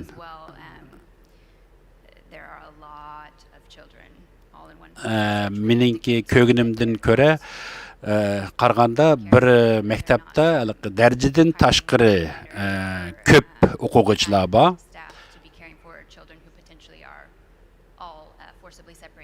Bu bolalar hammasi asosan degidek majburiy holda ota-onalardan ayirib o'tilgan.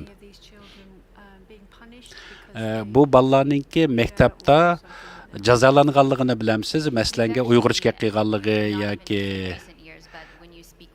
Uyg'ur madaniyatini ko'rsatganligi uchun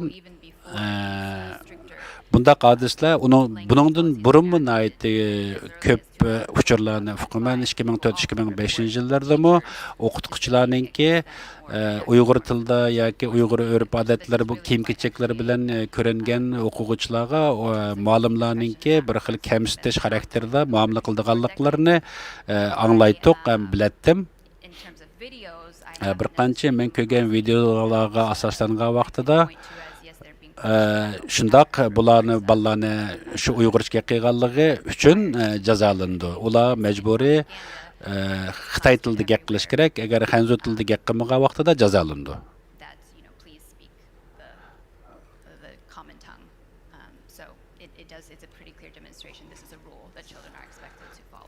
Bu shu maktablarningki bir qonuni hamda shu bolalar cho'qim Xitoy tilida gap qilish kerak ichida. Bu shu Xitoy ma'rif sistemasininkki bir xil shakli. Masalan, ikki xil maktab to'g'ri so'zlashdik. Birisi ayirib tarbiyalash maktablari bilan bu yetimxonalar maktablarininki farqlar to'g'risida qandaq farq bormi o'zaro bir-birsida?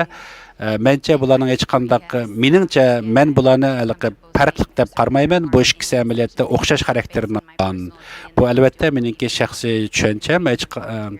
Men ishonamanki hech qandaq bir o'qituvchi ota-ona bundaq maktabga o'zining bolalarini ixtiyorlik bilan avatib bermaydi. Shunglashqa bu xarakter tarafda o'xshash. Masalanga yetimxonalar deganda ota-onalari yo'q bolalarningki maktabi degan bo'lgan bo'ldi. Ammo ota-onalari bor turib yoki ota-onalari shu kamplar kirib ketganligi uchun bu bolalar shu yerga kelganmi? Buningki men cho'qim aniq deb bermayman. Cho'qim ota-onalarininki kamplardimi yoki undaq emasmi? Bu to'g'risida men jiqqa uchurlarni berolmayman.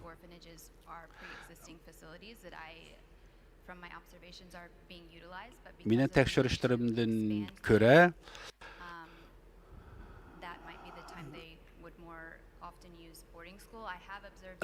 Xitoylar o'zininki bundaq alayda maktablarni ko'p bolalarda bizga ayirib tarbiyalash maktablari degan nom bilan bizga tushundirdi. sen berip kögen uçuratkan muşu mektepler hamma asasen nazaret kamera nazaret astida hem tikenlik simlarninki tikenlik simlar bilan quralgan bir xil mekteplarni ko'rdingiz, shundaqmi?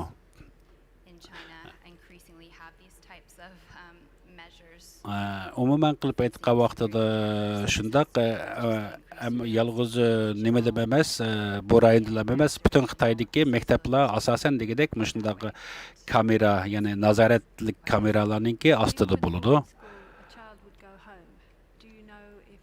Mush ota-onalardan ayırıp tarbiyalash bu maktablardagi bolalar Eid bayramlarda özlerinki uyga berish mumkinchiligi bormi? Bu vaqtda bizningki ko'p uchurlarimiz yo'q. Ben bu vaqtda sizga ham jiq deb bermayman, chunki ba'zi bolalarninki ota-onalari cho'qim kamplarda bo'lgan bo'lishi mumkin. Ba'zi tuqqanlari sirtda bolalarninki ota-onalari yoki tuqqanlari kampga ketmaganlarning shundaq mumkinchiliklari bo'lgan bo'lishi mumkin.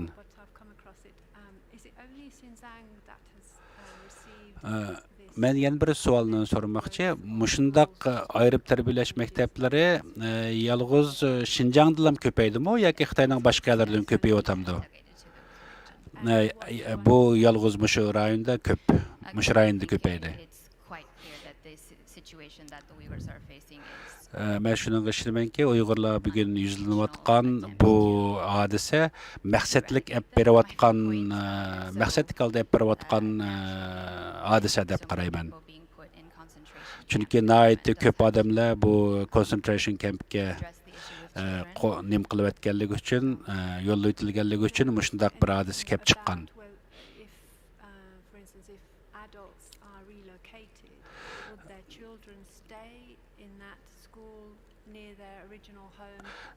Sen masalanki ota-onalari boshqa yurtlarga yo'lga o'tilib, bolalari o'zi tug'ilgan yurtlarda qolib qolgan bir ahvollarni uchratdingmi?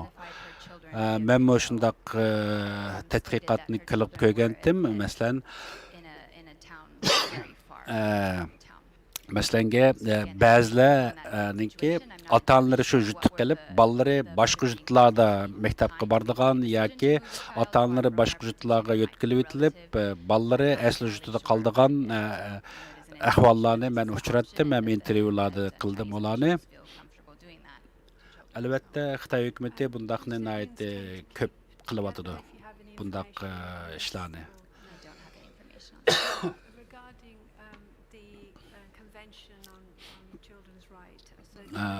Balla huquqlari qonuniga Xitoylar imzo qo'ygan. Balla o'zlarininki o'z tili, o'z madaniyati, o'z ota-onalaridan ayirib o'tish bu bir xil mushu cho'ng xalqaro qonunga xilof. Buni Xitoylar qanday tushundirish qilyapti hozir? Xitoylar bugun buni nihoyat kuchli tashviq qilib, o'zininki yoki partiyaninki tashviqotning asosiy bir qurumi küsübtini ko'rsatib, Uyg'urlarninki nihoyat xo'shal yashayotganligini, qusli o'ynab, muzikalarni chelib, naqsh usullar bilan nihoyat xo'shal yashayotganligini ko'rsatish orqali o'zining bu qilmishlarini yushirishga tirishyapti. Amaliyotda ularning tashviqotidagidek bundaq bir naqsh usullar bilan xo'shal yashayotgan buning hammasi yolg'on.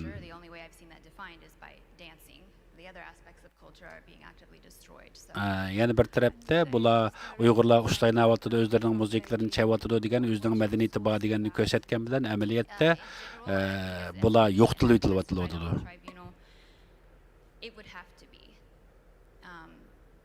With the Education Ministry, again, anything that's drafted by them does have to go through the People's Congress for approval and before being drafted into law. Meningcha bu xalq qurultiyi cho'qim oldida shundaq o'zgartish bo'lishdan burun xalq qurultiyiga tushish kerak, xalq qurultiyi markaziy hukumat deyish kerak, shundaq o'zgartish bo'lish kerakdi. Ammo Xitoyda bu bosqichlarning hech qaysi yo'q.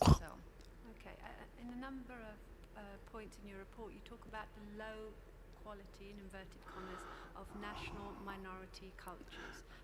Sen bir qancha reportlar bizga bergan uchurlarlik yo'llagan maqolangda ko'p yerlarda tuvan darajalik madaniyat yoki tuvan darajalik kultur degan atalg'ini ishlatibsa yoki uyg'urlar yoki turkiy xalqlarninki madaniyatini mushundaq tuvan ko'rib turib yozganligi haqida shundoq Western social media platforms to call Uyghur women baby-making machines. Masalan, Xitoylar o'zlarininki tashviqotida bo'pmi g'arb medialarga Uyg'ur ayollari faqat bal tug'digan mashina degandek so'zlarni ishlatadi.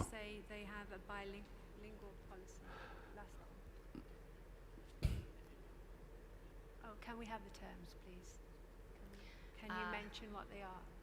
Yes, so baby-making machines being bal tug'digan mashina bu ideologiya tarafdan bir xil kasallik, bular tuvan darajalik insonlar. Those are some of the large ones. Bekrak cho'ng qilib aytgan vaqtida Naturally, to the Uyghur group. Uyg'urlar asosan qilib aytgan vaqtida terrorist guruh degandek atalg'ular bilan bu so'zliklar Xitoylar ko'p ishlatadigan kamsitish xarakterlik atalg'ular.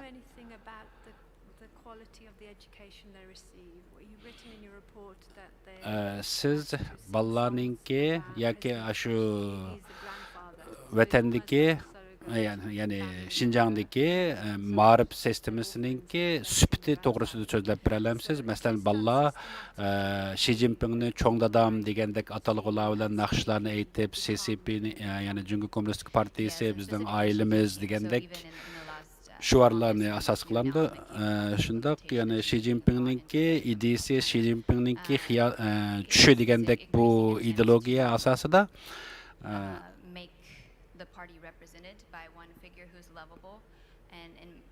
berayotgan bir xil ma'rif sistemasi. Masalan qilib aytgan vaqtida, masalan dinninki roli haqida o'tayotgan darsliklarda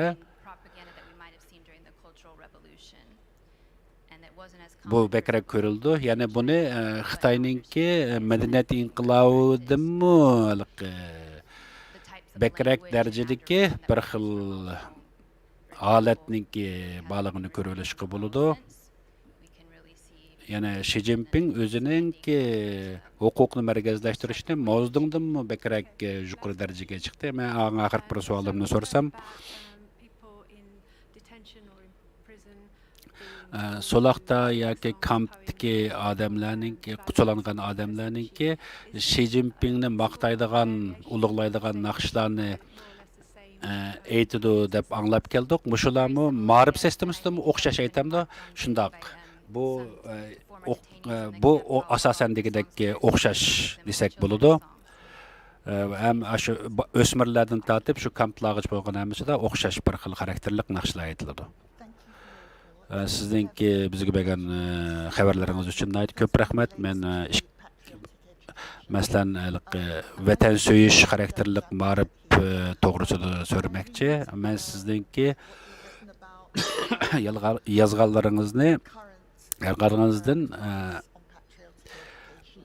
bundaq vatan so'yish ma'rifininki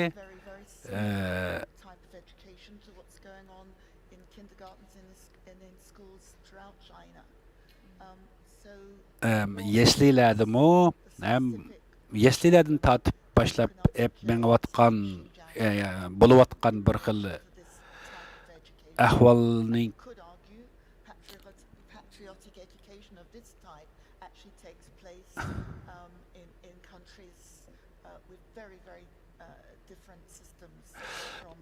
amaliyotda Xitoyninki berayotgan bundaq vatanparvarlik ma'rif qurilmasi dunyoning boshqa mamlakatlaridami mushundaq bir ma'rif sistemlari, tarbiyalash sistemlari bor. Мәсәлән, Австралия, Англиялардымы мушындак ахвал ватанпәрвәрлек марипсымы бар. Хитаенның белән буларның фаркы нимә? Найт яхшы бер суал булды. Мен бер сез яхшы бер сордыңыз. Буны biz бундак ватанпәрвәрлек әлбәттә бу яман нәрсә эмас, әмма Хитаенның кеп беріп аткан бу ватанпәрвәрлек марып системасы башкачарак халаттагы бер башкача бер хил яки айго дигән бу хил дәүләтне сөйүш дигән бундак сөз охшашлам дәүләтне сөйүштән бәкрәк партияны сөйүшкә бәкрәк якырак булды. Çünkü Xitayninki dövlət sistemisi bir xil normal sistemi emas. Çünkü bu Cumhur Komünistik Partisi özünün dövlət sistemisini partiya sistemisi bilan birləşdirib partiyanın məqsədini dövlətin məqsədiga qoyğan buldu.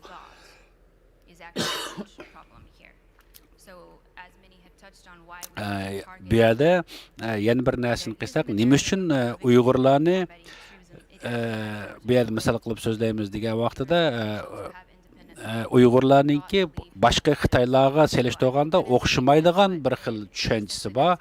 Shunlashqa bu tushunchisini o'zgartish, vatan söyish xarakterini yetishtirish orqali Uyg'urligini unutqizish maqsadga yetishni asos qilgan deb tushunsak bo'ldi. Mening ikkinchi savolim qo'sh til siyosati haqida, qo'sh til ma'rif siyosati haqida.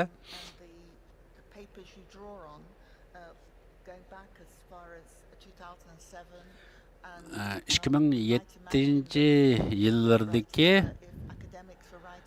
bir qancha tadqiqotlaringizni so'zlashga to'g'ri keldi. Shu vaqtdagi 2005-2007 yillargacha din boshlab bo'lgan bu qo'sh tillik ma'rif sistemasining haqida yozilgan sizning bu maqolangiz. Ya'ni Xitoylar shu vaqtlardan boshlab bu qo'sh tillik sistemasini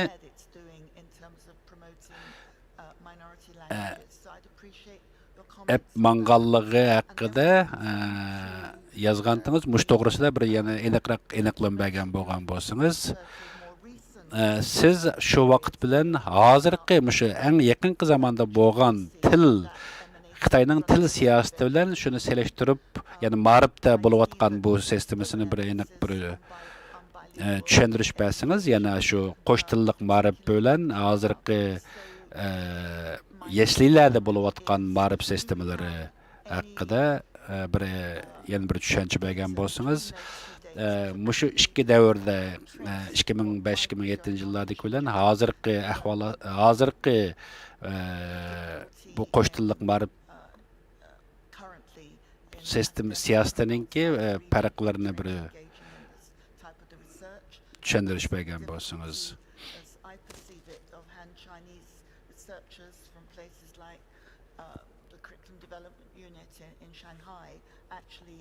Feeling confident about doing research in this region for fear of getting labelled. So I'm just trying to understand the development of policy over this. Men bilmoqchi bo'lganim mushu davrlarningki qo'sh ona tillik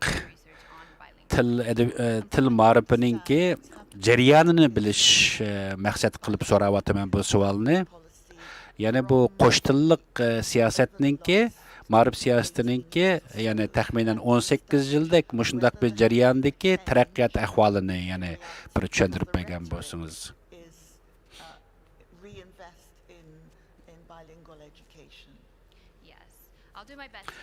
Ben mümkün kadar tushuntirishga tirishaman. Ehtimol mendan bekrak yaxshi tushundira oladigan odam bo'lish kerak edi.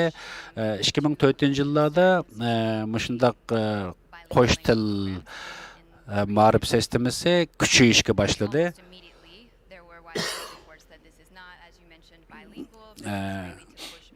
Bu amaliyotda qo'sh til bo'lib qolmasdan Xitoy tilini, Xanzu tilini asos qilish maqsad qilinganligi to'g'risida jiq quchurlar ham xabarlar bo'lgan.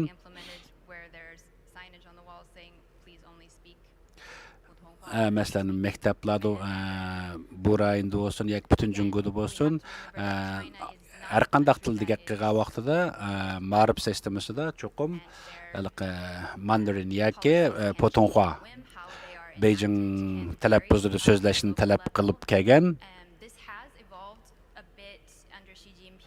Bu Xi Jinping davridan keyin bekrak ta'kidlangan masalaga aylandi.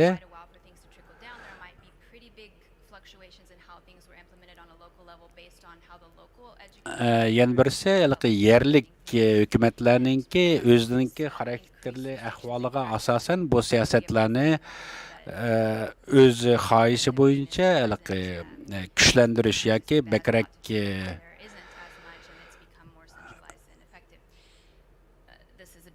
bir xil siyosiy sistemada olib ketayotganligi bizga aniq. Ya'ni bu qo'sh tillik ma'rif sistemasiningki bultudan boshlab Mongoliya, ichki Mongoliyaga ko'chishimi bizga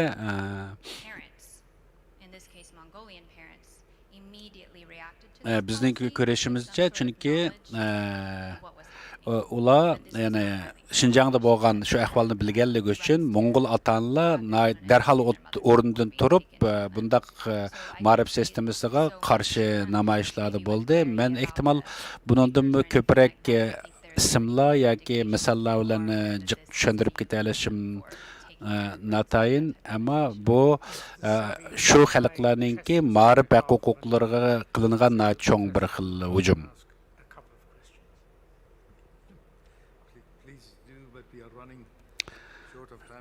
Vaqtimiz az qoldi.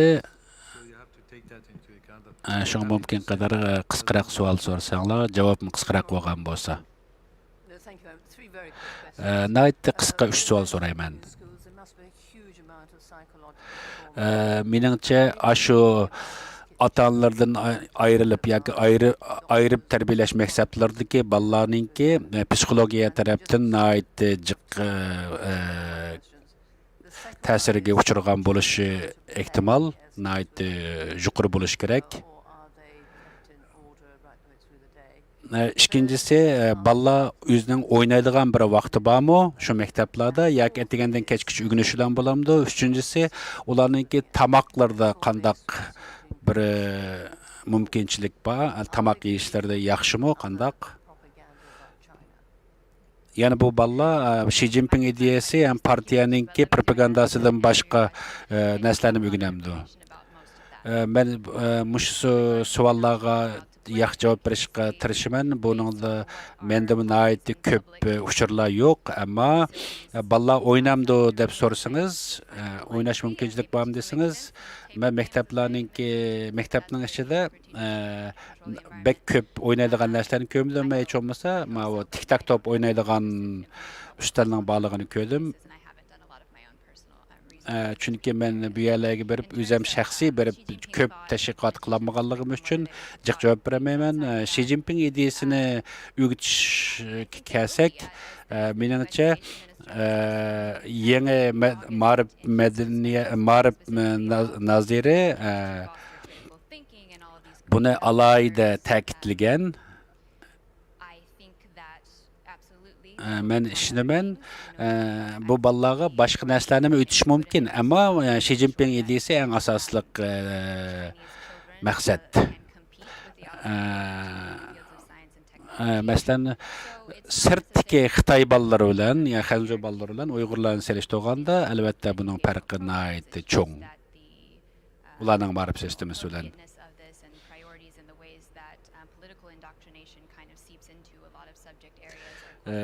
Xitoyningki o'xshamagan rayonlardagi siyosiy sabablar, siyosiy rayonlarga asosan bu ma'rif sistemasi nihoyatda farqli. Hamda tamoq to'g'risida-chu deb so'ragan, tamoqda bu qandaq tamoqlarni berdiganligida men jiq uchurlarim albatta buningda ham yo'q, ammo videolarning ko'rgan vaqtida bu tamoqlari nihoyatda bek oddiy, ammo bularning psixologik taraflaridimi men ko'p birim demayman, ammo u bolalarni nihoyat ko'p psixologik besimlarga uchrayapti deb qarayman.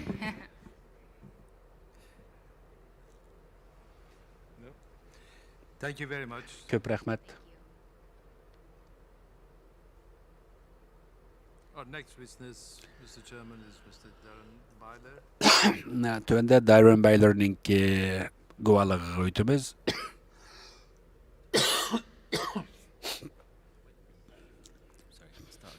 The witness, Dr. Byler, is an incoming assistant Dr. Darren Byler, Simon Fraser University in Vancouver. Vancouver British University'ninki Xitay ve Orta Asya tədqiqatı boyunca tədqiqatçı, hem Uyghur rayonuna münasibetlik iki doktorat nimesi var, hem Uyg'urlar to'g'risida yozilgan bir qancha kitoblari ham bor. Masalanki Xitoyninki kampda qo'llangan yuqori darajalik yoki aqlliq texnikalari degan to'g'risidagi kitoblari 2011-yildan boshlab Uyg'urlarning ustida tadqiqotlarni olib borgan, bu 11 oy shu tarafda turib, ko'proq tadqiqotlarni qilgan. Bu yaqinqi davrlarda, vaqtlarda taqdim o'zininki, ya'ni tadqiqot maqsadini mushu rayonga markazlashtirgan.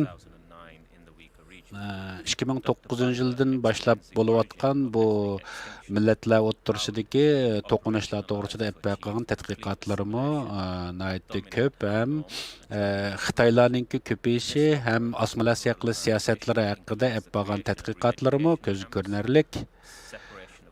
Uyg'ur bolalarninki ota-onalardan ayrilib o'tishi va concentration camplar haqida, yana ham Uyg'urlarning uyiga Xitoy tuqqanlarni o'rnalashtirish qatorliqlarda nihoyatda ko'p tadqiqotlarni olib borgan. Bu bir xil kolonialistik, mustamlika siyosat ekanligi to'g'risida ifoda maqolalarni yozgan. 6-oydagi sizningki bizga bergan guvohliklaringiz ko'p rahmat. Bu qatim kelganligimiz uchun ko'p rahmat aytaman. Sizning eng yaqinqi o'zingizning tadqiqotlarni bizga yana tunishtirgan bo'lsangiz, yana 6-oydan keyin qanday natijalarga erishgan bo'lsangiz, rahmat sizlarga. Men qaytadan bu yerda bo'lganligimdan nihoyatda xursandman. Men qisqartib o'zimninki tadqiqotlarni o'tkazib o'tay.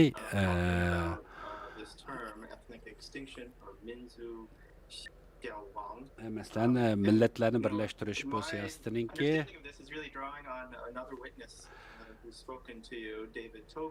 David Tobin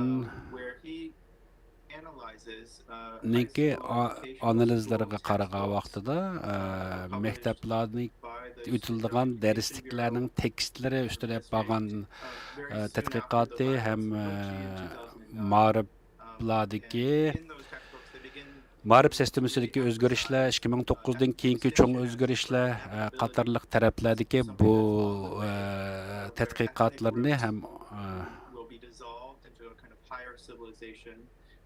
that is connected to the Chinese nation, Chinese national civilization. Muşulardan hem onundan başka Xitaylarda bo'layotgan sosyal darwinizmi hem Xitaylarninki yeni siyasetlarininki hem ularninki Xitaycha tushunish, Xitoy millatlarning bugungi kundagi, ya'ni ikkinchi avlod millatlar deydigan yangiliklar to'g'risidagi tadqiqotlarim. Yani Xitay devleti puhrası buluş, yeni puhra buluş degenge o'xshash tadqiqotlar ham Janubiy Amerika, yani Amerika qit'asidagi ba'zi siyosat, ma'rif siyosatlari ham bilan shu Xitoydagi bo'layotgan ma'rif sistemasini selishtirish, Uyg'urninki kimligi, qozoqlarninki kimligi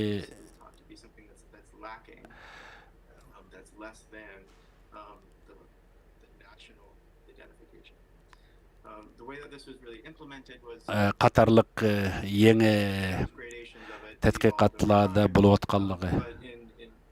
2017 is when the state hired 90,000 new 2017 yıldan keyin Xitoy 19 mingdan jiq yenidən o'qituvchi qabul qilganligi, yangi xizmatga qabul qilish tashviqotlarida Şinjanğa kelib o'qituvchi bo'lishga chaqirayotganligi, ammo bu o'qituvchilik bo'lishninki oldingi sharti cho'qim siyosiy ko'rinishi bo'lmasligi, mumkin qadar ana tili Xitoy tili bo'lganlarni taklif qilayotganliklari, undan boshqa diniy faoliyatlarda bo'lmaydigan ko'rinishi bo'lishlar. O'qituvchilar mushundaqlarni o'qituvchilarga taklif qilish. Meniki bir qancha intervyularim yoki muallimlar bolalarning o'qituvchilarini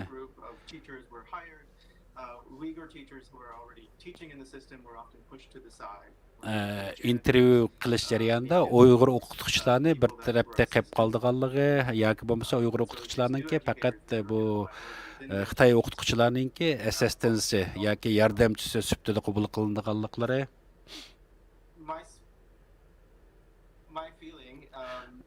Bulardan men shuni his qildimki, mushu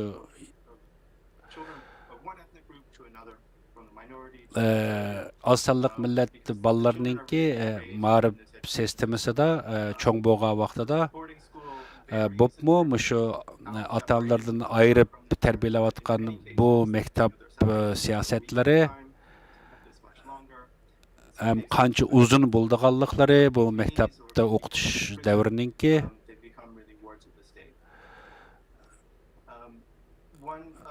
bekrak qiziqishini qo'zg'aydigan ekan.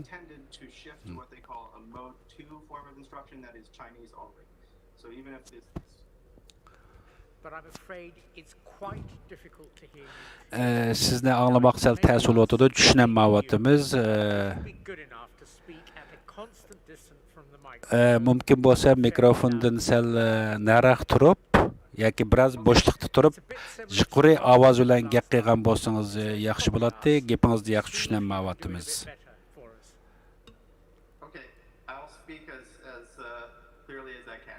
Men qancha yuqoriroq, yaxshi aniqroq so'zlay olsam, shuncha aniq so'zlashga tirishayapmiz. Men demoqchi o'g'lim, maktab sistemasi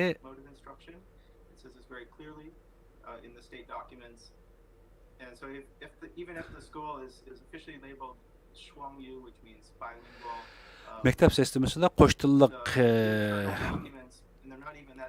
kitoblarda, ya'ni ma'rif kitob o'tiladigan bundaq kitoblarda normalda Shuangyu yoki qo'sh tillik darsliklar degan nom bilan olib ketilyotdi, ammo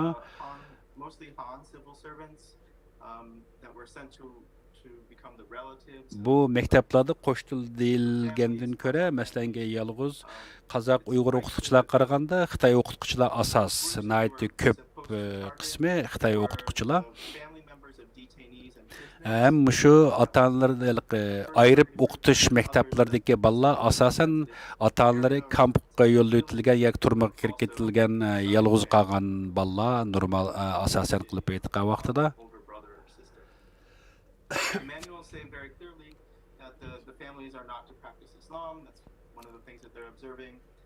yana birisi masalan tuqqanlar siyosatida shu tuqqan Xitoylar Uyg'urlarni uyga borgan vaqtida bularningki diniy faoliyatlar bo'lmayotganligi, bolalari bilan oilasida balchaqlar bilan Xitoycha so'zlayotganligi qatorliqlarga bir xil kuzatuvchilik rolini o'ynab bordi. Yana birisi Uyg'urlarningki to'y yoki bo'lmasa o'lim yetim ishlarda yani yangi siyosat bo'yicha bo'layotgan bo'lishini rasmiy deymiz, kuzatish.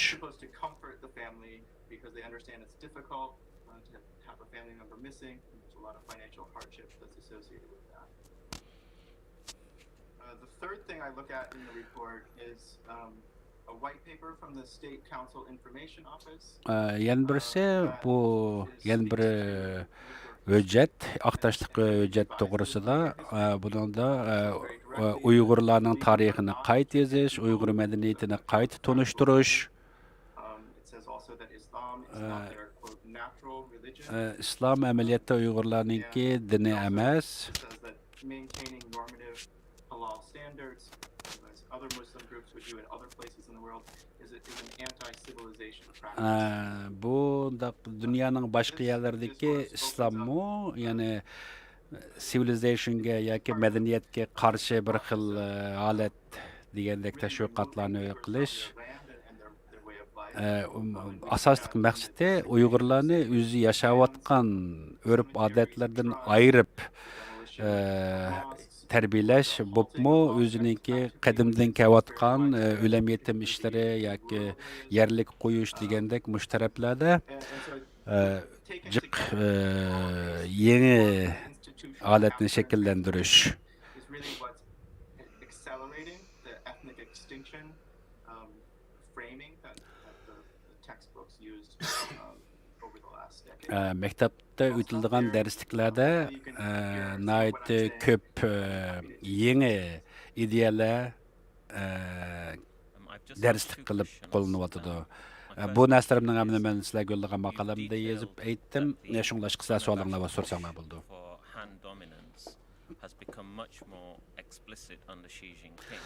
Xitoylarningki kuchayishi ham ko'plab ko'chib kelishi Xi Jinping davrida bakrak ko'p bo'lganligini eskartibsiz.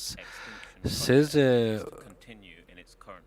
hozir mushu millatlar birlashtirilish, millatlar birligi to'g'risida siz qandaq yangi bir aniqlab berasiz bizga?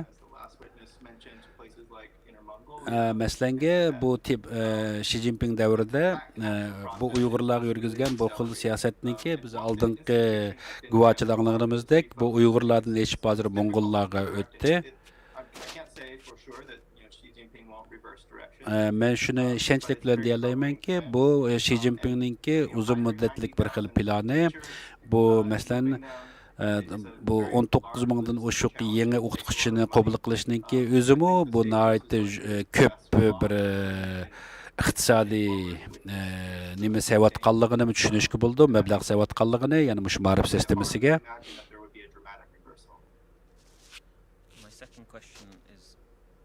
İkinci savolim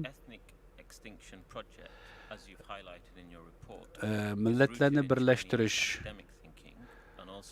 siyosatida Xitoyninki mustamlika siyosatininki bir qismi bo'lib, bu butunlay osmonasiya qilish ham Uyg'urlarninki nüfusini tuvallatish maqsad qilinganligini yozibsiz. Bu Uyg'urlarning ustida yurgizayotgan bu rejimininki yoki siyosatininki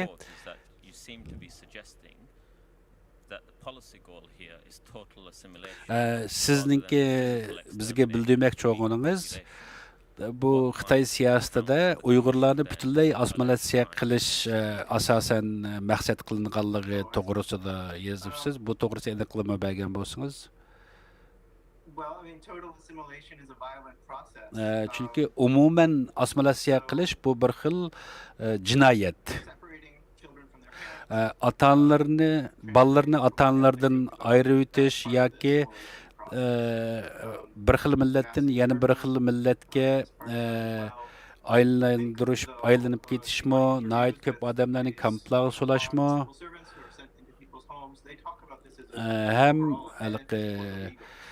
Xitoylarni uylarga avatib birga yashash siyosatlarimi mushularning hammasi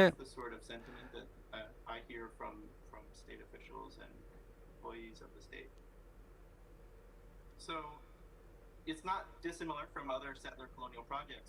Yana shu mush osmalasiya qilish siyosati bir xil qo'l bo'lganligi uchun buni bir mustamlikka qilingan mamlakatda mustamlikka qilish siyosati deb qarasak bo'ldi. Bu yolg'iz bu osmalasiya qilish yoki mustamlik siyosati bo'lib qolmasdan bu bir yo'qotish xarakterlik, genosid xarakterlik deb tushundirsak bo'ldi deb tushunaman.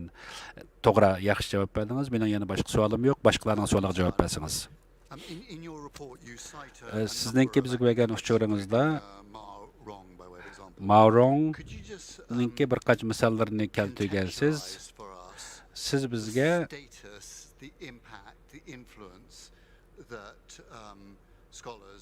tadqiqotchilar, yana Maorong'ga o'xshash tadqiqotchilarninki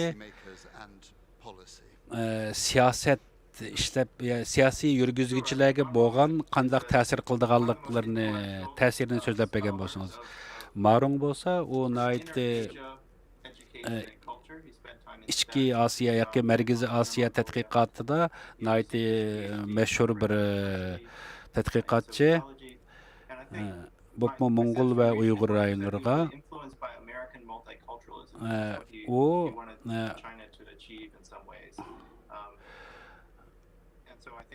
by emphasizing Chinese language education and de-emphasizing ethnic difference, he felt like he was opening up China to the he and Hu Lianhe and Hu Angong were the sort of the three main figures in this new framing of ethnic policy are influential in that they work in central universities and they're quite connected to the Communist Party. It's not entirely clear to me. Nurg'un Xitoydagi tadqiqotchilar Xitoy ya'ni Jungo Kommunist Partiyasi bilan bevosita bek munosabatlik ham shularningki ma'rif sistemasi uchun tadqiq qildiganlar. Bularningki o'zaro bo'layotgan munoziralari nayt kengri. Bu Shi'ninki rahbarligidagi bu ahvolda bundaq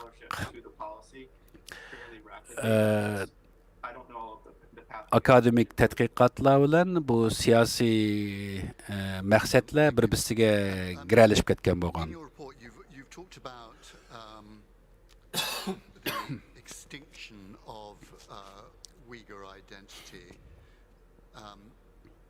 Uyg'urlarninki kimligininki yo'qolib ketishi degan so'zni because of course things we are as a tribunal tasked with is considering whether amongst other things genocide has been committed.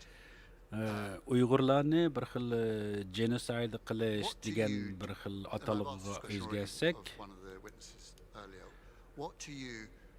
what does destruction look like in 10 or 20 sizce keldigan 10-20 yil ichida mush rayonda bo'ldigan o'zgarishlar qanday bo'lishi mumkin?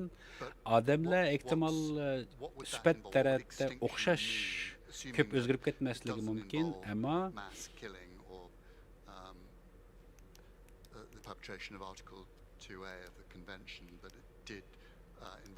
ya'ni bu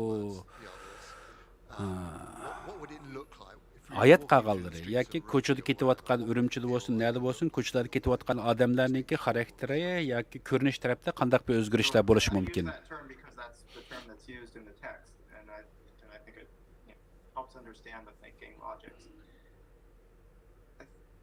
What 10-20 yilda qanday o'zgarishlar bo'ldi deyilsa, masalanga bu oilasidan ayirib tarbiyalash siyosatida nəhayət köp ösmür balalar öz ata-analardan ayrılıb tərbiyelenib ma'riflarda bo'layotidu, maktablarda. Bu o'zininki madaniyatidan ayrılıb tərbiyələş bu balalar o'zlarininki kimligini yoki o'zining milliy kimligini yo'qotib, ya'ni o'zlarininki madaniyatini bilmaydigan bir xil holat, kimligini bilmaydigan bir xil holat shakllandi. Bundaq ayrıvıtılışdan kelib chiqqan bir xil trauma yoki balalarda kelib qolgan bir xil qo'rqinish alayda bir xil ko'rinishni shakllantirishi mumkin.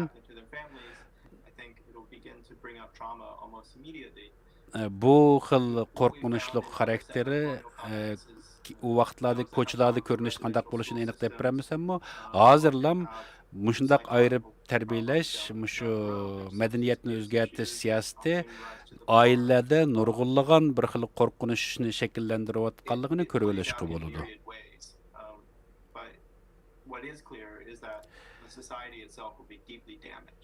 Men aniq qilib ayta olamanki, bu jamiyat nihoyatda cho'ng bir ojizlashish yoki zaiflashish shakllandi. The objective for the Chinese authorities to be a single nation race. Siz masalan umuman qilib aytganda Jungo jamiyatida yolg'iz bir millat bo'lish siyosatini to'g'risida so'zlabdingiz. Mushuni bekrak tushuntirib bo'lgan bo'lsangiz, siz nimishga bundaq butun Xitoy bir millat shakllanadi deb qaraysiz?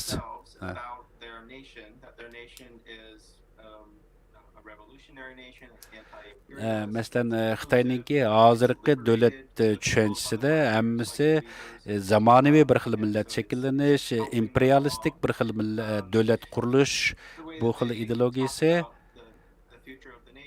kelajakdagi millatning kelajagi Xitoyning tushi yoki Xitoyning kelajak xiyoli ham xalqarodagi Xitoyninki o'rni siyosiy, iqtisodiy o'rniniki yuqori bo'lish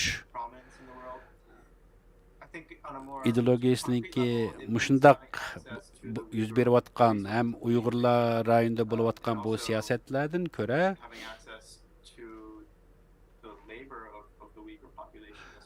Uyg'urlarninki nufusi kamsitilishi, nufusninki tuvan yo'qolishi, Uyg'urlarni ichkiri o'riklarga yo'tkash, and so if you have this new subject population that can be put to work at a mass scale, particularly in textiles, that's a way of sort of keeping manufacturing close to home. So there's a pragmatic economic bu Xitoyninki yana bir iqtisodiy maqsadlarga yetish uchun olib berayotgan bir xil siyosat bo'lganligi uchun men shuni deb qaradim. Meni oxirgi savolim previous evidence about the inability of Uyghurs to cross borders to leave either the region or the country. And we've also had a good deal of evidence about surveillance equipment, fear, control. Uyg'urlarningki o'zi tuprog'idagi hozirgi amaliy yuzlanayotgan hayotiningki bir ochiq turma ekanligini siz ashundaq deb qaramsiz? Albatta shundaq. Bu rayonda bo'layotgan sistema men shundaq deb qarayman. Yana birisi Uyg'urlar har qanday bir xil bir ruxsatsiz hech qanday bir yerga midirolmaydi. Jutlag'imi o'ttirsida tekshirish punktlari bor. Bu yerda masalanga nihoyat ko'p masalanga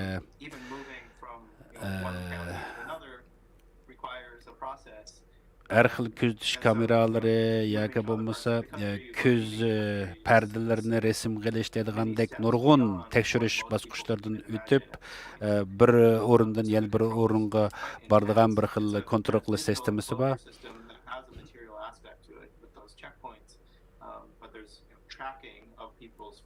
Odamlarningki telefonlari bo'lsin yoki har qanday shaxsiyatli yoki mashinalar bo'lsin, hamma narsalarni hukumat tekshirib, ya'ni kontrol qilib turdi.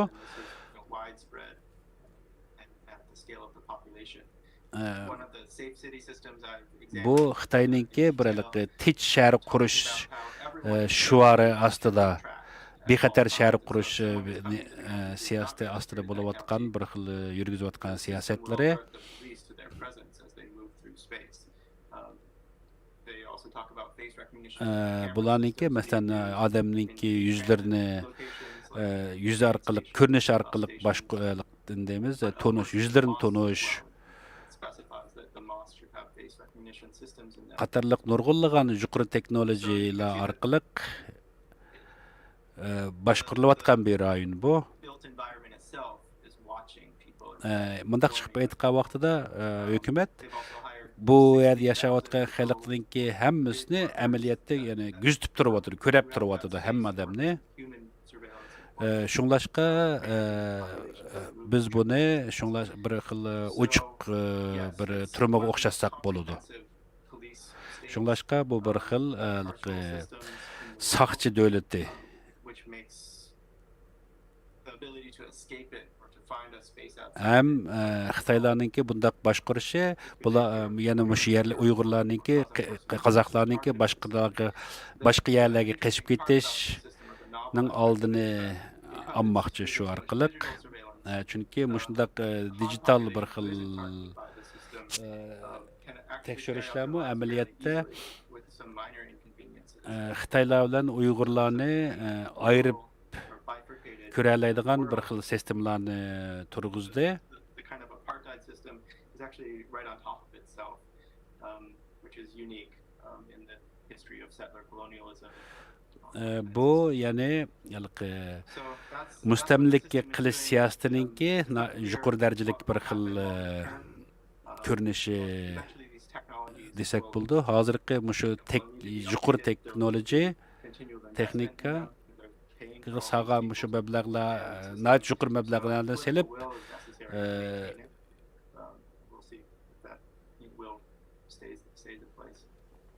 özününki müşaktaki kontrolligini hep berýatydy. Mena sualım tügidi. Men bir sual sormakçı. To operate a system leading to extinction of the type you identify, the person above the person who's being managed, manipulated and controlled may or may not believe in the principle. He may simply be acting under orders. The person above him may or may not believe. Bundaq sistemlarga bölünüp ketken bir hukuk şeklide meselenge bir tüven dereceden yani bir yuqur derece, yani bir yuqur dereceden yani bir yuqur derecesi bolgan bundaq başquruş sistemisi de qandaq bir başquruş sistemisi qancha uzunga bara olish mumkin deb qaraysiz? Bu bek ters bir sual bo'ldi. Buningga aniq javob bermek ters, chunki bundaq qatlamma boshqarishda qancha bosqichniki borligini bilmigimiz bek ters. Araliqda yana qanchalar odamlar bor? There has been a Han presence in this region for hundreds of years, but Bundaq bir-birisinin üstüge bir-birisini qoyup turup başqurish sistemisi bu rayonda 100 yıllarca tarihi var desek buldu. Bopmu 50-ci 60-cı yıllarda nait köp Xitaylar köçüp geldi. Ula özlerini biz bugünkü günde bizi Kona Şinjanlıklar dep ataydı. Hem ulanı burun Uygurlar bilan Qozoqlar bo'lgan munosabatiningki hozirgi ahvoldan yaxshilik to'g'risida so'zlab berdi. Yana meningki bir qancha intervyulerimdan ko'ra which I think is probably fairly wide is shared by leadership as well, which is one of the reasons why they I think want to maintain the system. Yani mushundaq hozirgi bu yangi sistemninki yani birisining ustida birisi yoki o'zaro kuzatuvchilik qilish, qavatma-qavat kuzatuvchilik qilish bundaq sistemlar mushu 2090 ve 2000 yıllardan keyin bekrek gevdilendi. Bopmu bir yol bir balvağı siyasetinden keyin bekrek küçeydi dep qarayman. On the side of the government when it comes to cracking down on the Uyghur population, doing what's necessary to make themselves feel safe. mumkinki Xitoylar, ya'ni Xitoy hukumati mumkin qadar Uyg'urlarning nüfusini tövelletish orqali o'zining bexatarligini kapolatga ega qilish. Produces a response, and so they want to be protected as they do that. I'm speaking in very general terms here. Men umuman qilib so'zlayapman ko'p ballarda, peki inchikilab kirmadim. And so I think they feel as though this is the Chinese state really caring for them, protecting them. Yana birisi Xitoy hukumatiningki Xitoylarni bekrak qo'g'daydiganligi ham ularga bekrak o'ziningki diqqat nuqtasini beradiganliklarini bildirish deganga o'xshash. Depending on their positioning, view this system as productive and extinction as a necessary. Bir xil sistema bo'lganligi uchun shundaq qatlam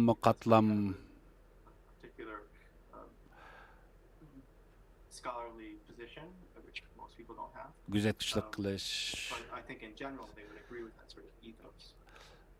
Sistemalari deb qarayman. No questions from Ms. Rep. Ms. Rep'ninki bir savoli bor ekan. You talked about a sort of inbuilt flaw in this educational system, where because the children are still going to be treated as different, they're not going to come to see themselves as the same as the majority. Masalan, ballar keyingi vaqtlarda o'zlarini boshqa ko'rish mumkin. Masalan, ballar cho'ng bo'lgandan keyin ehtimol o'ziga qarab, uningki asosliq millatlarning emasligini, o'zining ularga o'xshamaydiganligini his qiladi cho'qim keyingi vaqtlardami. Sen shu Xitoydagi akademiklarningki yoki shu munozirlarda bo'layotganlarningki mush masalani o'ynamayotganligi ham kelajakda uzun muddatlik bir xil qaraydigan bo'lsak, mush siyosatninki g'alabalik bo'lmaydiganligini his qilmayotgan deganda shular. So, you know, the racial phenotypes of a Uyghur person, most of them at least, cannot pass as Han. And so biz albatta bizningki bilishimiz albatta bu Uyg'urlar bilan Xanzurlar o'rtasidagi bu cho'ng farq ular cho'ng bo'lgandimi ki mushundaq siyosat ma'rif ostida cho'ng bo'lsa-mu, ular baribir bir chet ellik yoki bu asos millatga o'xshamagan bir xalq ekanligini his qila oladi keyingi vaqtlardan baribir. Ammo bu bir xil trauma shakllantirib qo'ydi bolalarningki kallasida.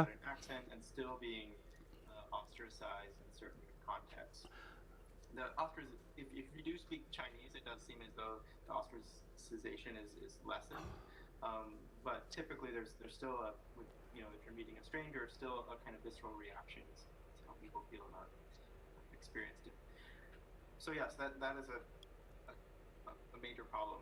I think the system is menimcha bu sistem amaliyotda cho'qim kelajakni tushunib, to'g'ri menishnikini talab qilmaydi deb o'ylayman. Bo'pmi hozir, bo'pmi shu kamp sistemasi, hozir bo'layotgan siyosatlardan ko'ra bular shu hozirni maqsad qilgan bir xil sistema.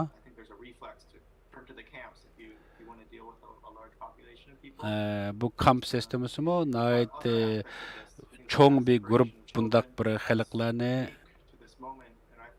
sig'diralishi natayin ham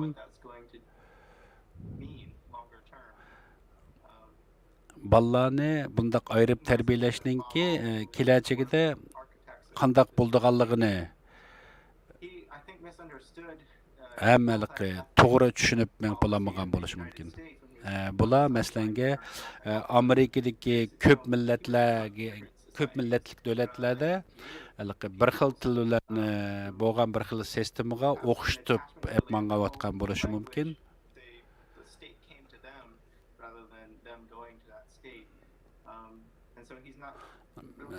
Mesela Amerikadagi bu sistemasida hukumat boshqa millatlarningki bir xil tilda so'zlashni talab qilmay, boshqa millatlar bu tilda so'zlashni o'zlari talab qilib keladi.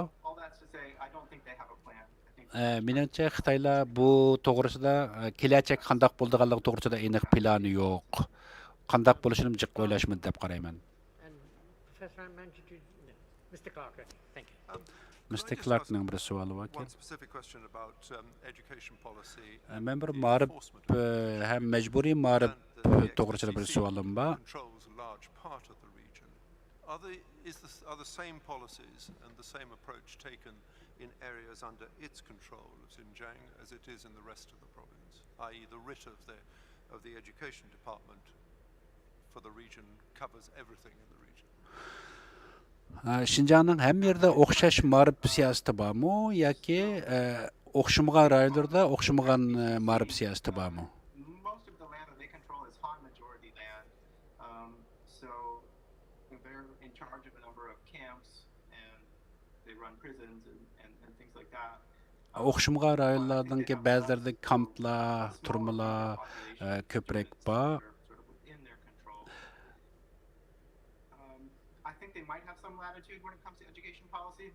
Mençe bo'lgan vaqtida azroq farqlar bo'lish kerak. Masalan, millatlarning joylashishiga asosan siyosat qo'llanishi mumkin. So my sense is that it's probably quite similar to the way that education policy is being implemented in other parts of the region.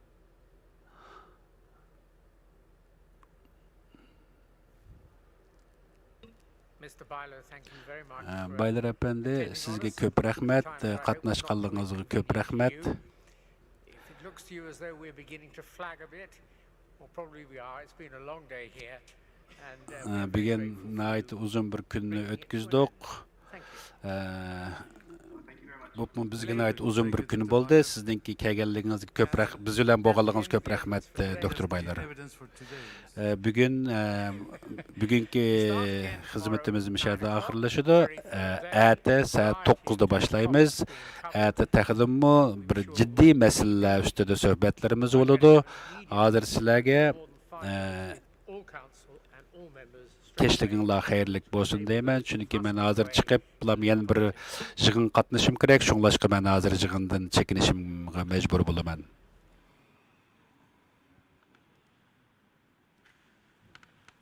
Assalomu alaykum, ekran oldidagi Sharq Turkistonlik aziz qarindoshlar.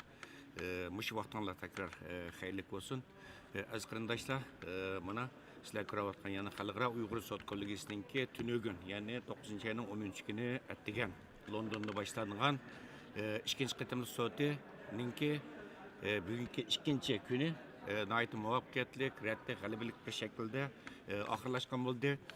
Aziz qarindoshlar, mushu fursatdan foydalanib turib, men mushu sotga ko'ngil bo'lib, mushu xalqimizning dardiga, taqdiriga ko'ngil bo'lib, ekran oldida zerikmay, terikmay, savrichanlik bilan mushu sot haqida biz Dunyo Uyg'ur qurultiyi to'g'ri televiziyasi tarafidan taqdirlangan naq maydon programmasini ko'rgan, izlagan bütün qarindoshlarimizga takrar rahmatimni, minnetimni bildiraman va hammanglardan Alloh razı olsun aziz qarindoshlar. Bugun bu sot nihoyat muvaffaqiyatli o'tdi, bo'lib sotda nihoyat muhim shaxslar bo'lib chet-ellik mushu maxsus irqiy qirg'inchilik masalasini tadqiq qilayotgan maxsus mutaxassislar nihoyat muhim doktorlarni berdi. Sharq Turkistonlik guvohchilar doktorat berdi. 10 ga yaqin chet-ellik va Sharq Turkistonlik bo'lib 10 ga yaqin kishi bugun maxsus guvohlik berdi va bugun bu sot taxminan 10 soatdan ortiq davom qildi.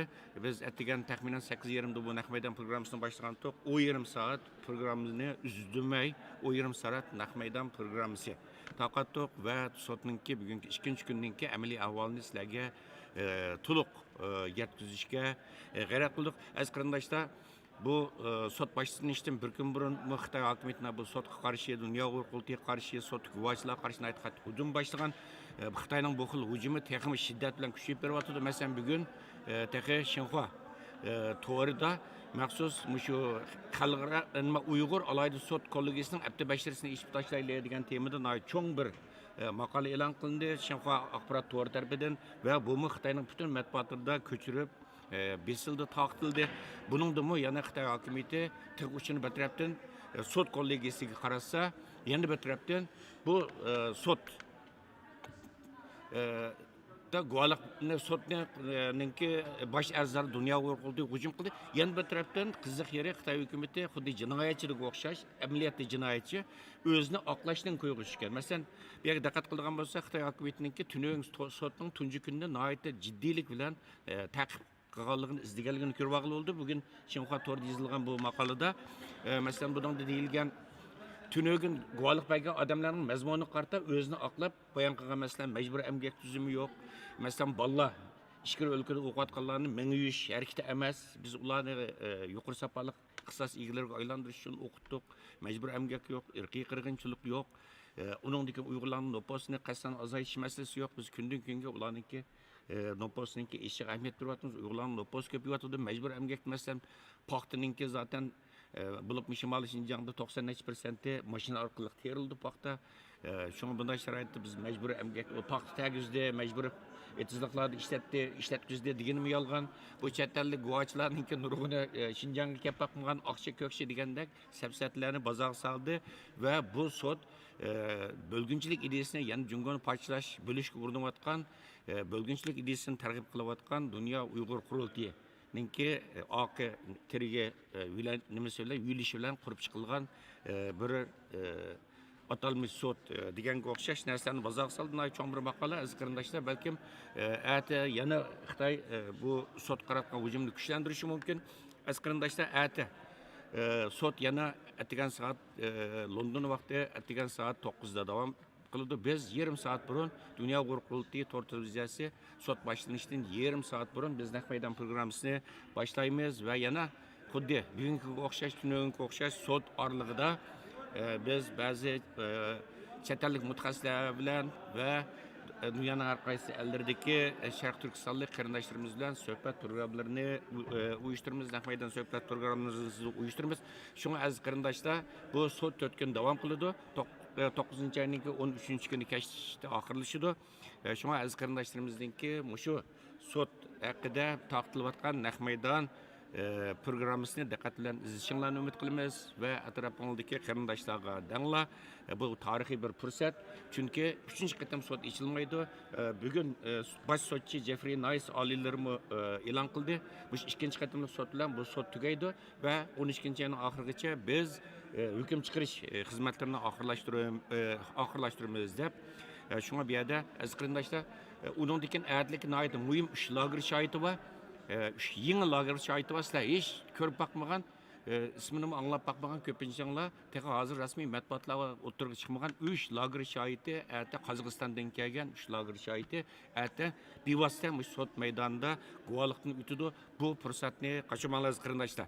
Xo'sh, shuning bilan aziz qarindoshlar, Dünya Uyghur Kurultayı Tor televiziyasiningki Xalqaro Uyghur sot kollegiyasining 2-chi qatimliq sotiga bag'ishlangan bu 2-chi qatimli soti haqidagi Naq Meydan programmamiz mishadi oxirlashdi. Ko'rishishga omon bo'linglar, ati ko'rishaylik aziz qarindoshlar. Xayr xo'sh. Xayr xo'sh.